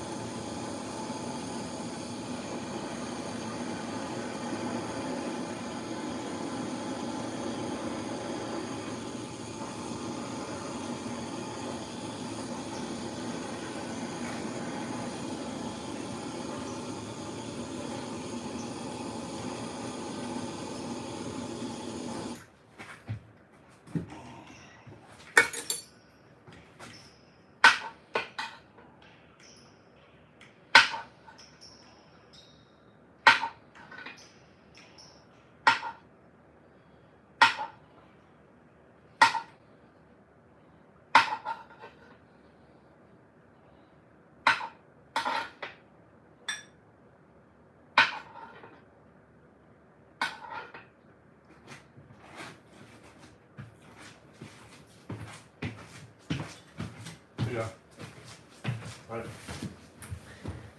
Thank you.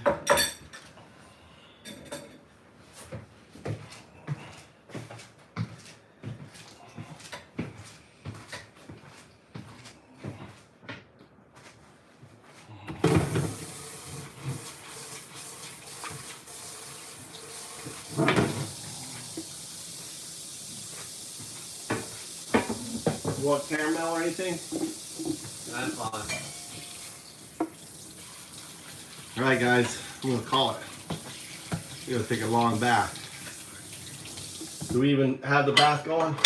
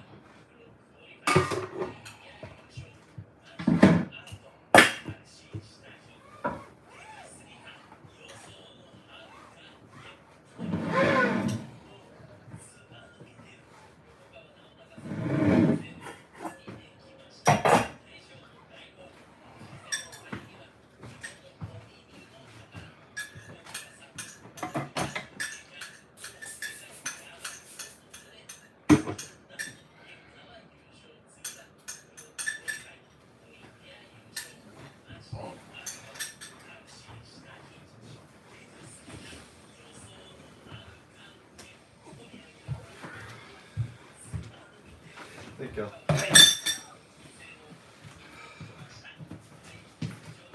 You're taking your bath first, or? Yeah. Well, I'm making my bath. Since I'm making it, I'm taking it. Huh? Go game for a while. You didn't make it. Whoever makes it, no. I'm making my bath. I'm taking my bath. It will be done during taking my shower. No. Well, you want to take your shower? You're not going to take a bath? If you're not going to take a bath, go ahead. Okay. Huh?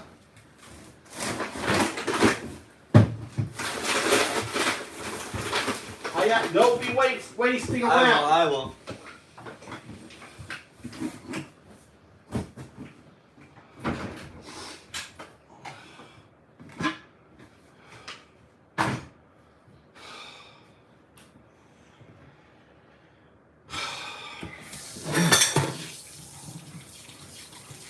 What's up, Amy? How you doing?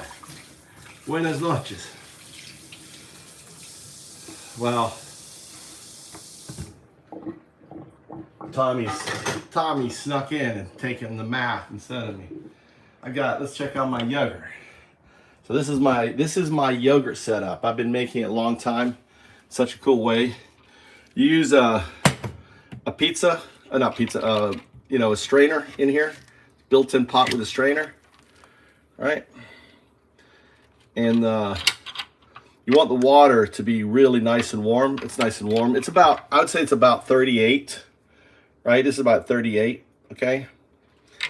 Which is, it's okay. It's not the best. Put that on there. I've got it on 3 hours, right? I've got it on the lowest heat.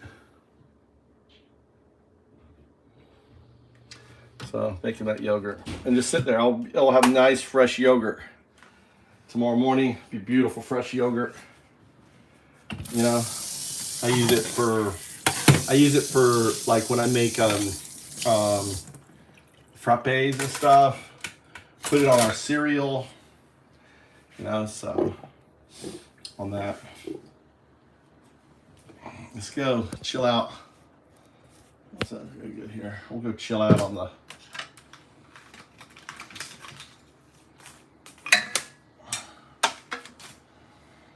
Here's how this thing works. Ah, she's been busy. I've been helping this guy clean out his house. So he's like an old timer. He's like, you'll write me a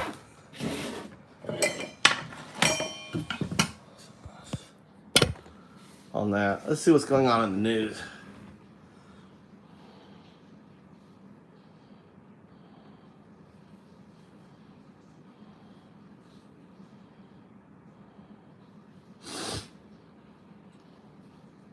It's Weekly Weird News, and it's going to be a shorter one because I'm pretty tired from doing double duty last night, celebrating both Halloween and the Dodgers remaining in the World Series. Now, by the time you watch this episode, one team will have to won, so... But first and foremost, we want to thank everyone who donated to our fundraiser for Feeding America. We hit our fundraising goal within just a few hours of launch. Which is always, like, every time, it blows me away how incredible all of you are that I have to go in and immediately change the goal, which, like, just amazing. You're wonderful people. And that's money that's going to be put to great use at food banks across the U.S. at a time when food insecurity is a real problem for a lot of Americans, whether they are federal government employees who haven't been paid in a month due to the shutdown, or SNAP recipients who are worried about being cut off due to the shutdown, or just folks just struggling to get by at a time when everything is expensive as hell. Yeah, lots of desperate parents out there doing twice the rounds on the Halloween candy last night. Stocking up for the month of... Why don't you grab a little bit more while you're down? Well, with internet today in the world, you don't have to worry as much because our viewers love to contribute and help out. And I know this is going to feed everyone, but god damn, it feels good to help. No, it's Feeding America. That's right. So you're welcome, America. Yeah. But thank you to everyone who donated. And we do actually have some potentially good news for the folks on SNAP benefits, and it's the sort of thing that we normally wouldn't have to qualify with potentially, but the Trump administration has a habit of kind of just ignoring things that federal judges tell them to do. Even if they don't ignore them, it was a last-minute effort to try and save this, and there's just the money for it just doesn't exist. I don't know if you check the calendar, it's November already. So here's NBC News. A Rhode Island federal judge on Friday ordered the U.S. Department of Agriculture to distribute money owed to recipients of the Supplemental Nutrition Assistance Program as soon as possible, just 1 day before funding for SNAP was set to lapse. U.S. District Judge John McConnell's ruling from the bench came shortly after another federal judge in a separate case said that the Trump administration's plan not to pay out SNAP benefits beginning on November 1st due to the ongoing federal government shutdown was unlawful, but stopped short of ordering the Trump administration to disperse funds. Ruling in favor of a group of cities and community organizations that sued over the cuts, McConnell said that the USDA must fund SNAP using money in a contingency fund. But he added that if the department finds that the money in the contingency fund is insufficient, then the agency must use other funding sources to make those payments. Basically, you've got the fucking money. Stop pretending you don't. And if you run out of it, you better find it because we know that it exists. But just at a base level, the fact that federal judges have to step in and force the current president to make sure that people in our country don't starve to death, like 10% of the population, is sickening and should be. It's very offensive to everyone's morality, but it continues. There is no doubt that the $6 billion in contingency funds are appropriated funds that are without a doubt necessary to carry out the program's operation, McConnell said in his oral ruling. The shutdown of the government through funding doesn't do away with SNAP. It just does away with the funding for it. There could be no greater necessity than the prohibition across the board of funds for the program's operations. McConnell added, there is no doubt, and it is beyond argument, that irreparable harm will begin to occur if it hasn't already occurred in the terror it has caused some people about the availability of funding for food for their family. Yeah, but you know, like we said, the Trump administration, they're already indicating that they see this ruling as unlawful and they're going to fight it. So Again, I hate being like alarmist or whatever, but this does work in the Trump administration's favor because when people get extremely desperate and start stealing and committing crimes, that will give the Trump administration a hell of a lot of justification that they're intentionally looking for to do more of the National Guard stuff. There's all that looting we were looking for. They weren't getting, I guess, a big enough, violent enough response from people who were defending their friends and neighbors from federal agents disappearing them. This is something that, you know, this will cause civil unrest. There's no doubt about it. People gotta eat. Yeah. So, yeah, I mean, it seems pretty clear that they wanted SNAP benefits to lapse so that they could blame the Democrats for it. Like, oh, geez, you'd all be not starving right now if only those pesky Democrats. They never want to give anyone anything. But now the tables have kind of turned, and if people don't get their SNAP benefits, now it's because the Trump administration directly disobeyed an order from a federal judge. Yeah. So I don't know how they're going to, like, spin that in their favor. They will, but it's a lot of our unfortunate tasks to not let them do that. And it seems as though, based on polling, that the American people realize that this is the fault of the GOP. Not that we can really do much about it, but yeah. But we are just a couple days away from this being the longest government shutdown in U.S. history, surpassing the previous record from Trump's first term. And while you can certainly nitpick about who's actually funding the current White House remodel, it's still a pretty bad look to be doing one of the biggest and most expensive White House renovations ever at a time when nearly 1 million federal workers have been furloughed and over 42 million people don't know how they're going to eat this month. The White House renovation is bad for other reasons too, though. First off, seeing the rapid, unscheduled disassembly of a huge section of the most iconic building in U.S. politics is just, it's visually a great metaphor for the administration, of course. Yeah. And there's also some pretty valid concerns about just how quickly this whole renovation has been moving. Normally, a construction project this big requires quite a lot of oversight to ensure that everything is up to code and done properly. And obviously, from a historical preservationist standpoint, it's just chum, okay? It's news chum to distract from Epstein, to distract from the news, you know, and let's wreck it without permits and everything else. Here's an interesting thing I bet you didn't know, but Hitler also built a ballroom and an Arc de Triomphe. Did you know that? They had plans anyway. So Trump is following Hitler and building a ballroom and the Arc de Triomphe. Little side note there, right? Isn't that crazy? Yeah, Cyrus knows. He's German. Taken when tearing down such an old, important, iconic, historic building. But there's also a very practical concern that anyone who's ever renovated an old building should be familiar with. We used to put a lot of very toxic shit in our buildings. And it's bad to just tear that stuff down and let it go everywhere. Yeah, you should make sure that the poisonous dust cloud is tampered a little bit in the process. And it does take a lot of planning and work. And when you just rush things, problems are going to arise. Here's ABC News. Days after the abrupt demolition of the East Wing of the White House, critics are questioning whether the Trump administration and contractors involved in raising the historic structure adhered to federal health and safety standards, including those governing the handling of hazardous materials like asbestos, a dangerous and potentially deadly substance widely used during the period of the East Wing's original construction. On Thursday, Senator Edward Markey, Democrat of Massachusetts, penned a letter to executives at the firm responsible for the demolition, seeking evidence that the company complied with regulations dictating the safe removal of asbestos and lead, or if, instead, they cut corners and gambled with people's health. The demolition of a structure of the age and historic national significance of the East Wing demands the highest possible standards of care, not the lowest bid and a blind eye toward regulation, Markey wrote to leaders of ACECO, a Maryland-based demolition contractor. I would say that turning the blind eye to regulations is the GOP's thing in general, but specifically the Trump administration. I guarantee you that the person who wanted to, the company that put the bid in that would look away from regulations the most probably got the contract. One of my favorite, one of the funniest like Joe Rogan clips I've ever seen is like he's got I think Dave Rubin's on there, and they're like sort of riffing on being like just dumb conservatives, and but then Dave Rubin starts complaining about like OSHA and shit like that, and Joe Rogan's like, wait, hold on, no, actually that stuff's good.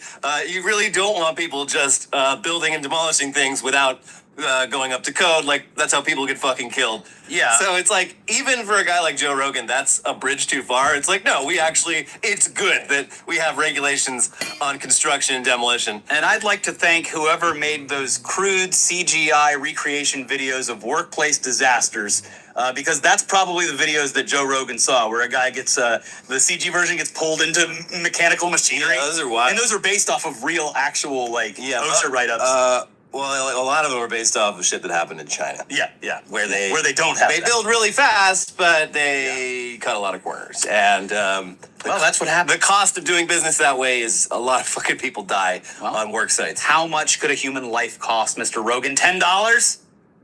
We're all in, baby. It's the All In podcast with David Sachs. Sure. It continues. The senator's overture comes days after the nation's largest asbestos victims organization raised alarms about whether the White House may have deviated from accepted practices for handling these materials.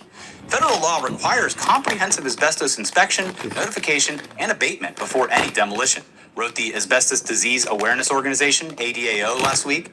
No publicly available information demonstrates that these statutory obligations have been fulfilled. Although White House officials would not say whether asbestos existed in the building, some experts suggest that its age and the era of its construction mean that it likely had the presence of the fiber. Originally completed in 1800, the building underwent major renovations in the 1940s and 50s at the peak of asbestos use in buildings. Yeah, they were putting it in fucking everything back then. They're like, wow, what an amazing substance we've come across in these caves. Nothing bad will happen. It fireproofs. It insulates. It does everything. Let's put it in every public school. What's that? Is that just a horrifying cough I'm hearing from my workers? Well, never mind that. I'm sure it's just a little cold that you've picked up. Just a little flu bug and not mesothelioma. If you or a loved one has been affected by mesothelioma, call this number. The middle of the 1900s, it's like Prometheus bringing fire to the humans. Bringing asbestos and plastic to humans was arguably one of the worst things that ever happened. Asbestos and everything, lead and everything. Plastic. Inventing plastic. Yeah. And, I mean, it's a little bit earlier, but all the stuff with nuclear, before they figured out, you can't just... Yeah. It's not just magical, it's actually highly dangerous. That's right. Well, we love discovering some new wonderful thing and just saying fuck it, and then letting our descendants deal with the consequences of it. I said it on a previous video this week that like America's slogan is just like, well, fix it in post. If we haven't tried it yet, we should, even if it goes bad. Not my problem. Exactly. My grandkids will figure it out. Mm-hmm. And surely there are no parallels here to what's currently happening with like artificial intelligence. Sure. Or, of course, climate change, where... Well, we don't know if it's going to destroy the Earth because we haven't tried it yet. Yeah. So. Mm-hmm. The White House, they're claiming that they did all the proper hazardous material abatement back in September. They just never kept any public records about it or even told anyone about it until now when they were asked about it. Yeah. Which seems like it might be a lie, especially considering that you would have seen workers in hazmat suits around the White House during the demolition if that were true. Yeah. And didn't see that. But no, it seems like a very high possibility that demolition workers and people in and around the White House were exposed to asbestos. A whole lot of it over the past few weeks, which everyone knows from the ads on the TV leads to mesothelioma, which is a pretty aggressive and deadly cancer of the lungs. Asbestos is so dangerous that even brief exposure to it can really mess you up long term. You breathe in a single fiber of asbestos and it shreds you. It's just there forever, cutting you up day by day. Putting asbestos in so many buildings before fully understanding the health risks is a world historic mistake that we are still dealing with generations later. Yeah. It's a big reason why in a lot of places we're saying we should tear down like all these old houses and build like apartments, and they're like, Well, I don't know. The abatement's going to be fucking expensive as hell. I don't want to do it. We have it around here. There's a whole jail. Yeah, the old jail is just like it's sitting in a prime spot. Big piece of land, prime location, but like it's just full of lead and asbestos, and nobody wants to take on the job because it'll cost us so much in abatement that we won't see profits. It's also right along a waterway too, so it's like extra. Everything is bad with that problem. Yeah, it just sucks. And there's like I get it, but there's also like a weird historical preservation aspect to it. But yeah, I don't know. I think LA is a little too precious with its historic preservation in a lot of cases. Like, there's a lot of stuff where I'm like, yeah, that should stick around. But like, I also see a lot of stuff where like, oh my God, they're gonna tear down like the absolutely hideous home that some actor lived in 80 years ago, and I'm like, I got a little less precious. Like when I went to France like a decade ago and I stayed in an Airbnb that was older than our entire country, I was just like, you know what? Yeah. There's some things that are great, but others can, change with the times. But yeah, so it's really no surprise, though, that Trump would be so nonchalant about asbestos. Bringing asbestos back has been like a weird little obsession of his, dating back to his real estate days. At one point, in a book, he claimed that the risks of asbestos, that was all just a big hoax by the mafia, because they were getting all the contracts to remove it. Yeah. It was just a big scam by the mafia in the northeastern United States, and somehow the entire rest of the world also played along. Doesn't make any sense. Yeah. Also, just this year, he was trying to reverse a Biden administration policy that would have fully banned the one remaining type of asbestos that's still in use. No, we got to get rid of it. Everything is explained by the fact that Donald Trump was a real estate guy, construction guy, who had to face all of these regulatory hurdles and was so angry that much like a piece of asbestos, it has sat and just torn him up inside for 60, 70 years, and he's like, finally, I'm going to do things my way, the wrong way. Yeah, he's made so many comments about asbestos over the years. It is a obsession of his. Yeah. That's very strange. Like, he seems to just completely discount the idea of mesothelioma in a way that makes me think he thinks they're all faking it too. Yeah, it's because it's a cheap and effective building material that he wasn't allowed to do. It works great. That I'm telling you, that's why. Yeah. Anyways, before the asbestos issue came up, this renovation was already very unpopular with the public. And even Trump supporters are at best pretty lukewarm about it, which means they don't like it, but they're having to come up with excuses for it. Here's CNN. New Yahoo News, YouGov, and Washington Post ABC News polls are the first quality surveys to dig into the ballroom saga in depth, and both show similar things. The former shows Americans disapproved of Trump's demolition of the East Wing, 57% to 26%, his plans for replacing it with a 90,000 square foot ballroom, 61% to 25%, and his broader handling of the situation, 55% to 28%, all by around a 2-to-1 margin. Is that bad? The latter shows Americans also opposed the broader project by a 2-to-1 margin, 56% to 28%. Even Trump's supporters aren't defending him too hard. For instance, just 55% of Republicans in the Yahoo poll approved of both demolishing the East Wing and building a ballroom. That's compared to 94% of Democrats who disapproved of both. Around 1/4 of Republicans disapproved on both counts. Indeed, the passion on this issue seems to be very much on the anti-side. In both polls, the percentage strongly opposed to the project far outpaced the percentage strongly in favor, 46% to 18% in the Yahoo poll, and 45% to 15% in the Post-ABC poll. In both surveys, about half of independents strongly opposed it. So clearly a winning issue, and he should talk about it and bring it up as much as possible. It's a fine issue for Democrats to run on because it's such a visual gash in the country. It is just it's the perfect metaphor for what's happening. Yeah, it's like this in and of itself, like, it's bad, but it's clearly not even close to the worst thing. I really don't care too much about this, honestly, compared to everything else that's going on, but it's a great, it's a microcosm of a much larger problem where he sees this country and this government as just something he owns and can do with as he pleases. It's like the first 6 months of the administration when I'm fucking screaming my head off about the shit that's happening, and then in mid-July the Epstein stuff happens, and I'm like, okay, well, if this is what people are angry at, if this is what it takes, then sure. But I just spent 5 months screaming about people getting snatched out of their fucking homes. Yeah, but sure, I guess, fine. I mean, it's all, nothing is a distraction from anything else. It's all bad. No. I'm not saying it's a distraction. I'm saying this is marketing to the American people. They see this and they're like, oh. Yeah. Oh. So yeah, on top of everything that we've already discussed, one of the main reasons that so many people are so put off by this is that Trump just has notoriously bad taste. Yeah, it's just gaudy. Look at every building he's ever Look at that constructed. fucking shit, dude. Every home he's ever lived in. And when this is all over, we're going to be stuck with a potentially hideous monstrosity on the White House grounds for the foreseeable future. However many years this country has left in it. Sure.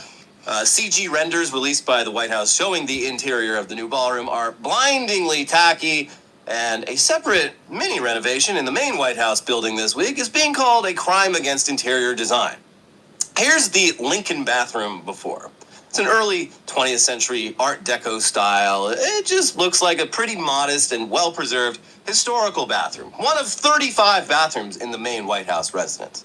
But on Friday, Trump revealed via Truth Social, I renovated the Lincoln bathroom in the White House. It was renovated in the 1940s in an Art Deco green tile style, which was totally inappropriate for the Lincoln era. I did it in black and white polished statuary marble. This was very appropriate for the time of Abraham Lincoln, and in fact, could be the marble that was originally there. Shut up, Mr. Trump. And, oh yeah, that definitely looks like a place that Abraham Lincoln would have spent any time in. Mm-hmm. When I see that bathroom, I'm like, 1860s America. Yep.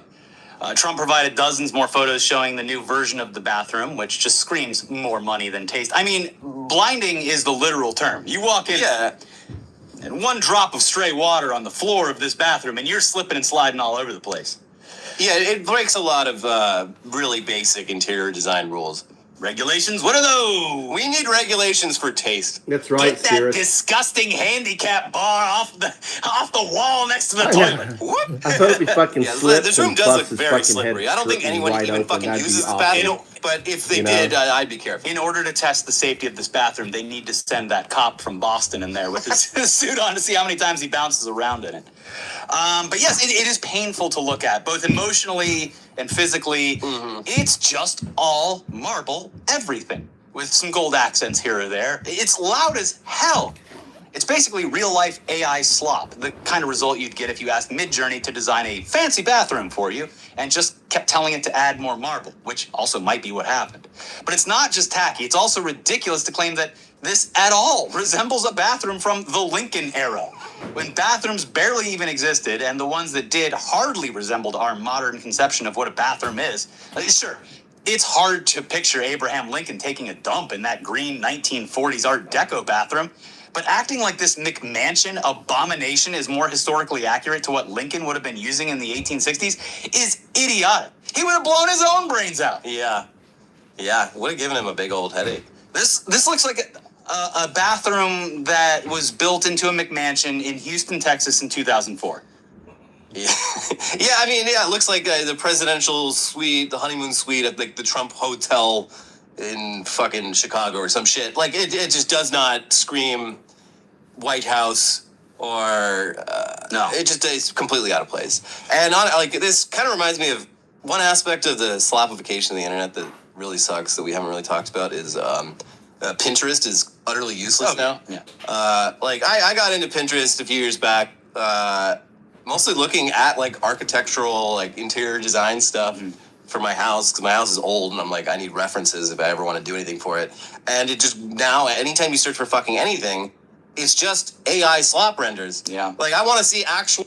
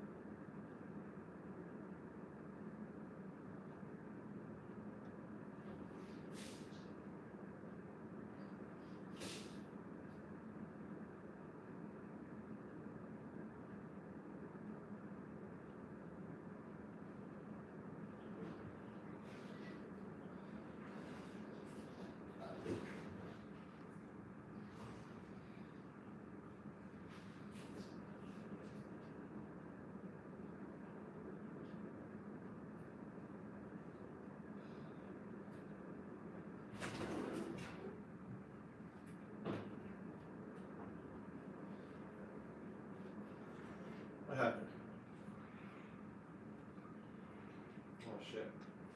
I paused it.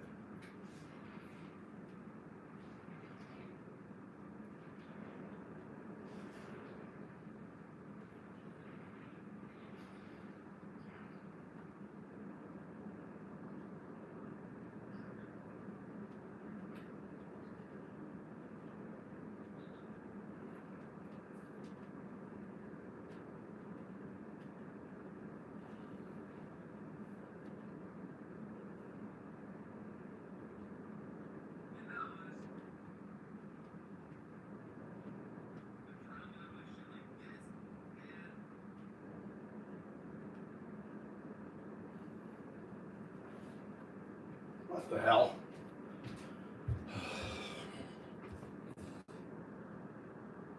Looks like real life AI slop. That's the only way to really explain it succinctly. That's how the world is going to look.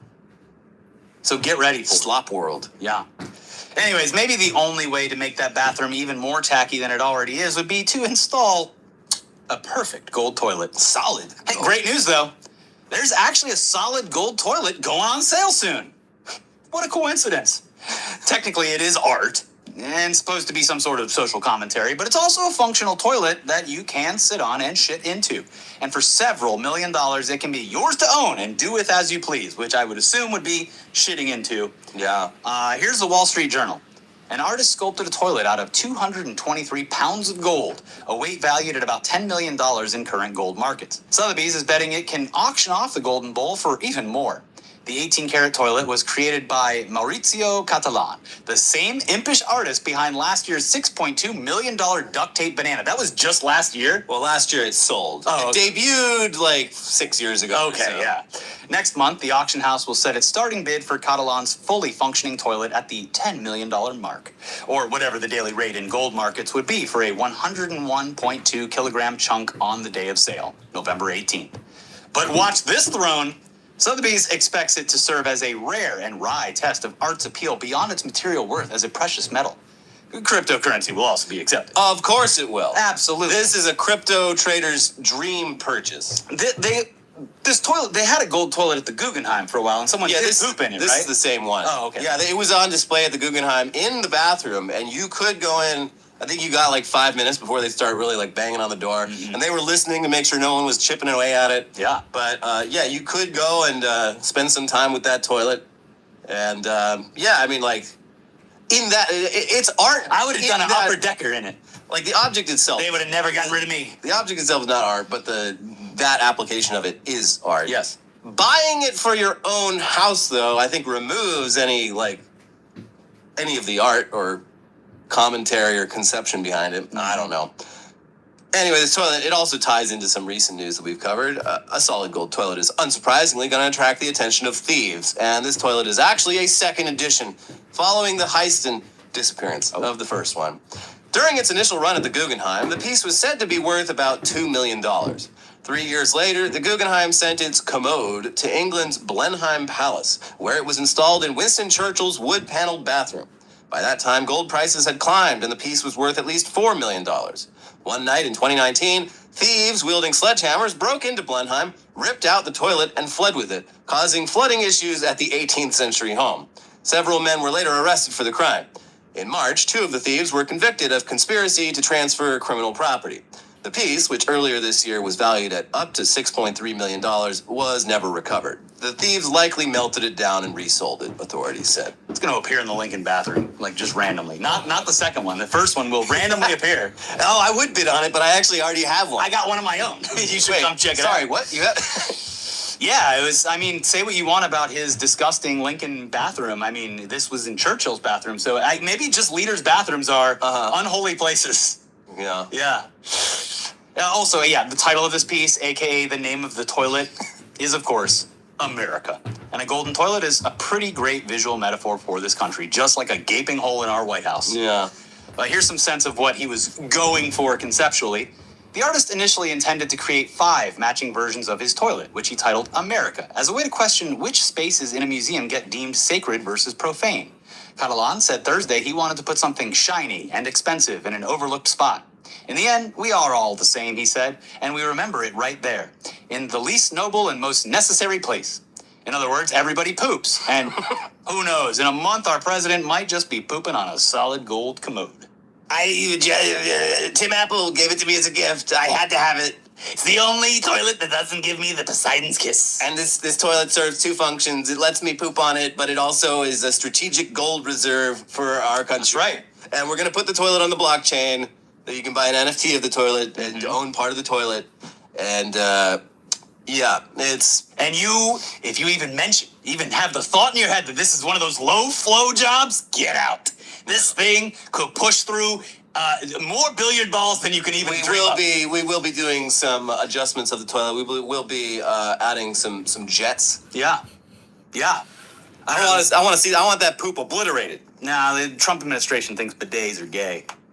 But Baron, bring more of those buckets of billiard balls in here and watch how many it can flush down. Look at that. Look at that. Takes them all. We got the headlines half of the show coming up. I do want to point out really quick, though, that the government is currently shut down, correct? TSA agents and all this stuff, they're not getting paid. I just read it before I came in here, but it was a very good article about Nancy Mace having to go to the airport and requesting a police escort, showing up late, cursing out the police and the TSA agents and the TSA manager, and having all of them separately write up reports about their interactions with Nancy Mace, to the point where the TSA and, I guess, police officers were like, if this was a person who didn't have, like, government security clearance, they'd be banned for life from flying on any airline. She was apparently just, like, fucking made it everyone's problem that she was late. That's pretty wild to, like, berate people who are literally... not getting paid because of you. Working for free because of you. That's literally what entitlement looks like. But yeah... We got the headlines coming up in a second. First, though, we got to let you know that this episode is sponsored by Squarespace. Yeah. Squarespace. Purchase. He hit a snag with the Charlie Kirk stuff, and as soon as he got out, he was back to posting. Yeah, this dude's an interesting character. Like, an ex-cop is like kind of last person you'd expect to be like the one blue dot in a sea of red. It does happen though, and not lay low about it. Be like just intentionally annoying as. Apparently, this dude just posts up a storm on all the local pages, like challenging. It's like 100 versus 1, and he's there for it every day. And he right when Charlie Kirk died, he posted a meme. It was a quote from Trump after a school shooting where Trump's just like, get over it. At a certain point, you got to get over it. And it was like Trump in reference to shooting at such and such school. And the local sheriff was like, is he threatening to shoot up our local school? Because like the name of the school near them was kind of similar to the name from like an event that clearly took place in the past. Yeah, it was happenstance. Yeah, and they interpreted that as this guy is like actively threatening to do a mass shooting, which is not a stretch. And yeah, they jailed him for like a fucking month over this. It's so ridiculous.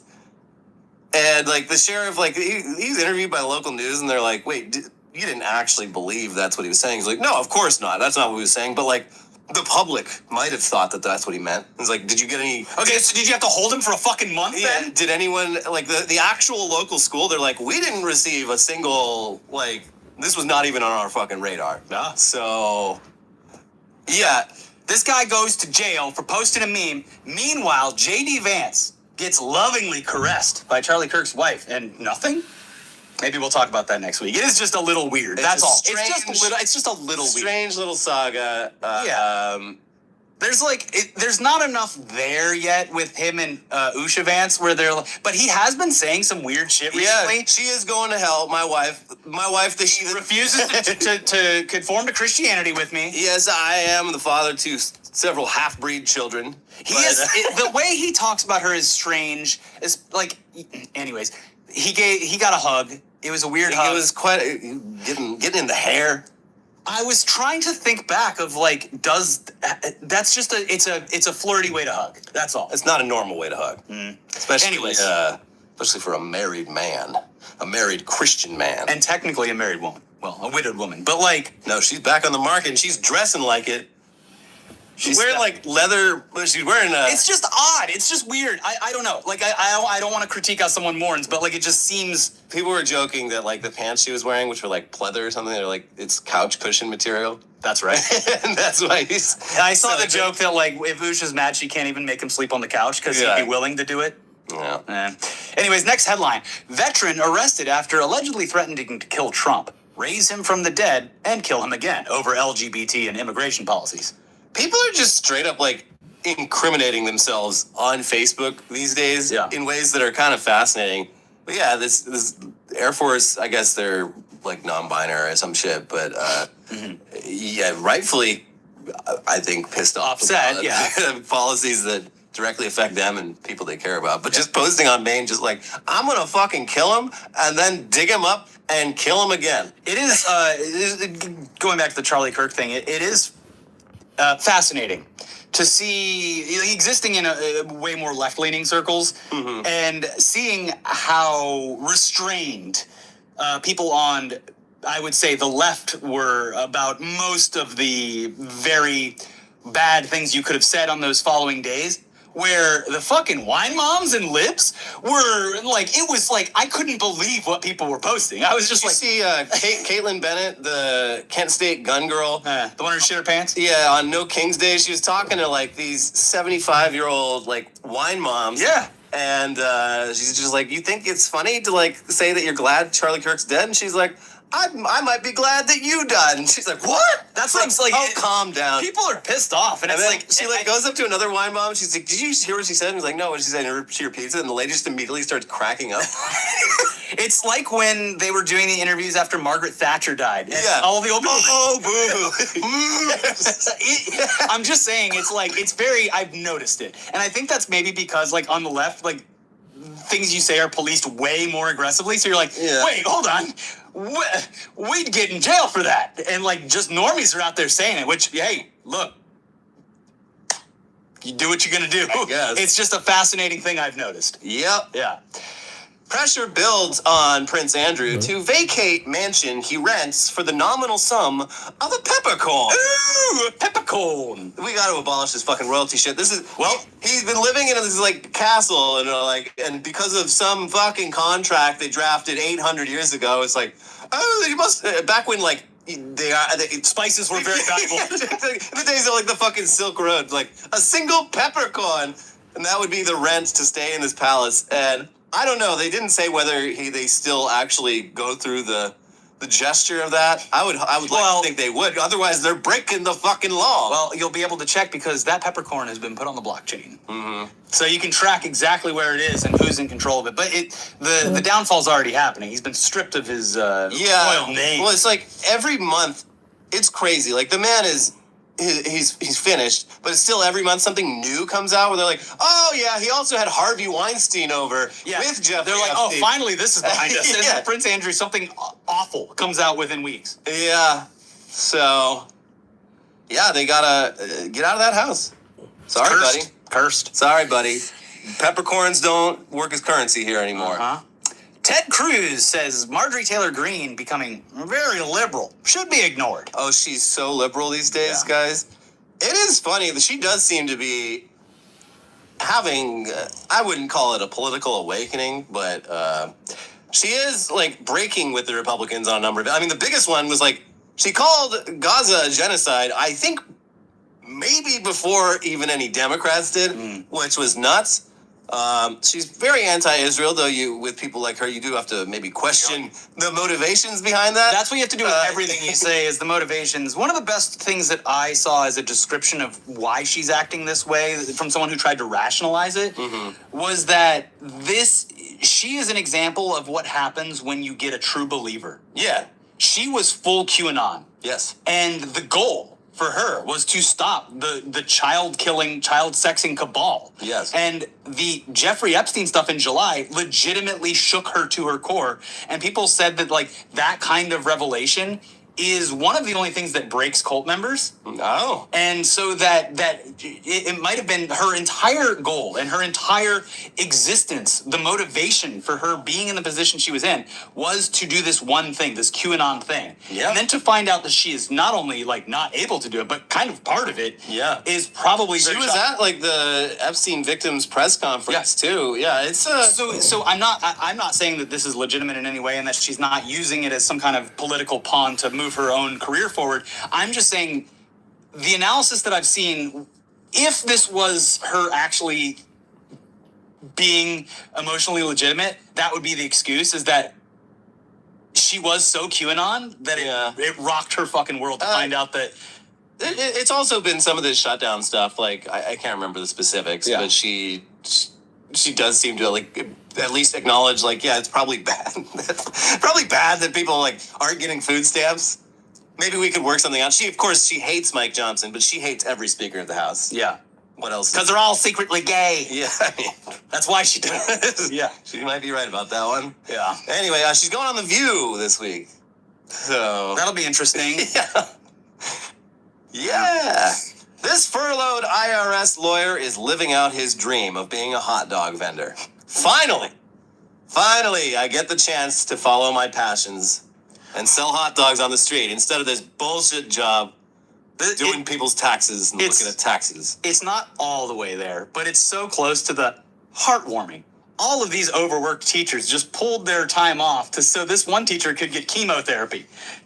It's just like, how do we polish the horrific economic downturn? I mean, this guy seems like he's having fun with it. Like, he does seem to have, like, a genuine sort of autistic passion for hot dogs. And he's like, well, not working right now. At least you got to stay busy. So he's selling hot dogs. The prices are outrageous. Well, yeah. But this is the kind of guy you want investigating tax cheats. Yeah. This is a person who is passionate about what they're doing. Might have autism. Just a little bit. Just a tiny bit. And like that hot dog kid on Instagram who sings Chapel Roan songs but changes the lyrics to hot dog lyrics. HOTDOGS. Hot dogs. And then he does a Pink Pony Club one about, that one's great. He just like shows up at events. He's like 8 or 9. He looks like the Yodel kid around that age. And he's just singing about hot dogs. All the time on Instagram. I don't know why Farmer Hot Dogs should hire him. I don't know why they keep showing it to me, but hot dogs. I get enjoyment out of it. Hot dogs. Yodelay. My hot dog has a first name. It's OSCAR. Yeah, they need to bring that back. A second name. It's WEI. Back when America was great. MAYER. You know, when America was great, we had a lot more jingles. Yeah, but now the robots make the jingles. Well, they're not good anymore. Yeah. Measles outbreak investigation in Utah blocked by patient who refuses to talk. Cool. This is like that TB outbreak up in Seattle or something, like Tacoma a few years back, where they're like, okay, we found the super spreader. We found patient 0. Hi, you clearly have measles. Would you please like at least talk to us so we can do contact tracing? Nope. No way. Get the fuck out of here. And they're like, okay, well, more people are going to get sick then. It'd be really helpful if you talk to us. You clearly have measles. We can see it on your skin. No, I don't think so. This is just trying to put one of those microchips. Trying to put a micro 5G in my brain. Yeah. And control me and control the weather. Well, I guess I'm gonna have to put this big delicious steak back onto the tray and push it back to the cafeteria. Yeah, they gotta. they need a spoonful of sugar method with some of these people, I think. Oh, I guess the patient 0 award is going back into the reserve case. Oh, wait, is that award for me? Well, it was. It's an award for people who love telling the truth and saving lives. Are you going to be a big boy? How about this? I'm going to leave this marshmallow here on this table, and I'm going to leave the room for 5 minutes. If you have measles and you have talked to anyone within a 20-mile radius, that marshmallow better be here when I get back. But if you don't eat the marshmallow, you get 2 marshmallows. So, I don't know. Just think about it. If I come back and that marshmallow is gone, you get loaded into a cannon and shot into the Pacific Ocean because we can't have you here. Yeah, you got to go. You are breaking the social bonds.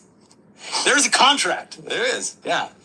Deaf woman survives being hit by plane that crashed into her as she walked dog in California. Well, these days with the FAA and all that, you can't walk your dog without getting hit by a plane. I mean, it was a tiny plane. It fucked her up pretty bad. Well, I think any size plane would fuck someone up. Like, everyone around is just like, there's a plane coming. You're about to be hit by a plane. And she's just walking her dog. Or probably, I don't know, they probably don't whistle. But, just walking the dog. Oh, deaf people? Yeah. Walking the dog just doesn't know anything that's happening, and then it does add. Airplane hits you. It's not funny that she's deaf, but if you were writing a comedy, the fact that she is deaf and got hit by an airplane is like, It's pretty funny. I'm sorry, she survived. Doesn't happen a lot, getting hit by a plane. But when it does, the addition, the flourish of making them deaf is very funny. Mm-hmm. Yeah. Woman knocked unconscious by duck while riding roller coaster, lawsuit claims. Fabio did it. Yeah, he was fine. No, he got hit by a dove or something. It was a big bird, but yeah, I believe he had some fractures in his face. Yeah, it gave him a real bloody nose. This was at a SeaWorld in Florida that I guess has roller coasters. They all have roller coasters. That doesn't seem very SeaWorld. They all have roller coasters. What? Why? Because they had to get rid of the orcas. Oh, yeah, I guess. What's going to thrill the audience now? Well, getting hit by a duck, apparently.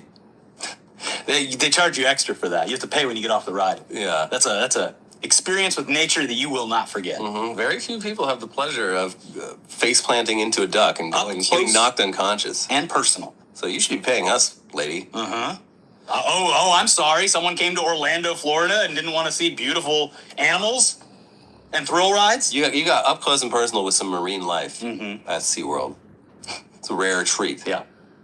Woman ordering medicine was delivered human fingers and arms instead, coroner says. Oh, wait, no, don't send that package out. So fucking horrifying. Just like, those pills that I need. This box is kind of big. I wonder how big the pills are. And you open up, and there's just like human body parts. Good prank. We all love Halloween. They said to take 2 every day, so 2 fingers. I don't know what an arm counts as, but maybe that's taken case of emergency. Like a bartender. 2 fingers of medicine, please. Yeah, they, I guess in the medical shipping logistics industry, they got some packages mixed up. They put the labels on the wrong. Someone who was expecting some limbs just got a package of pills. Well, these better work. What am I supposed to do with this shit? I ordered some fingers and arms. Yeah, it better work. I've seen some crazy things in my day. But this statin that they sent me, well, I guess it better grow me back some toes. Sure. Yeah. Cyclist falls down 130-foot ravine in France. Survives 3 days by drinking wine he had in a shopping bag. What a terrible situation I have found myself in. Joke's on you. My job won't even know I'm gone. We get so much vacation time. They're calling it the Frenchest man ever. They're like, said he didn't have a cigarette. Yeah, well, they didn't say anything about that. Maybe he did. Mm-hmm. But, yeah, they're like, yeah, he would have died. He would have starved to death down there. But the wine kept him going. It would have starved to death if it wasn't for the perfectly packed bag of wine, celery, lettuce, a baguette, just everything sticking out of it perfectly. I just love the idea. Like, I'm picturing, I don't know if this was just a guy casually going back from doing some shopping, or I'm picturing a guy in Tour de France, full lycra, like aerodynamics, but also just got to have a couple bottles of wine back there just in case. Yeah. Emergency wine. Mm-hmm. Fully aerodynamic, except for the giant bottle of wine sticking out. Yeah, always have some wine just in case. You never want to think about what could happen, but when it does happen, you want that wine. I'm going to call that a happy ending. Yeah, sure. He survived, had a great vacation. That's another good thing about America. You'll never, it's very rare to die mysteriously because within 1 day, work's wondering where you are. Yeah. We said no days off. I know we said unlimited days off, but we meant no days off. No day. Anyways, that is a happy ending, and now you get, you know what, bad news. It's actually, you get 1 less hour of daylight now as a prize. Did that happen already? It happens tonight. Oh, or whenever you're watching this, it already happened. But I hate it. It gets dark too early. Too early. Yeah, the game's probably already happening while you watch this, but go Dodgers, and we'll see you next week. But please, if you can, make sure you donate to the Feeding America fundraiser. We're going to have it going till the 10th, try to get as much as we possibly can in order to send it out and get people fed. So thank you very much to everyone who did. If you can afford it, please do contribute. In the meantime, we have some awesome episodes for you to watch. We got 2 brand new ones for you to watch right here. If you could, on the way out, please leave a like, a comment, and make sure you're subscribed, and we will see you soon. Bye.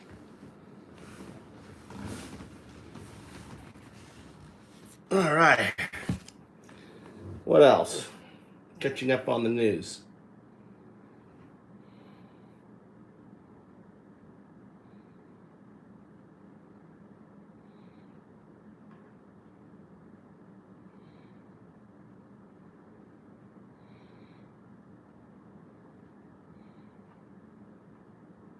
Today let's talk about the most frustrating discussion in AI circles, at least to me.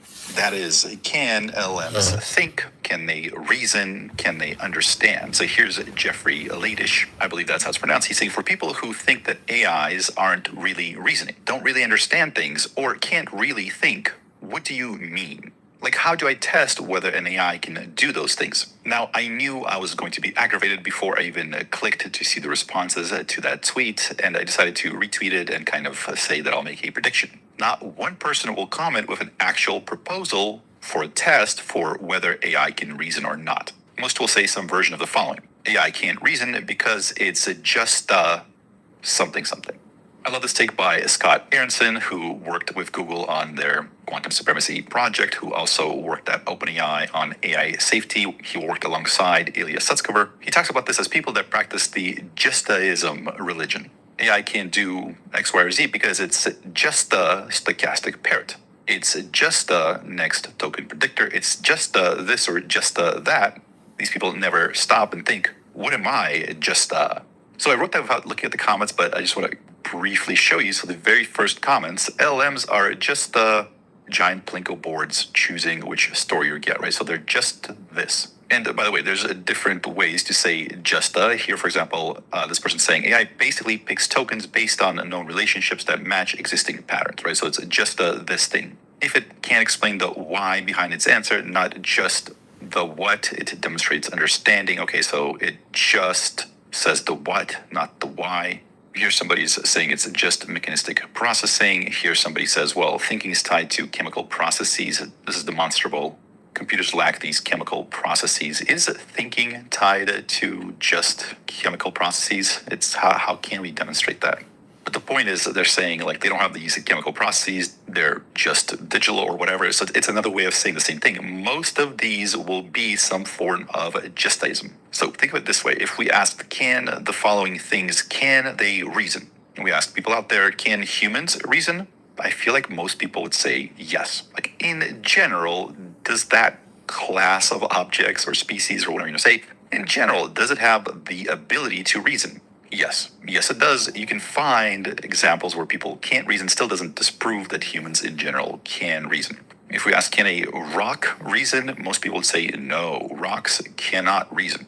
They don't have the ability to reason. Then we get to LLMs, and this is where people lose their freaking minds. A lot of people get very unreasonable when talking about this. I've said this before, I believe it comes from fear. People get really irrational really fast when we approach this subject. By the way, how do I prove to you that humans can reason? I show you one or more examples of humans reasoning. How do I show you that rocks can reason? I would show you an example of a rock reasoning. I haven't seen that before, so I assume that they can't, because there's no example to disprove that. Same thing if we want to know if birds can fly, we think that birds can fly. Why? Because we've seen a bird fly. So we can kind of test for it, right? So can humans fly? Most people would say no. Again, we're talking about unassisted. If you show me one that can levitate, that can flap their arms and fly away, then maybe I'll change my mind. I need one example of that happening to where you might go, hey, yeah, maybe humans can fly. All right, so that's super simple and unambiguous. Let's make it a little bit more difficult. Let's ask if something can tell time. Can something keep track of time in a way that would be useful to us, that would allow us to know what time it is? All right, so here's a picture of a bunch of metal gears and cogs and just metal pieces. Well, of course it can't tell time. It's just a bunch of gears and cogs. Right, we're denying its ability to tell time with the justaism religion. It's just a bunch of gears. Therefore, it can't tell time. Now, you can probably understand why that's a really bad take. Just saying that it's just a bunch of whatever doesn't mean it can't do something, necessarily. Just by looking at the cogs and the wheels, we have no clue. Here's another thing. Can this tell time? Well, no, it's just a stick in the mud, right? It's just a little statue. How could it tell time? This is a sundial, by the way, so people have used this to be able to tell time for a long time. Saying it's just something that sticks out of the ground or sticks out of the plate doesn't negate its ability to tell time. Can this thing tell time? No, it's just a bunch of plastic pieces and a circuit board. Again, that doesn't make any sense. Just describing what it is doesn't negate the fact that it can have some ability. The only way to understand if it has that ability is by creating some test that is objective that we can all look at to see if it passes that test or it fails that test. For example, for a clock, you need probably a couple things that it has to have. One, it has to have regular and measurable change. So if this thing, assuming it's working, it will generally over time click and move the arrows, etc. Does this have, we're assuming these things work, does it have a regular and measurable change? Yes, of course. Does this? Yes, of course. Does one of those digital watches with a quartz crystal, does that have a regular measurable change? Yes, of course. And of course, you'd have to be able to see or measure progress from that change. Can you do it with a clock? Yes. Can we see and measure change here? Yes, the arrows show us what the change is. Can we measure the change here? Yes, the shadow shows us and allows us to measure the change. And does it keep consistent intervals over time? If we double the time, does it double the measured change? For a digital watch, obviously. For a gear clock, obviously. So sundials are a little bit weird. It keeps consistent intervals within the day. Over time, that may change because of seasons, but it's still consistent in that we can adjust. We can still measure it if we can kind of know the seasonality, where the sun is, etc. We can keep consistent time of this. So all these things have the ability to keep time, to measure time, so that we're able to use them to keep track of time. How are you going to phrase that? They have that ability, even though it's just a bunch of cogs, or it's just a stick sticking out of the ground, or it's just a bunch of plastic pieces in a circuit board and a quartz crystal, right? So it's just this or it's just that. Makes no difference. It either can or it cannot. So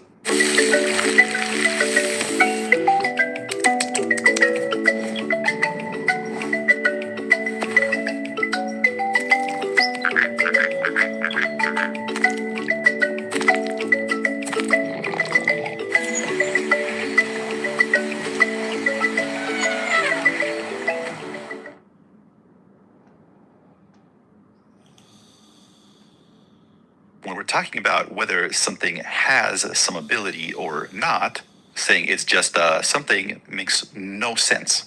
What's the right way to think about it? Well, we have a test. We test to see if it has that ability or no. So now hopefully I've convinced you that we need a test to see if something has the ability to do something or not.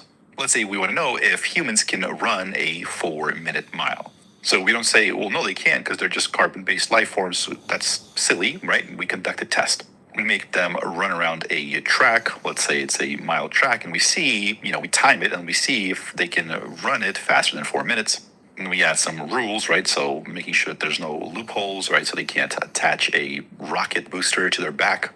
They can't cut through the grass, right? So we establish some sort of norms of the test, how that test should be conducted. By the way, we might disagree on some portions of that test, right? So I might say it's okay for them to, let's say, have some coffee before they attempt it. You might say, no stimulants allowed. That's totally fine. We can discuss that. But the point is, once we have a rule, we can all agree whether or not this test was passed. So next we've designed our test, and the first person goes up to the starting line. Let's say it's me, and I run the mile, and I come in, 10 minutes in. I don't know. What's a horrible time? I'm not going to do anywhere near a 4-minute mile, obviously. Tech YouTuber, we do not run. Anyways, so let's say I come in at a 9-minute mile. So does that mean that humans cannot do a 4-minute mile, right? So one example of a human not being able to do it, does that prove that humans can't do a 4-minute mile? No, it doesn't prove anything. Let's say we run 1 million people and none of them are able to break the 4-minute mile. Does that prove that humans can't do the 4-minute mile? No, that does not prove it. That's exactly what happened, by the way. If you know the history, for a long time people thought there was some biological limit until one person broke that limit, and then a whole bunch of other people started breaking that limit. So all it takes is one person to pass that test, the 4-minute mile test, for us to say, okay, humans are able to do that. They have that ability. So, by the way, here's another sort of answer to the person that was asking if LMs can reason. So this person's saying, I asked it for a file, and I had to repeat the instructions 2-3 times, and it tells you that it provided the file, but there's no file. It means it has no real understanding of what a file is, right? So that argument is saying, I ran a 9-minute mile, therefore humans cannot run a 4-minute mile. So this result proves this impossible. That logic makes no sense. Right? A counterexample doesn't disprove that hypothesis, right? So I'm sure there's some unhealthy bird out there that can't fly, whereas normally that species of birds are able to fly. That one bird doesn't prove that birds can't fly. And there are tons of examples of people commenting examples of these large language models failing to do something or showing a lack of reasoning. People love doing this. It's meaningless. I can show you a broken clock. That doesn't mean that working clocks can't tell time. I can show you a human being doing something foolish. I probably do at least a few foolish things before noon most days, probably. My foolishness doesn't prove that humans can't reason. Me running a 9-minute mile doesn't prove that humans can't run a 4-minute mile. So most of the people answering, let's say 40% of them, maybe half, are falling into the foolishness of thinking that if they just say, oh, LMs are just this, then that somehow disproves that they have some ability, which is, as I've hopefully convinced you, that's absolute nonsense. The next biggest group, it shows basically situations where LMs fail to do something. So they fail to count the number of R's in a strawberry, therefore they're useless. Here's an example of where it failed to do this particular task I asked, therefore it's useless, it can't reason. So those are arguments 1 and 2 in terms of the frequency that I see them. And the third sort of logical fallacy, it's a little bit more subtle. And you might be falling into it right now as we speak. Here's the next silly mistake that people make, right? So right now in this video, hopefully I've proved to you or shown to you that this statement, this belief that LLMs can't reason, this is a silly belief to have. This is a foolish statement to make. Again, unless you have a specific test that can test for this, then that's a different story. But just believing this without any evidence, it's just not smart. And I think it's driven by fear. And again, I say this as somebody that's been doing these videos for a couple of years now. Every single one of these videos on this subject, you will get hate in the comments. I would not be surprised if there's a lot of hate in the comments of this video. This is very triggering for some people.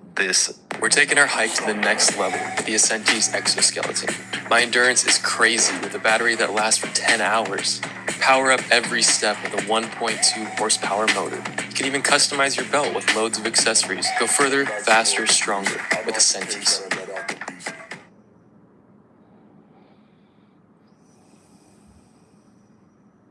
The buzz about AI is everywhere. This technology has the potential to transform our work. Once an AI tool has been piloted and proven, the next big decision is strategic. Should you continue pushing for adoption in existing markets, or is it time to expand into new ones? The course features a breadth of executives on the cutting edge of AI. How will you lead? How will you drive change? This course will help you provide those answers.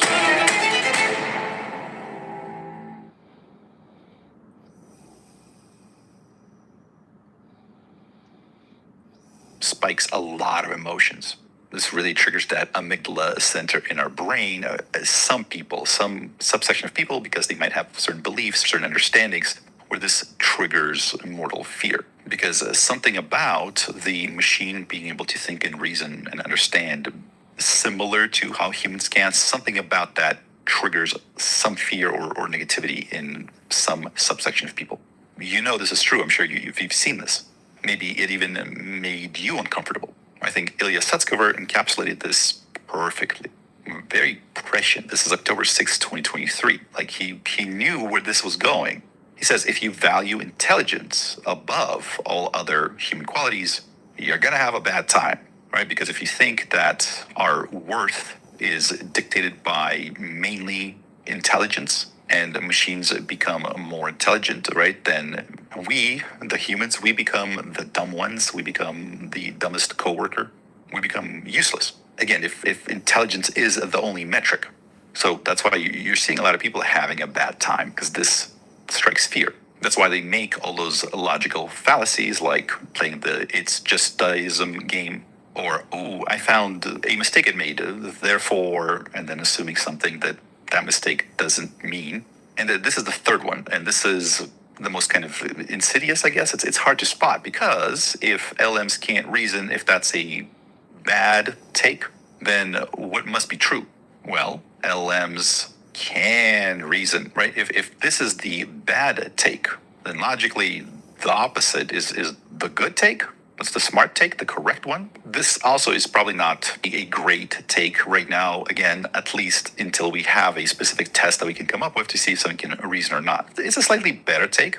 The reason it's slightly more defensible is, coming back to our 4-minute mile example, no matter how many people run around the track and fail to achieve a 4-minute mile, whether it's 10 people or 10 million or 10 billion, even if we make every single person run around the track that's ever been born, and none of them are able to get the 4-minute mile, none of that proves that humans are incapable of running a 4-minute mile.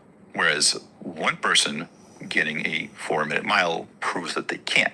The reason I bring this up is because oftentimes when you sort of talk to people that say LLMs can't reason, and you say, okay, what's a test for reasoning, right? So they make this statement. They say, I believe LLMs cannot reason. You say, okay, what's a test that we can run? Or at least a counterexample that would disprove this. So if you believe that humans can't run a 4-minute mile, what would be a case that would change your mind? For example, would a human being running a 3-minute mile, right?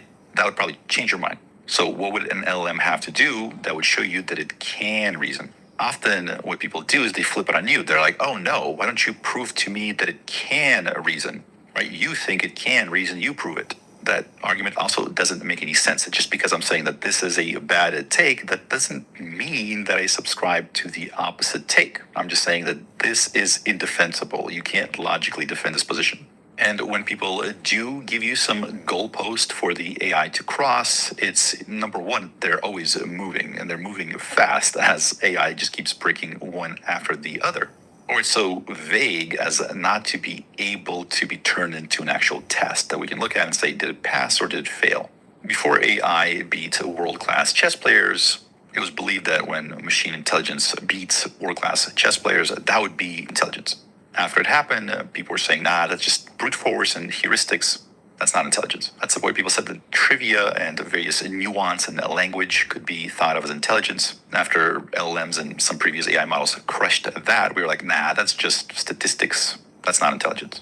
Before recognizing objects that can be extremely diverse, like cats and people's faces and millions of different objects out there in the world, once AI reached the level that it would be able to recognize all of the objects, we thought, okay, that would be intelligence. After it did that, I was like, nah, that's just pattern matching. It can't explain what it sees. Same thing with Go, right? We thought that Go was different from chess because it required more intuitive understanding. It would be harder to beat with just brute force, statistics, heuristics, etc. Once it beat the human Lee Sedol and the other grandmasters, including the famous Move 37, kind of this creative move that no human has a thought of, we still dismissed it. We still said, no, it's just narrow intelligence. It's not humans' general intelligence. A lot of people would say that it can only work within its data set, right? So it can match patterns within its data set. AlphaFold and all of its offspring are cracking huge biology problems. It's adding to scientific progress. Look at the recent findings out of Google DeepMind with their cancer studies and Gemma, the open source family of models. It's hard to prove that it's not doing novel scientific research right now.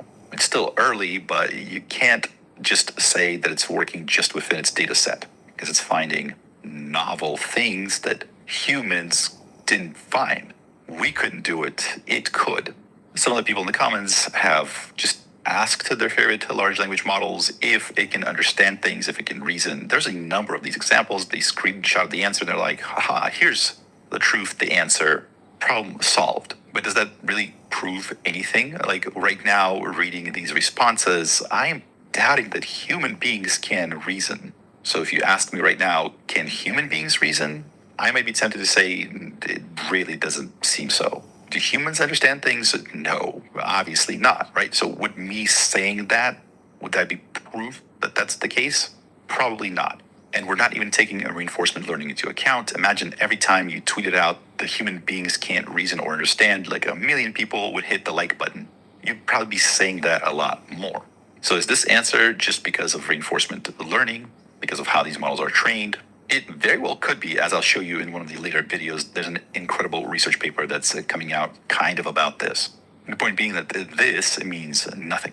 By the way, the comments that say things like, oh, thinking is tied to chemical processes and large language models don't have those, therefore they can't think. That's basically saying that this digital watch can't tell time because it doesn't have cogs and metal gears. Like, I can show you how telling time uses metal gears. Look, I can show you. Therefore, this different approach cannot possibly work and have that same ability. So think about that for a second. What are these people arguing? I mean, a lot of these people are very smart, educated people. If I told them that this thing can't possibly tell time because it's just a bunch of metal gears, they would laugh at me, right? They're like, that's a stupid thing to say. There's more than one way to create something that can tell time, right? Digital watches, your computer, none of those have metal gears in them and keeping track of time. So why are these otherwise very smart people, why are they making such silly mistakes in their thinking? Well, it's very simple. They're not hearing the same thing that I'm hearing. When you and I hear this question, can LLMs reason? We probably hear it as is with no emotional response to it. Like, I don't feel outraged or sad or like it's just a question.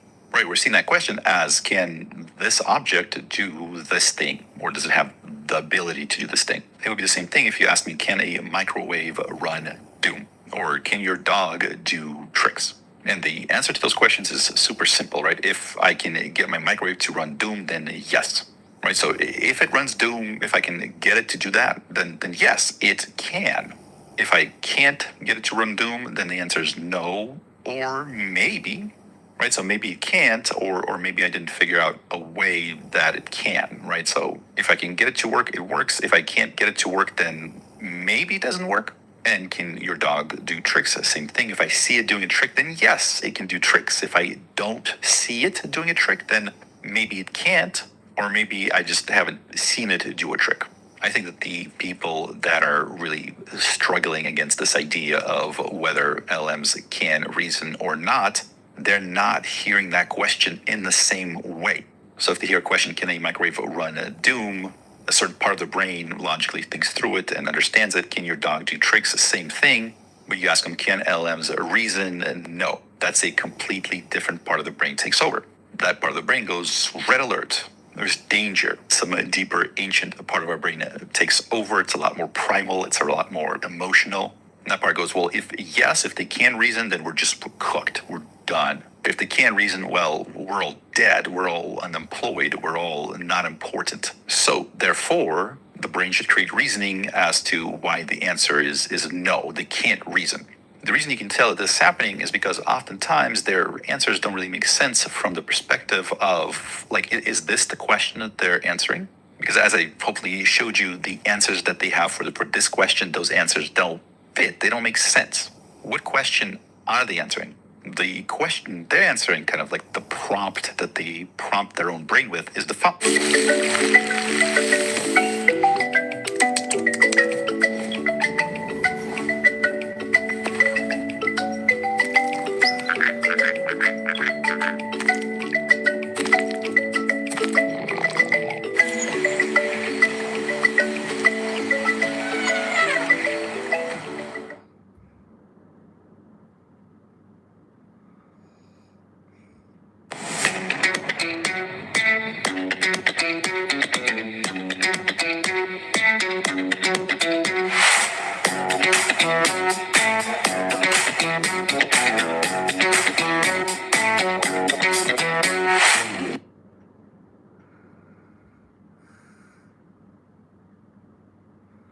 explain why LLMs can't do the thing that makes me feel special. And look through that lens at the answers now, not just these, but anytime you encounter some irrational AI hate or anything like that, see if those answers make more sense if you view it from that perspective. So this first comment goes, humans produce new insights and they update their weights, right? So they're learning and they introspect on their reasoning process to evaluate it. By the way, Anthropic just released a paper called The Science of Introspection in Large Language Models. Oops. So LLMs are just giant Plinko boards, right? So they're not special, I'm special. By the way, you can tell this is the case based on the fact that different groups of people respond very negatively to different abilities of AI. The responses are just as emotional and irrational as they are with other abilities, but it's just the thing that they focus on is different. So here's a person that used AI to create this animation, and I love the animation. It looks beautiful. If this was some sort of anime cartoon, whatever, I would be kind of interested in seeing it. It looks great. This person retweets it. This person is against AI. You can tell it by what they write in their bio and other comments. So they're saying, let's reward that. So the person below is saying that I created this cinematic thing. This person that doesn't like AI, so he's an artist that doesn't like AI. So he's saying, let's reward that. You didn't make anything. You got a computer to make something for you. So Mad Vid Pro retweeted this. That's actually how I saw it. Mad Vid Pro does get, it seems like, attacked on Twitter by people that are against using AI to do various art, visual, video, etc. Seems like he catches a lot of flack from them. Not for anything bad he did, just for showcasing these tools. Me, and not being one to pass up a trolling opportunity, jump in here saying, as a bit of a painter myself, I feel the same about people using cameras to take photos. The camera does all the work, the person taking the photo contributes nothing. This photography fad won't last.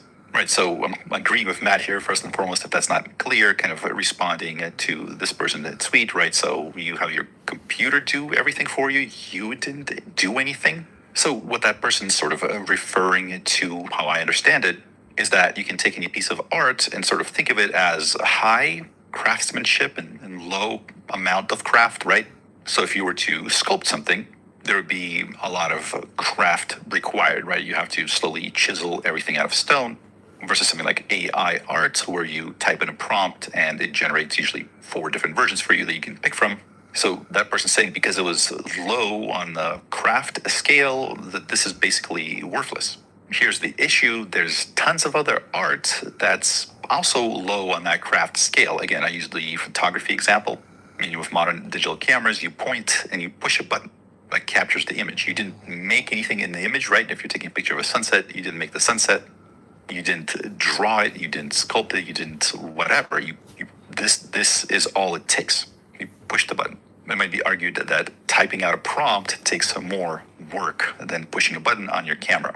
But obviously that reasoning doesn't make sense. I don't think that even the person that said it would apply that to photography. So, for example, here's that same person, right? He took a picture of a sunrise on his phone. I don't think he would consider this a horrible thing, a bad thing, because it was low effort or low craft. He just held up his phone, pushed the button, and captured the image. Would the same reasoning apply? Would he agree with the fact that he didn't make anything? He got his smartphone to make something for him. Here he is saying that this is something that's absolutely horrible, unwatchable.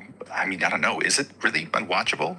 Doesn't seem that bad. Here's another shot made by AI. He's saying, I love how soulless this is. So is it soulless? I don't know. Point being is those statements don't really make sense if taken at face value. If this was made by a human director and looked exactly the same, I don't think he'd think it's soulless. If this was made by somebody or it was an animation of some sort, I don't think he would say to that person it's unwatchable. And I don't think he'd tell a photographer that took a picture of a sunset or something like that, oh, you didn't make anything. You had your camera make it for you. Those statements don't make sense through that lens. Now, let's apply my lens.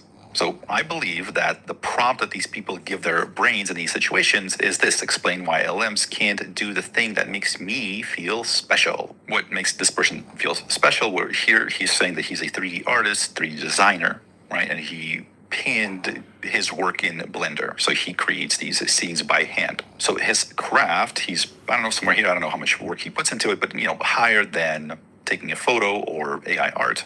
This is like 3D modeling or whatever. This is what he feels proud of. This is what makes him feel special. So he pinned what I'm assuming is his progress from 2004 to 2005 using Blender, doing his craft. So when somebody creates an animation, that makes him feel less special. So he retweets it and says, oh, you didn't make it. A computer made it, right? So you should feel good about your work like I feel good about my work. This thing that Grok Imagine made, well, it's unwatchable. We can't watch it. And this little animation, it's soulless. Can we define what that means? Can he name something that's soulless that's made by humans? Is there some objective thing there that can be defined? Probably not. It doesn't make sense from that standpoint of taking it at face value. When that statement does make sense, if you think of it as this is the prompt for that person and their experience, and the output is what they said. Like, that's soulless. It's unwatchable. You didn't make it. The computer made it. Right, so in this case, we're not talking about LLMs. We're talking about, if he feels special by using Blender to create art, and somebody can create similar art using AI, right? So he's explaining why those people can't do the things that make him feel special. Recently, I posted a study that Suno music, AI music, is for most people getting indistinguishable from real music. I got a lot of comments. The people with the strongest negative response to that study, that paper, which, by the way, again, it wasn't insulting to anyone. It didn't say anything offensive. It just said, hey, look, the average person can no longer differentiate between AI music and music made by humans. So a lot of the negative responses were by people in the music industry, people responding to AI art.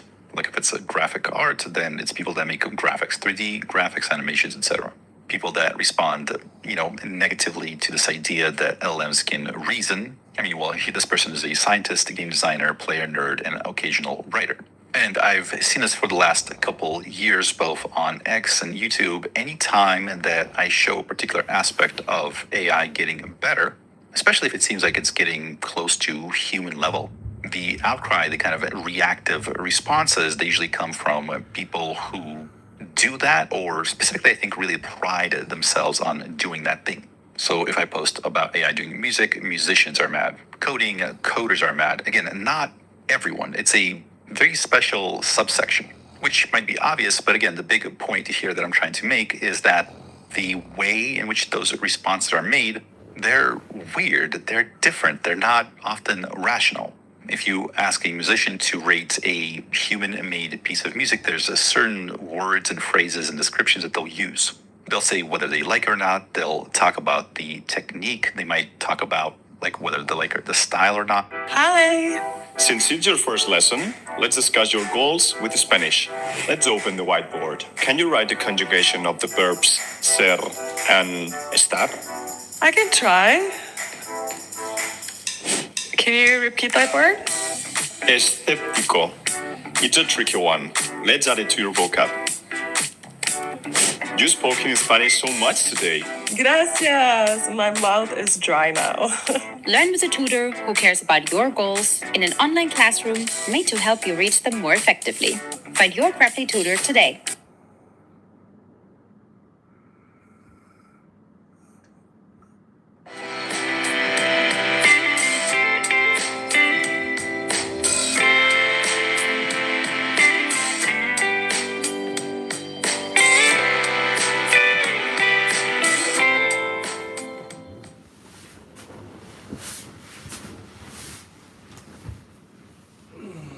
With visual art, they might say how it made them feel. They might talk about the colors. There's certain ways that people talk about code, whether it's clean, whether it works, whether it's well commented. So when humans judge other humans' outputs, we have a certain way that we talk about it and judge it and describe whether we think it's good or not. And on the other side, when we show people the outputs from AI, I think a lot of people, probably most people, maybe 80% of people, I'm just guessing, I have no idea what this number is. We tend to analyze that or think about it just like we would about anything else. So can LLMs reason? We kind of process that question in the same way like we would process, can birds fly? Or can this thing run and do? But for some percent of the people, talking about these things tends to trigger that fear response. And again, it seems like what they say about that output, that piece of art or music, or that question relating to AI, whatever it might be, that gets morphed to be something completely different. And you see these people, when they talk about AI outputs, they almost make up new terminology. They create new ways of describing these outputs. For AI, it'll be, there's no soul, there's no depth. People say AI music sounds tinny or shallow. People say that AI writing doesn't have meaning, right? Because there's no lived experience behind it. Here's a chart I found on LinkedIn, right? So this is why readers don't like AI writing. People just hate AI writing because it's just text, right? Whereas for human writing, you don't have text, you have subtext. You also have author intention. You have contextual impact and dialectical participation. You have this whole like iceberg underneath the surface. So human writing is all of this, and you know, AI is just this. So that's why we don't like AI writing. There's just one tiny problem with that belief statement iceberg diagram. That is that humans prefer AI over human written poems. And this is true for a lot of other writing. We also can't tell AI music from regular music. I wish they did a comparison of which one people think is better. I think AI music is at some point going to become more liked by average people. But with writing, with poems, keep in mind it's not just poems. There's tons of other examples of this. But humans can't distinguish between AI writing and human writing. If asked, like, which one is which, they don't know. But they do rate the AI poems more favorably. They like them more. So what that means is if you show people this picture, people are like, oh, well, human writing is clearly better. Look at all the stuff that it has. But, and this is super important that everyone understands this, because this is true across all AI-generated outputs, whether it's text, written text, poems, or audio, visual, what have you. When we don't give you hints as to which one you should prefer more, where you have to select the blind, people go, oh, I like this one better. They select the AI one more. And then when asked why, so for example, when we take poems by famous human poems versus AI poetry, people prefer AI poetry. Why? Well, it's easier to understand with clearer themes and subjects, even those written in ways that intentionally emulated the forms of famous poets. When asked to rate the poems on rhythm, emotional impact, and aesthetic beauty, participants consistently preferred pieces written by AI over those written by humans. This is the big point. Their assessment and ratings dropped when they were told the poem was AI generated, showing a general bias against AI created pieces. So if you are asked if you like a certain piece of writing or text or music or whatever, and you describe what you like about it, what you don't, why it's clear or unclear, again, whether you like it or not, then you really are describing whether you like it or not. If, however, you're told that it's a piece generated by AI and all of a sudden your whole language changes and you're talking about soul and depth, and if you have to create whole new categories to try to say that AI writing is worse than human writing, then it seems like you're lying to yourself. And you're also lying to yourself if you can spot the logical fallacy. If I say, oh, this can't measure time because it's just a bunch of gears. If you understand why that's not a good argument, but you can't catch the fact that saying LLMs are just whatever, stochastic parrot, why that's not a good argument, then you're kind of deceiving yourself. And whatever you do, above all, don't lie to yourself. That's Fyodor Dostoevsky. And the reason I want to talk about this is because the next few years, the next 5 years are going to be extremely important. People are going to lose their minds. People will sound deranged, and they will not be able to see their own derangement because they're lying to themselves about what they're perceiving. I think for all of us, it makes sense to make sure that we're being very rational about this and not being deceived by either our own fears and insecurities. If AI is getting good to the point where it can affect something that you're good at, that you're doing, make sure you have some specific tests to see, can it do it? What is it good at? What is it bad at? Don't invent some lofty new abstract concepts to try to prove to yourself that it can't replace you. And also pay attention to people that are in a certain profession saying how AI will never affect that particular profession. Make sure they're not comparing it to just like the top 1% of that profession.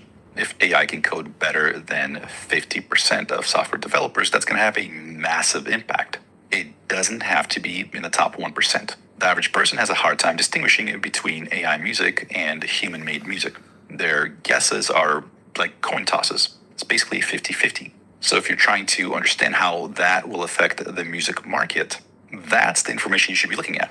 You shouldn't compare AI music to your favorite band and see how you feel about it. You shouldn't compare it to the top 1% most talented musicians that have ever lived. The study says that the average person can't tell the difference.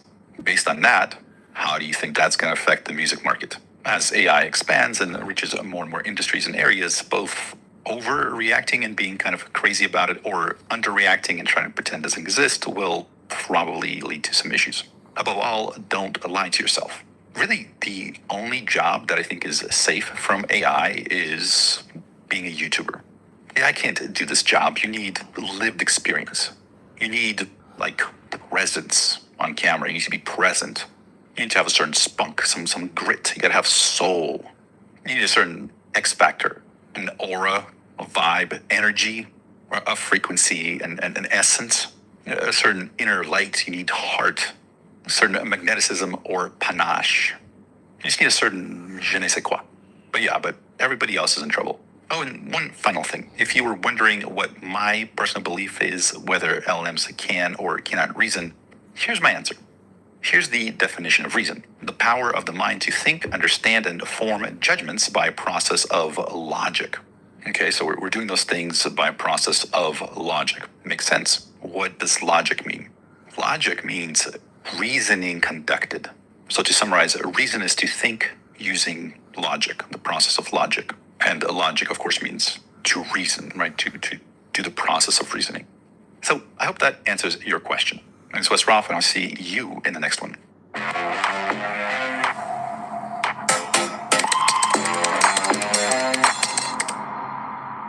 am a vibe. I am a vibe. I'm on cloud 9 now, watch me shine. I'ma do what I like. I am a vibe.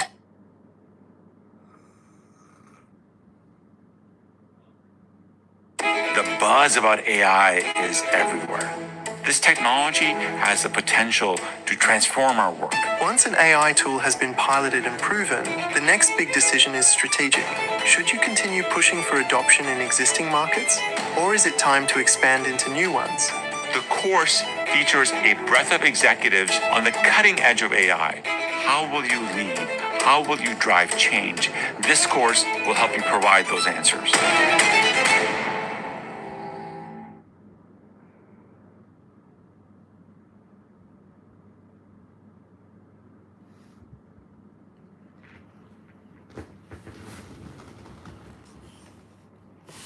Would you buy into it? I mean, this will be a monster IPO. CNBC will just sit there touching themselves, talking about this for 3 weeks.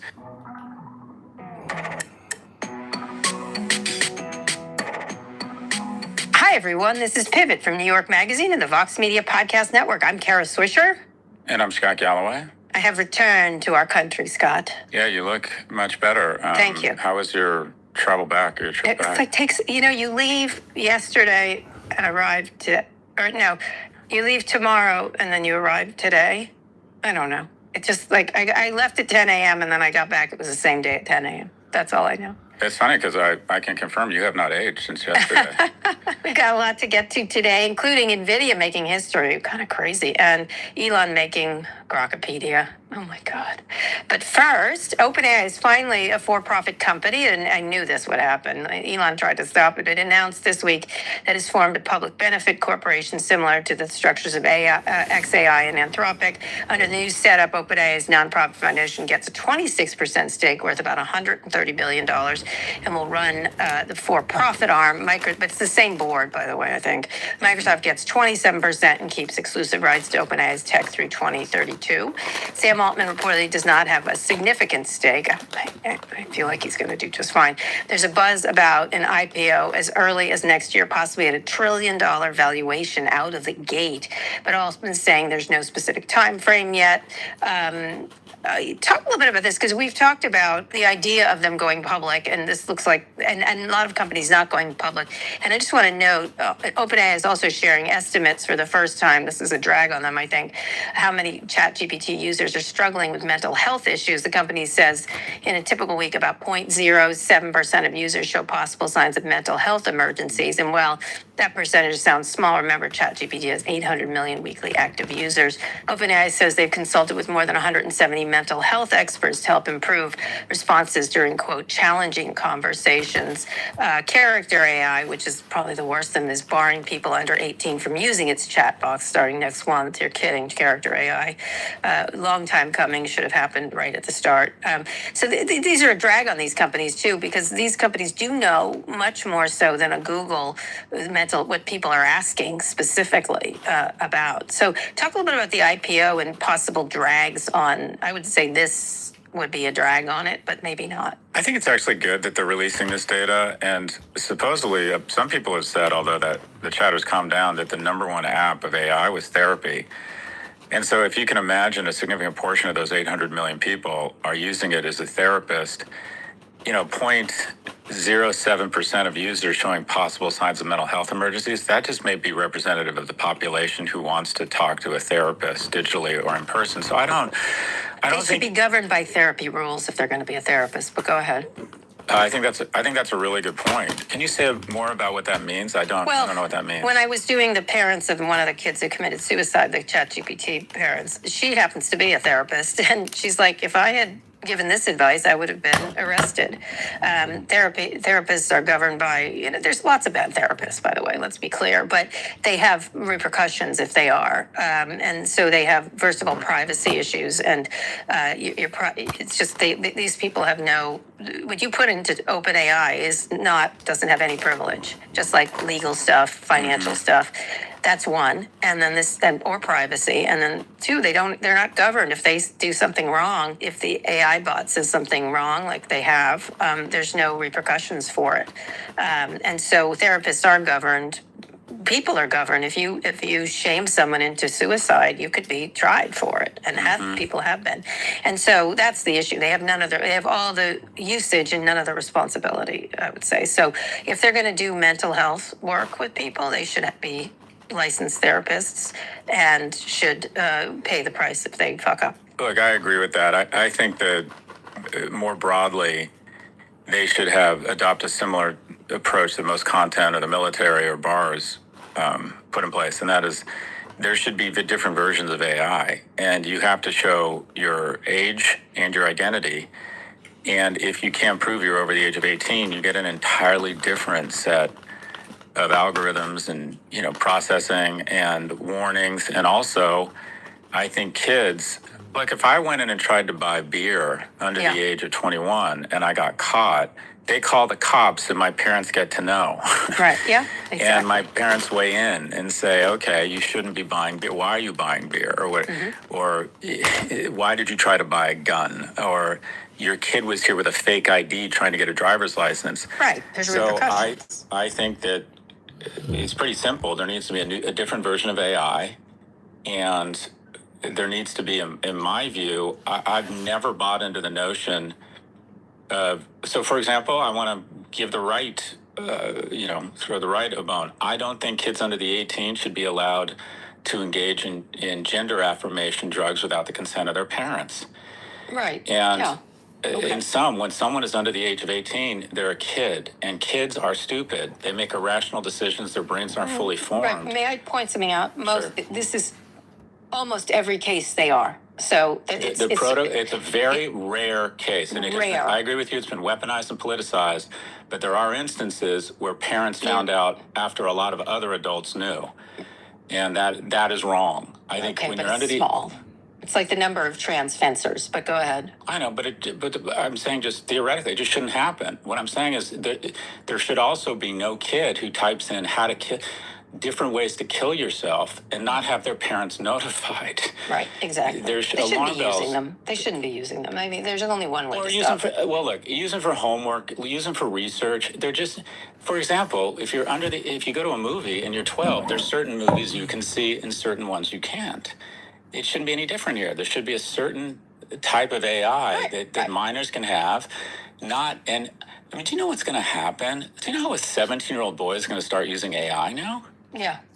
I mean, it's going to be insane. Yeah, erotica and stuff. They had a great piece in the New York Times with the guy who was in charge of that. How it they have a lot of insight into what people do compared to, Google. You go, you search it, like, I don't know, bondage or whatever you serve, but you don't really know what they're doing. In this case, it's very, very explicit what's happening in the search, and so it's a very different ball of wax. Talk a little bit about the public offering, though, because this is going to be the blockbuster, right? We predicted this. I mean, I personally think all this stuff around, we need 50 nuclear power plants, just OpenAI. I think what he's saying is, my business is going to be so big, bad, awesome, and valuable, I'm going to need 50 nuclear power plants. I don't think he has any fucking idea at this point how much power they're going to need. I mean, generally speaking, there's a bunch of catastrophizing about how we don't have enough power. And my thesis is China's just going to develop AIs or LLMs that use a lot less power. But in also signing a $300 billion deal with Oracle, what does that say to the market? It says, oh my God, he knows more than us. He thinks it's going to be $1 trillion revenue company. And all of this, he is a very bright guy. And to be clear, he is focused on nothing but his quote-unquote insignificant stake in AI. And his insignificant stake might be only 5 or 6%, but of $1 trillion valuation, which it might get, he's going to make $50 or $60 billion. And he has energy companies, and he has blank. I just love how we continue to fall for the hushed tones. And I don't get paid. He's going to make a lot of money. I don't get paid. This isn't why I'm doing this. Yeah, he's getting paid. But meanwhile, I've decided that porn for kids, synthetic porn, lifelike porn for kids, is good for the world and is helping the original mission of using AI to improve and protect humanity. I mean, when do we clue in and realize everything these guys do is to get the incremental dollar? And absolutely. And in my view, that's fine, as long as we recognize it, regulate them, and then tax them such that we can reinvest. Yeah, whenever they say we're not here for the money, I'm you're here for the money. Oh, no, I always tell kids. This is the only reason I appreciate Trump. It's like, how much money can I make? He's naked. Yeah, he's transparent. Naked. I've always said the VCs who get on stage at business school and say, well, it was never about the money, would fuck their sister for a nickel. But anyways. Oh, my God. Okay, that's not fair. 10 cents. So, look, this is where the IPO markets are right now. The IPO markets are essentially branding events.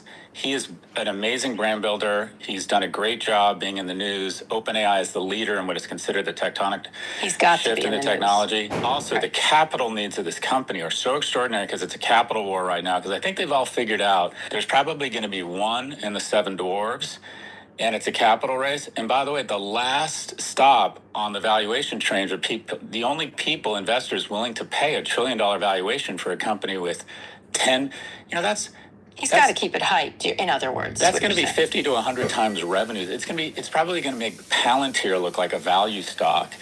And the only people willing to pay that are going to be retail investors. Retail investors who are like, why not buy OpenAI and just hold on? And so I think I said 2 months ago when he announced this deal with Oracle, I'm like, this means he's going public. Yeah. Because the only way he could ever even begin to deliver against that $300 billion agreement for compute is if he went public and raised, 50 or 100 billion over the next year. This is his move. He has to be Google. He can't be Netscape. He's got to be Google, right? This is his move. Even though there's other competitors and everything else, they have got to maintain the lead perceptually and actually, right? In terms of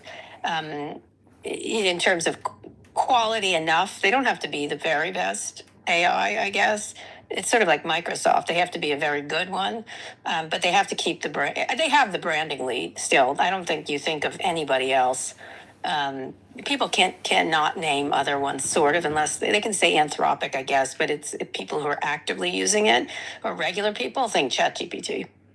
And I think we should do away with the classification as a public benefit corporation. Yeah. I think it is such bullshit jazz hands. Explain what that is for people who don't know. It's defined as a corporation which is something along the lines of intends to produce public benefits or public good and operate in a responsible and sustainable manner, balancing financial returns to shareholders with a broader public interest. This is like British Petroleum in the odds saying Beyond. BP is beyond petroleum, and they'd show some Asian dude in a lab coat working on algae, and we were supposed to forget that 99.7% of their R&D was just drilling more for fossil fuels. And finally, BP just said, let's stop fucking pretending. We're an oil company. Everybody needs oil.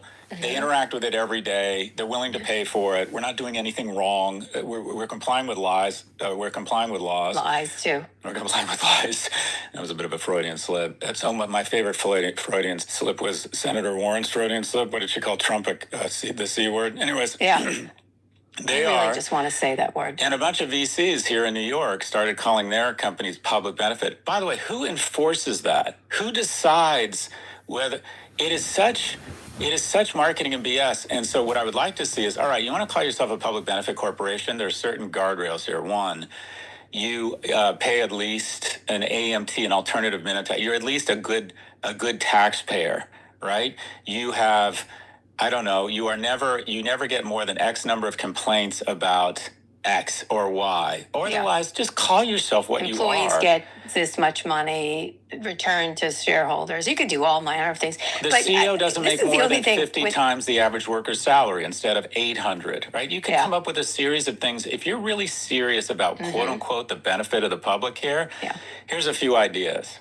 Yeah, one of the things is that they started that way, right? And so they kind of had to they couldn't predict. Elon Musk was like, this is bullshit. And he was right, in that regard. But they did manage to jam it through. There was a lot of, he was ginning up all kinds of trouble, and state attorney generals were looking at it. And so they managed to jam this thing through, which shows how talented they are, meaning they are the farthest away from public benefit in terms of personality. But we'll see. We'll see where it goes. We'll see. Would you buy into it? Would you buy or not? No? Yes? Oh, if I could get into the IPO, I would do it, but I would do it as a trade. So you buy and sell? Yeah, because what they'll do is they'll get, this will be a monster IPO. CNBC will just sit there touching themselves talking about this for 3 weeks. And then that's good. And then the thing goes out. What IPOs do right now is they check in with the bankers every other minute, and they go, we want to price it such that we can manage a 20 to 40% pop right out of the gates, and maybe more. Now, Chesky priced it too low, and it was up 120%. Figma went up 140%. Circle. Those guys didn't realize that was going to happen. But what you want to be is, this is what he wants the headline. He does not want the headline to be OpenAI flat in IPO debut. What he wants is OpenAI surges in IPO. That is a branding event that is singular and can only happen once or not. So the thing will be priced. They'll come up with some bullshit thing where they'll say that we're offering our users a chance, and they'll let them buy $11 worth of stock and claim that they're letting their users participate. So you made $14, And then they'll run around the world to the biggest hedge funds and biggest institutes. They'll go to BlackRock, State Street, and the bankers will make a shit ton of money. It'll be a huge branding event. But right out of the gates, I bet it's up 30 or 60%. But the problem is, if I got access, which I don't think I'll have, given that I have this podcast where we're constantly critical of them, but the people, the institutions that get in, some of them will hold, a lot of them will sell, and then the retail investor, the guy or gal on the street, will buy at that first trade. That will probably not be a great price to buy in at. All right. We'll see. We'll see if they'll give Scott some. All right. Speaking of high stock market, let's go on a quick break. When we come back, NVIDIA hits yet another major milestone. Support for the show comes from Odoo. Running a business is hard enough, so why make it harder with a dozen different apps that don't talk to each other? Introducing Odoo. It's the only business software you'll ever need. It's an all-in-one, fully integrated platform that makes your work easier.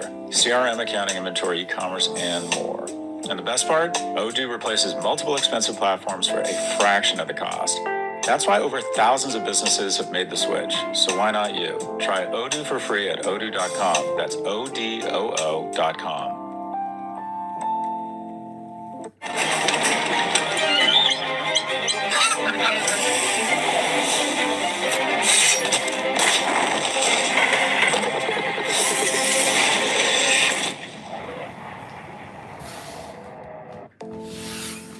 Scott Scott. We're back. NVIDIA just became the first company in history to hit the $5 trillion in market value a little over 3 months after it hit the $4 trillion mark.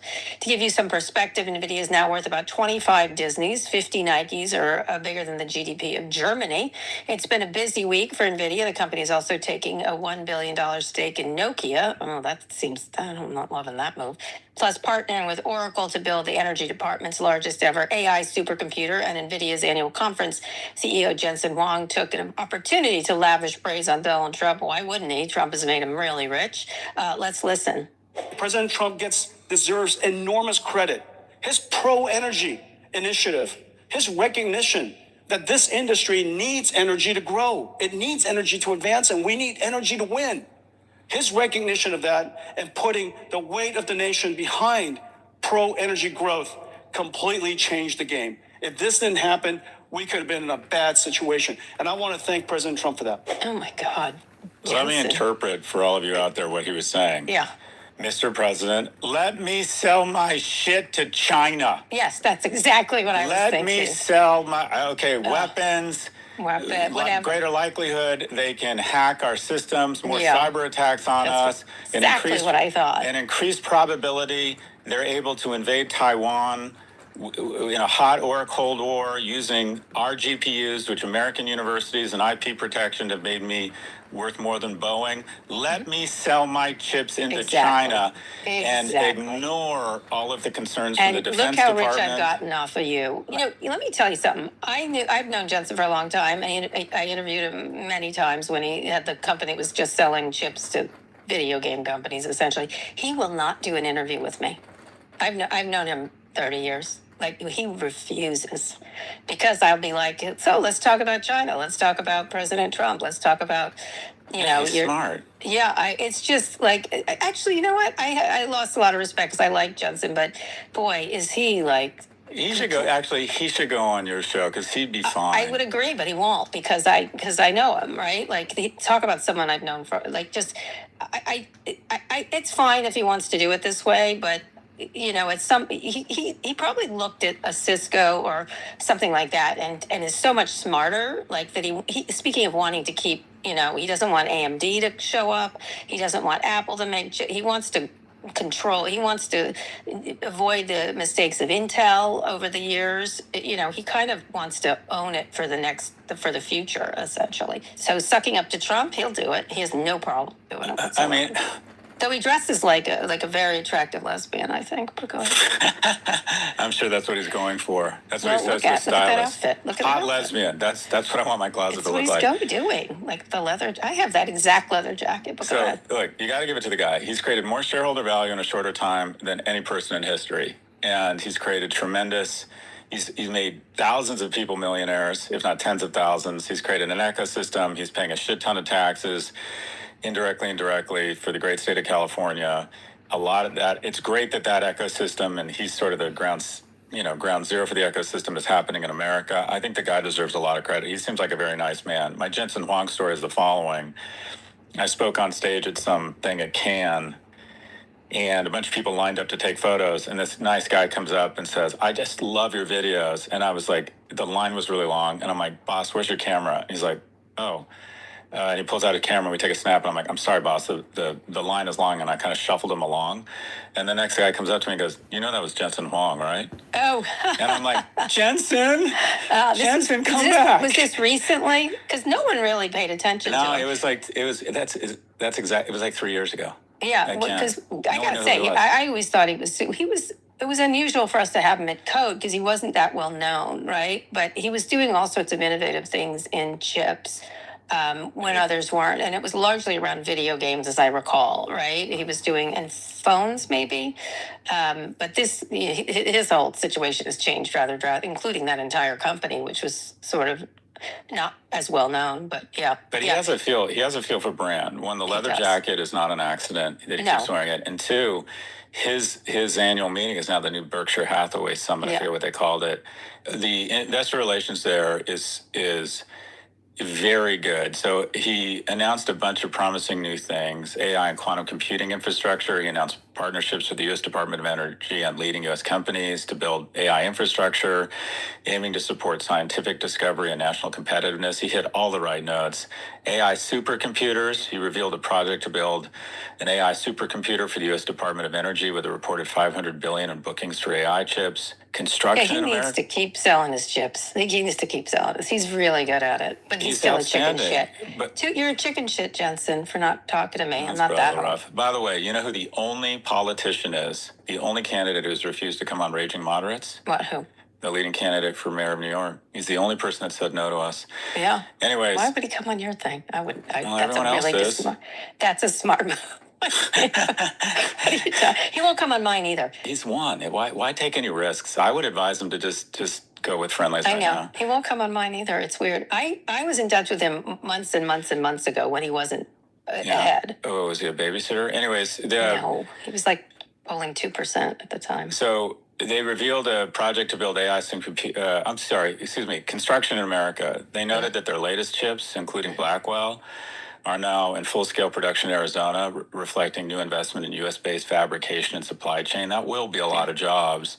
Yeah. He emphasized, at least in the short term to construct it, he emphasized the importance of accelerated computing, national AI strategy. He's a rock star. He's the and rock star. Reindustrialization. They're hitting all the right words. Reindustrialization. So any kind of bubble? We have to move along to Grokopedia, but any kind of bubble? Are you worried? Oh, yeah. Yeah. I mean, the fear isn't that these things go down. The fear is, imagine Leo, when he was hanging on to that piece of furniture at the end, when he was going down, took Kate Winslet and 400 kids down with him. When he vanished into the darkness of the depths, what if he had 11,000 arms and took everyone down with him? Yeah. That's the problem. It's not that these companies correct and their stocks go down. That happens to every big tech stock. That happens to every stock at some point. The problem is, they may take the global economy with them down because 40% of the S&P is 10 companies, which represents 20% of the market cap of the entire publicly traded companies globally. So this is actually not everyone goes down. Berkshire Hathaway didn't. That's because he's so good. Like this guy's not. Actually, that's not true. At the depths of the great financial recession. Oh, did it go down? When Berkshire had been hit hard like anyone else, if you did the calculation on Warren Buffett, at that moment, he was flat. Oh, interesting. Now, within 14 months, he was now up again 23% since his inception of his fund. But no one gets out alive if NVIDIA, we should hope. Keeping everybody up. Yep. We should hope that OpenAI goes public at a really good market cap and that NVIDIA keeps announcing record quarters, or that it's sort of a soft pullback. Because if NVIDIA throws up, I mean, everyone else has the stomach flu. Yeah. Jensen, keep looking like that lesbian you do. You're an attractive, very attractive lesbian. Anyway, let's also talk about Grokopedia, the encyclopedia powered by XAI and his rival to Wikipedia. It sucks so bad. I tried it. I just couldn't. It has complained about so-called propaganda on Wikipedia. He's been doing that for a while. Grokopedia went online with around 900,000 articles and briefly crashed after launching. It was full of, it loves Elon. It loves Elon, that's for sure. It's full of errors. It leaves things out, like a lot of stuff out, factual stuff. And it's, why is he doing this? Does he have just an extra 5 minutes to do something? I don't know. At the same time, Truth Social, which is majority owned by President Trump and his family, is launching a crypto-based prediction market platform to compete with Polymarket and I guess Kalshi. Truth Predict will allow Truth Social users to place crypto bets on outcome events. The guy in charge of the outcome events is going to have a betting platform. That's interesting. Also, I think Don Jr. is on the board of both the Polymarket or he's involved with them. And I don't know what to say. And the last thing about Elon, of course, Tesla's looking for internal CEO candidates in case his $1 trillion pay package is not passed and he leaves. So any predictions here? Any of these topics? Grokopedia? Grokopedia is an attempt to sort of establish a new truth, right? And one of the things I like about Wikipedia is it's almost impossible to have a functioning democracy if we don't all agree that there is an objective truth. And the Congress used to fall in line when peer-reviewed research would come in or data would come in. They wouldn't, I mean, they try and spin it, but they would acknowledge, okay, this is the data and we all need to rally around it. That's no longer the case. Everyone's decided there are quote unquote alternative facts. There's an alternative truth. And I just see this as an attempt to try and mimic what a lot of people, one of the things I love about Wikipedia, I was freaked out when my Wikipedia page went up because I thought there's no taking it down. That's the thing about a Wikipedia page. It goes up. And then what really struck me was some misinformation went up. It said, it said one of my companies was now defunct. I'm like, no, it's not. It's still, that company's still going. Other people weighed in. It's a community-based thing. And if you show your notes in your work, you get to edit a page. So it's like this kind of user-generated, but they do try to pursue the truth. I find it actually quite apolitical, which I like. And what you see what you see here is they're saying shit like instead of showing suggestions for gay pornography, it falsely suggests that porn exacerbated the HIV/AIDS epidemic in the 80s. Yeah. I mean, something like that. That's just not helpful. Why is he doing it? Does he care if he's helpful, Scott? Like, really serious? Yeah, but I think you said this. I think something happened to the guy, and he's traumatized and angry at the left, and he's talking about, he keeps going on and on about a white genocide. He's just... I use a lot of examples for how the term genocide has been perverted and overused in a lot of different regions of the world. But there's very few perversions that are less egregious or laughable than that right now there is a white genocide taking place. He's like a plot of White Lotus at this point. Like, between him and David Ellison, they look like the new next cast of White Lotus.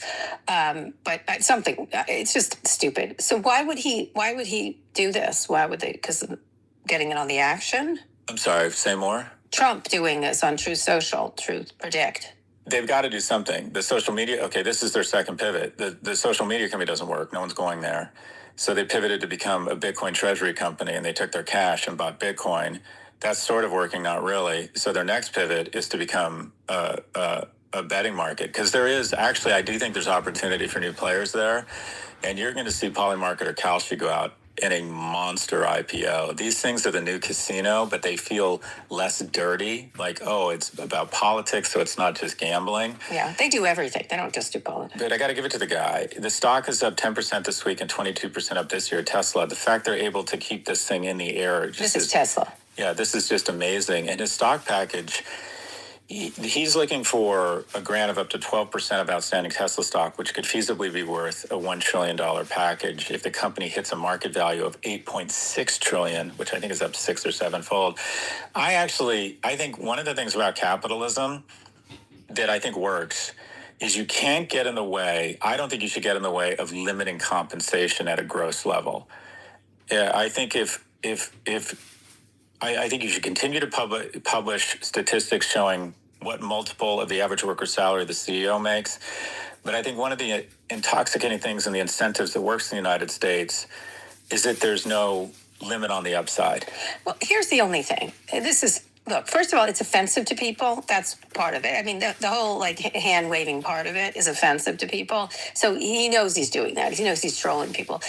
The other thing is, if it gets an internal CEO, we will all value it at what it's worth, right? It will not get the Elon bump. And it'll look like an auto company. And it's not selling as many cars, and it's not as good, and it will become what it's worth. Correct? A very good car company that has seen better days. And, one of the things that it's cost... All right, guys. I'm going to go to bed. I was actually crashing out on the couch. I was listening to some of the shows I like listening to, catching up on things.